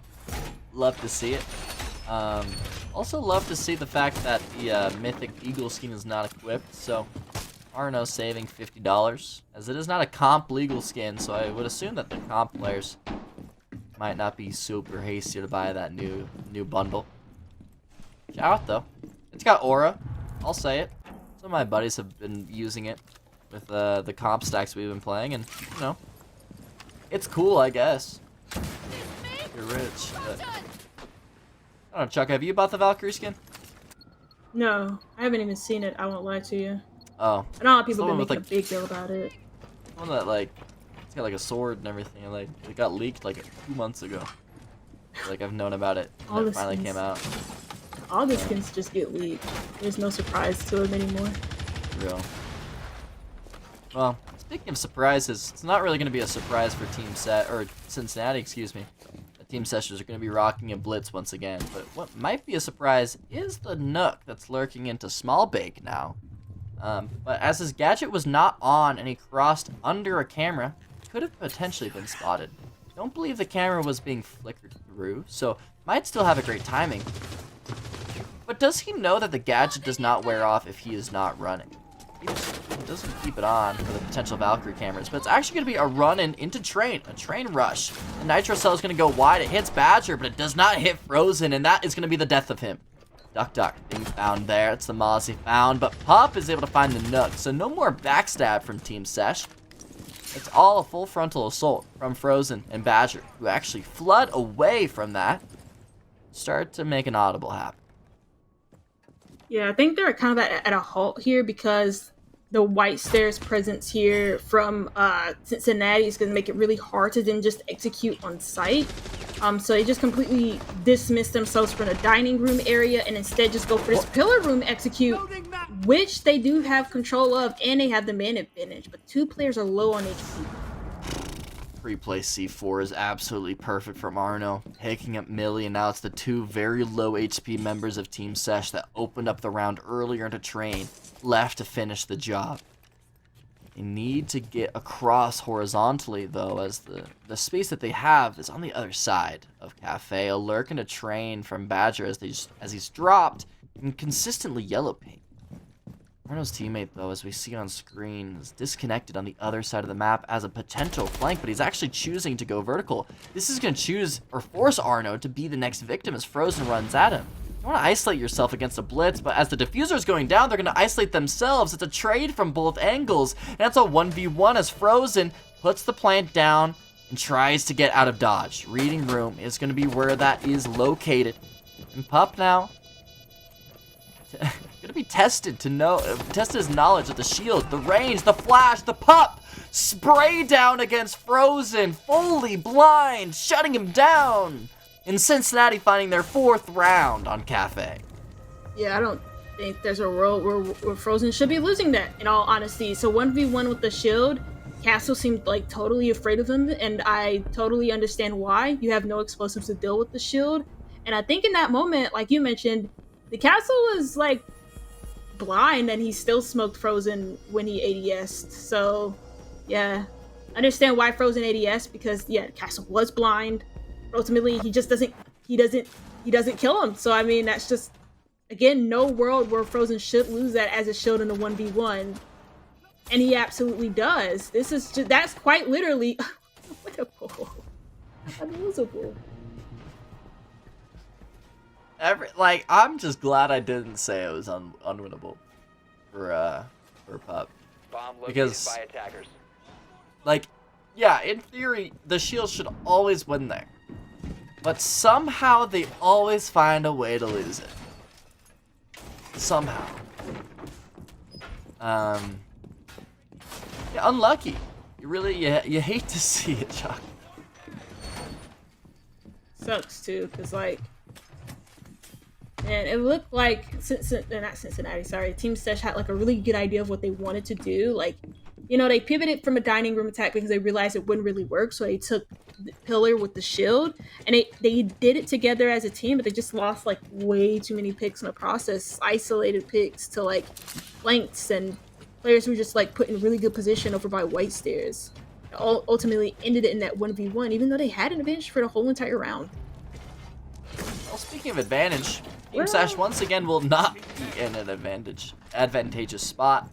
Duck finds a run out towards Freezer, I think. And there goes the Flores. So these castle barricades are feeling mighty safe this go around. And at the moment, I think they're just like kind of testing their options over by the bakery route. They most likely want to get vertical control because then it'll help them clear the train's position, which is your ultimate threat when you want to go for a train or a mining direct take. But somebody just like died on red, so like they're kind of like not taking this as a team at the moment. Might just be a full mental chalk from Team SESH. They do recover 1 kill, but it's not even fully recovered, as Highest is just sent to his knees. It'd be a res attempt from Arno, but it's actually an attempt of Millie, able to get that kill. Trying to finish off Highest, but he's taking a decent amount of damage from the poison of the goo mine. Frozen, ready to strike from red stairs, constantly being beeped, and he finds a kill. Millie does as well. It's actually the pulse that was on, down but not out. They can continue to flood horizontally. They have full space towards Museum, but Pop has a great spot against the previous opponent of Frozen. Frozen this time gets away safely. Cheese might have a great timing here, but the flash is going to push him off, and with Frozen knowing exactly where he is, he's going to play spoiler. Pop still trying to maintain verticality, but with the timer on his head, it might be a little impossible. Frozen trying to find his victim, but it's Pup once again striking him down 2 times in a row, but they need 2 more teammates to find before they win this round. But with time running out like this, 15 seconds on the clock, it's an impossible round. It's Team SESH making this a 4-2 once again on their map, and Chaka, I might just be seeing deja vu once again. Cincinnati, Cheese Boss, sure, you got the super shorty kill. You're gonna go for the diffuser, but there's no time.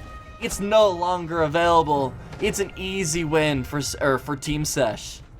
Yeah, once they lost the Blitz, the last 2 players alive didn't really overcomplicate the situations. They realized their objective was just to waste time and stop Cincinnati from getting onto the defuse. So even though like both of them got down towards the end, kills weren't confirmed anyway, so it didn't really matter. But even if they did like just fully died, it wouldn't have mattered because the time was low.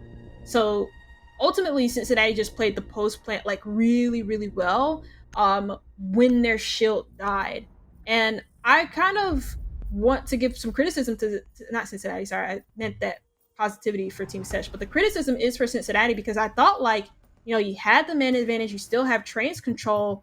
Why are you still peeking from mining? Like, why are we just in the middle of mining still peeking the windows? You can just play the man advantage here and be completely safe in train because Team SESH do not have vertical. They haven't gotten that control. You still have players up there that they have not cleared.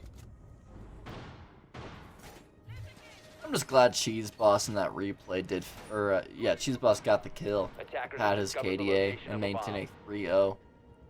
It's the little things, Chaka. It really is the little things. So being able to finish him off even though losing the round.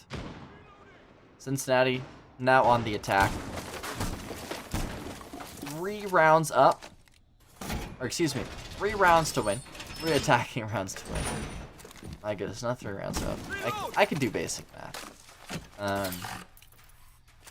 don't know. I want to say that Cincinnati just looked like a better team, but Chaka, I literally said this in the exact same round difference, just on a different map, and then immediately the other team won the rest of the rounds to win the whole map. So I feel like I should just stay silent. To be fair though, like Team SESH, like you mentioned, they got like 4 rounds on defense and then didn't win a single attack after that. So the same thing could totally happen here against Team SESH. So you never know. Totally never know. That is true. Well, this is the Cincinnati rush that I saw them do previously. They're going to roar off the Harry Potter player and then take over Bakery and try to clear out that player of Millie back there. And there he goes. TK says goodbye to his teammate. One of the glass smokes, though, are failed. So they're not going to potentially walk in as good. And it's also going to be the Aurora being blown up, I believe, by Frozen, who threw a little Pokeball to help out. So it's going to be slowed down now, their full hit. It's interesting, though, as that was last time that hit happened, they had a shield that was pushing through. And now it's Millie pushing against highest, finding the first frag, and finds another. Or also, nearly finds another. Actually didn't get the kill that I thought. It was Pup finding Toggy style. Now they just get slowed down here, Chaka. Yeah, I mean, they cleared the Bakery player, but like Team SESH are holding this quite aggressively. As long as I know about how Team SESH are holding this, then maybe they could like win the gunfights and have the advantage. But they just don't know what Millie is doing in the middle of sight. So more info on the Cincinnati side, and they pay for it with Millie just getting really aggressive. The top frag of Cincinnati takes down the top frag of Team SESH, making this a potentially winnable attack. 1 minute 10 remaining.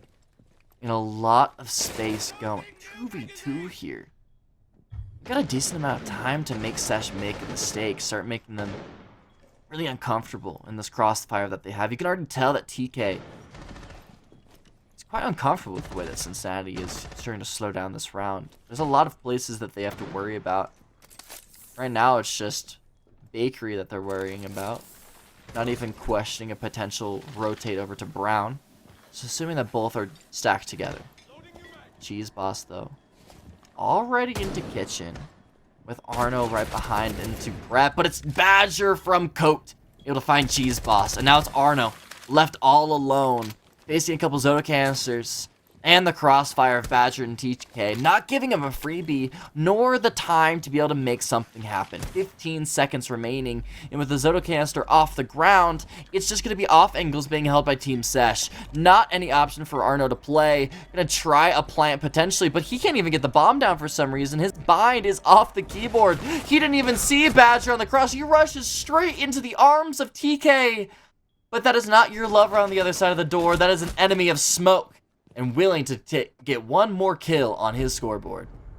Absolutely huge start as well from Team SESH when it came to Millie being aggressive on a bakery hold all the way in from cooking.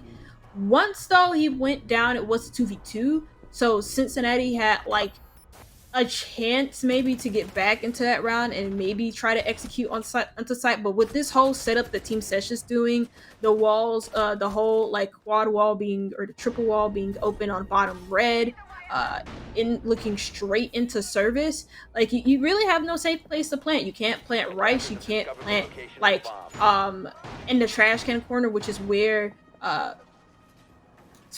Cheese Boss was trying to plant. And you just can't really plant anywhere that's safe. So I think in that situation, Cincinnati might have just been better off going for kills. But also the issue with that is that Cincinnati just didn't really have info on anybody on Team SESH throughout that whole entire round. That was the one thing they struggled with. That's why Millie got the kills that he did in the middle of service, like that.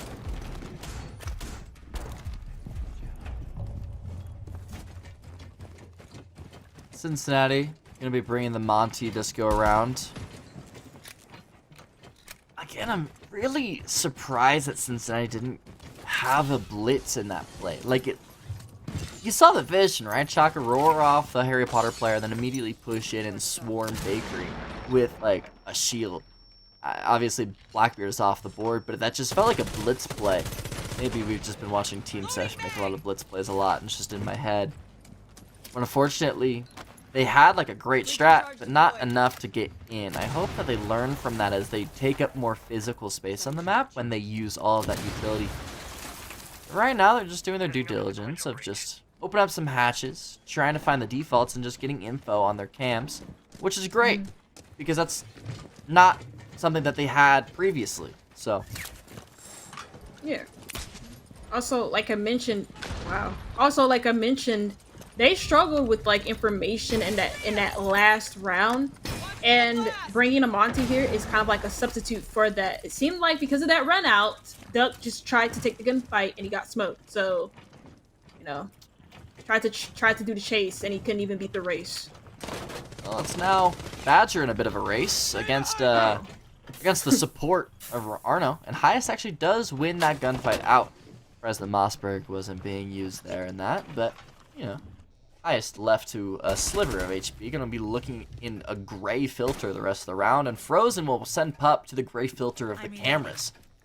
It's gonna be the Nomad gone. No more air jabs to be able to push Frozen out of an awkward spot, and this is why Azami is usually seen being banned a lot on Cafe, because the third floor is just her playground. Millie buying Highest on the cross, Arno being found in the smoke by Warden's glasses, and Millie with an easy gunfight towards Skylight makes Cincinnati's attack crumble and give Team SESH another round. Yeah, and it seemed like throughout that whole round, Cincinnati had no real good options. Again, it just feels like because of the way that Team SESH set up around the site, Cincinnati can just like not push safely into it. And it's because they're just kind of like completely ignoring the setup and trying to go straight in. Like, they went for a top red take. Mind you, you have to go past Cigar Box and then straight into the long bar area, and you're like right in front of Piano. Like in front of the Piano head host, staring straight into the garbage bags.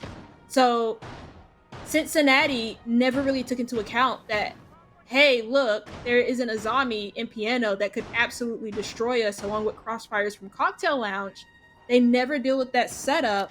They're trying to cut corners, and Team SESH just absolutely punished them, and they just can't walk in. And it's just awful from there, like genuinely not very good. So hopefully, again, we kind of like revisit another attack here for Cincinnati, and hopefully they don't try to cut any corners when they are going for this attack.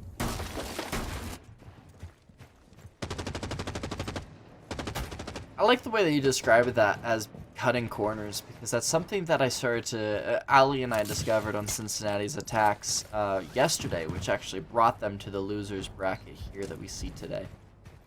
They just seem to be skipping steps and cutting corners and not doing their due diligence. That was really the downfall. Like, they had good ideas, and you could see that if they had one more man up or two more men up, or even just a little bit more utility, the take would have been absolutely phenomenal, but they're just missing little bits, and it's because they sacrificed them due to those negligences. Hope, you know, they also take that time, especially a player like Duck Duck, who has a lot of veteran status and very decently big name in the collegiate scene. You'd expect someone like him to take over that, make a point like that to bring his team together.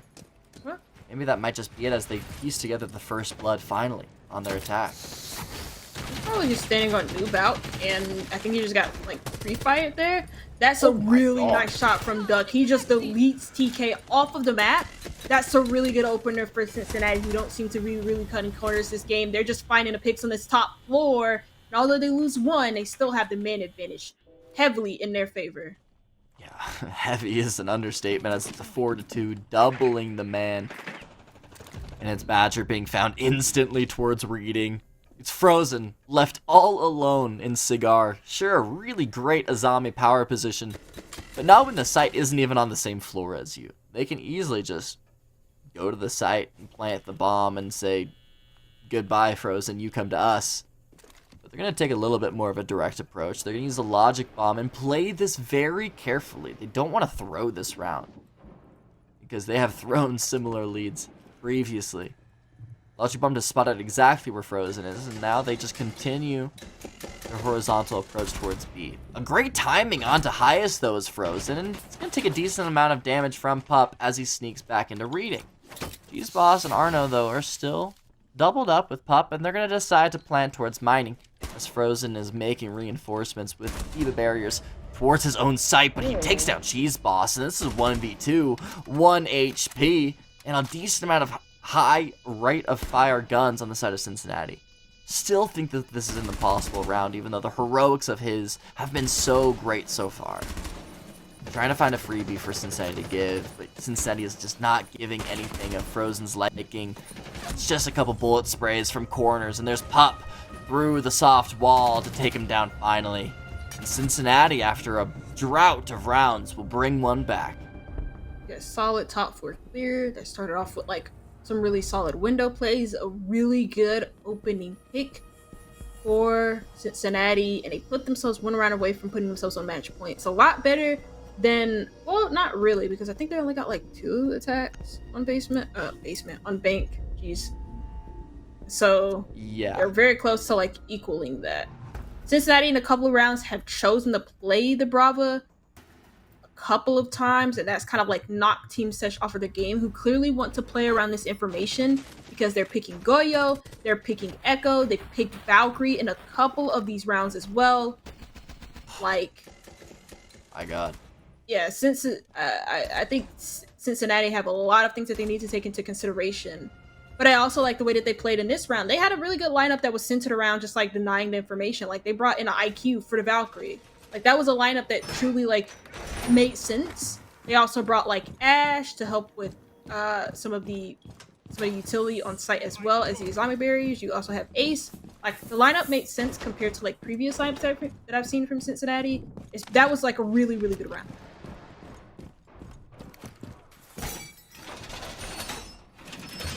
Team SESH love Maestro. I think both of these teams do. It's very exciting. It's something that, like, I think maybe it's just the recency bias of me watching it a decent amount with BGS, or excuse me, BLITZ, and the teams that I have been watching through this are just Maestro fans. But the new addition of these bans, and being able to open up a ban like Brava, where you're not banning Brava from yourself, allows people to be like, oh yeah, let's ban Brava so that we can play things like Maestro a lot more heavily and rely on it more heavily, with Brava not being a risk. Because I feel like the fact that the attackers have the ability to even play Brava makes Maestro impossible to play.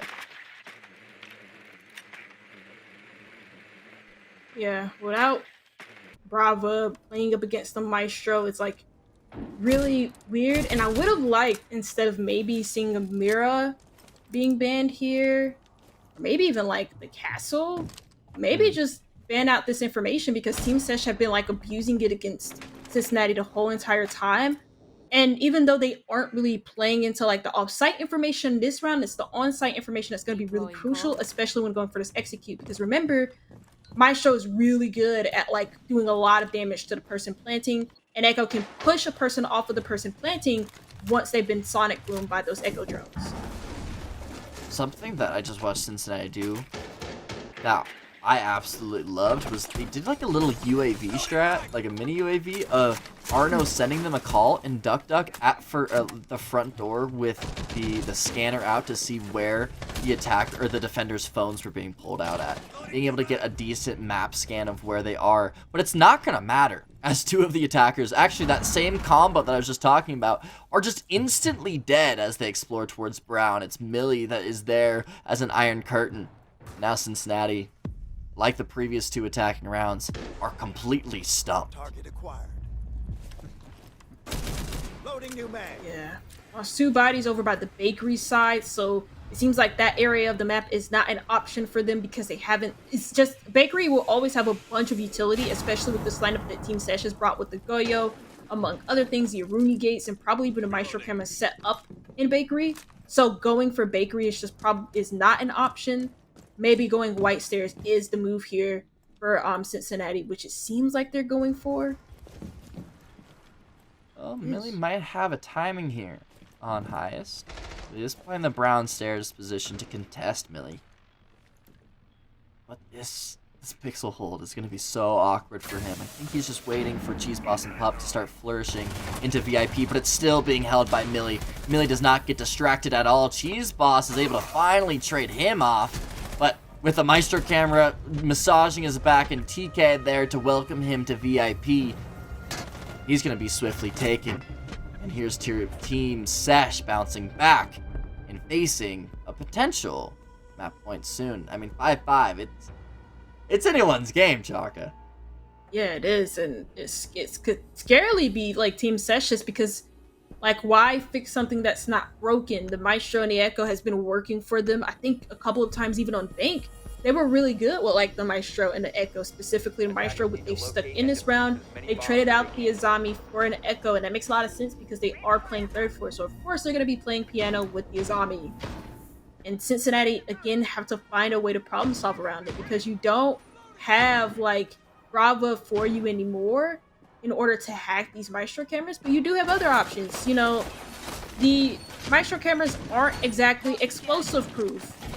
You can also run up and crack them, but you know, they're not explosive proof. So bringing more utility like Flores or even some nades might help benefit you to be able to counter these Maestro cameras that are just giving you a lot of issues, that will give you a lot of issues. Even like a Gon 6. Like just like bring a Capitao and rock the Gon 6. Yeah. Easy peasy lemon squeezy. I feel like you and I could probably just like hop on the server and just do No. I've been running a tear though, low key on Siege, so maybe I could. Not actually. No, Team SESH would wipe me.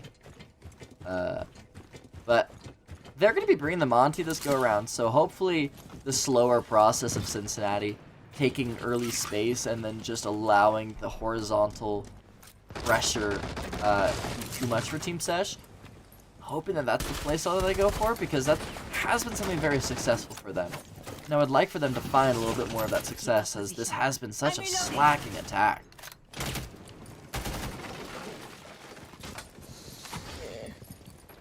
Brought some nades that'll help you deal with some of the Maestro cameras around the site, but of course he has 3 now. And obviously there is a minor board, so chances are the nades might not even really be that effective. Millie picks up another kill. He's 16-8, by the way. He's quietly had a really, really good game, finding the opening picks, being really effective for Team SESH, and that IQ is kind of huge to counter the Wamai here that has helped this Azami set up in piano. Yeah, I love that you were mentioning the frags and instantly got shot in the head. Yeah. That is quite a brutal thing to die to. As Logic Bomb's gonna go out, and there's Arno. Clearing out Kill Spot. Also clearing out Bathroom. Trying to go from a cigar side take, but it seems that Cincinnati is very prepared for it. They're all lined up, ready to support and make layers of the cigar hold. Highest, if he's able to get a kill onto this Azami, that would really open themselves up to a lot of possibilities. And with the Ace Charge opening up the washroom wall, it does give them a little bit of space to work with. However, it's Freezer that is the real issue for them. Cheese Boss, closer to Bout, looking to explore Freebie as well. Potentially trying to find someone like Badger is there. This could be Freezer now, as these be a flurry of Candelas and a Monty left alone, and as he's trying to be contested, there's Pup from the cross taking him down. Slow, steady attack from Cincinnati. And it's, again, what worked previously, and it's working again. Cheese Boss finding a second kill.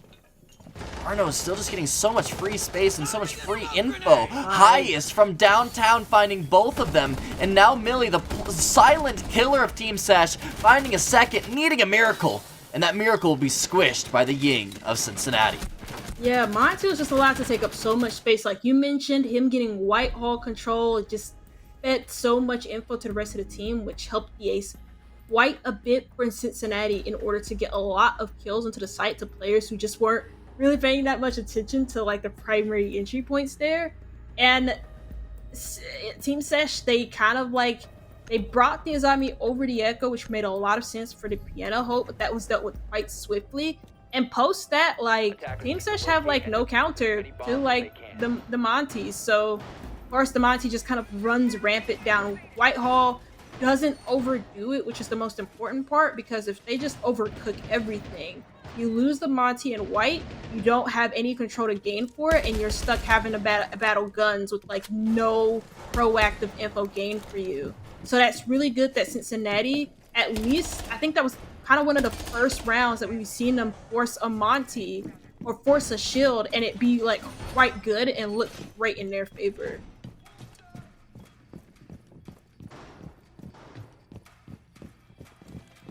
Cincinnati facing that point, something that they saw previously on Bank.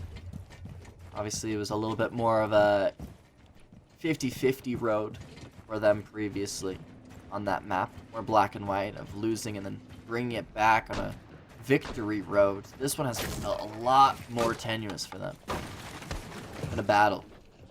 Getting to this match point, Team SESH is still not easy to just topple over. I'm expecting low-key in overtime, not gonna lie, Chalk, with the way that these attacks have been going, but, you know, maybe that they found the momentum and the interest with the shield and just being able to find that success of the slowdown. Yeah, I think they just needed a couple rounds to get used to what Team SESH are doing. They recognize that they're a team that likes to play around a lot of information and their utility, so they bring operators to help deal with that. They bring like some EMP impacts to help like counter some of the counter utility, but they don't have any with my gates this round. Just thought it was important to mention because they were playing with my a couple of rounds, but the Blitz is just straight into mining. Just sprinting, running TK down, but he's able to save his life. He actually sprints all the way to Laundry, just getting way out of dodge of whatever the hell that was, and it was Arno and Highest. Sprinting in. The verticality of Team SESH is still going to become an issue for them, and that's exactly where they turn their eyes to as Arno goes up red stairs. Pup just finds Frozen by his lonesome, however. That's no support. And now it's just one member of Cigar left all alone on third floor. Millie, though, is going to try to help recover the Fenrir, lurking up white stairs, and that's going to allow the Fenrir to be a little bit more bolstered and force Cincinnati to slow down. Yeah, Team SESH, though, don't really have the top floor control. They're being held at bay by a single Goyo fire, which is gonna like waste a lot of time here on this top floor clear that they want to do, because you got to think about it, like they want to get this top floor clear because they want to remove the vertical away from Team SESH, but they also want to use the vertical for whatever execute that they're going for, which is not reading. They're changing their minds straight up. They just go straight to dining again.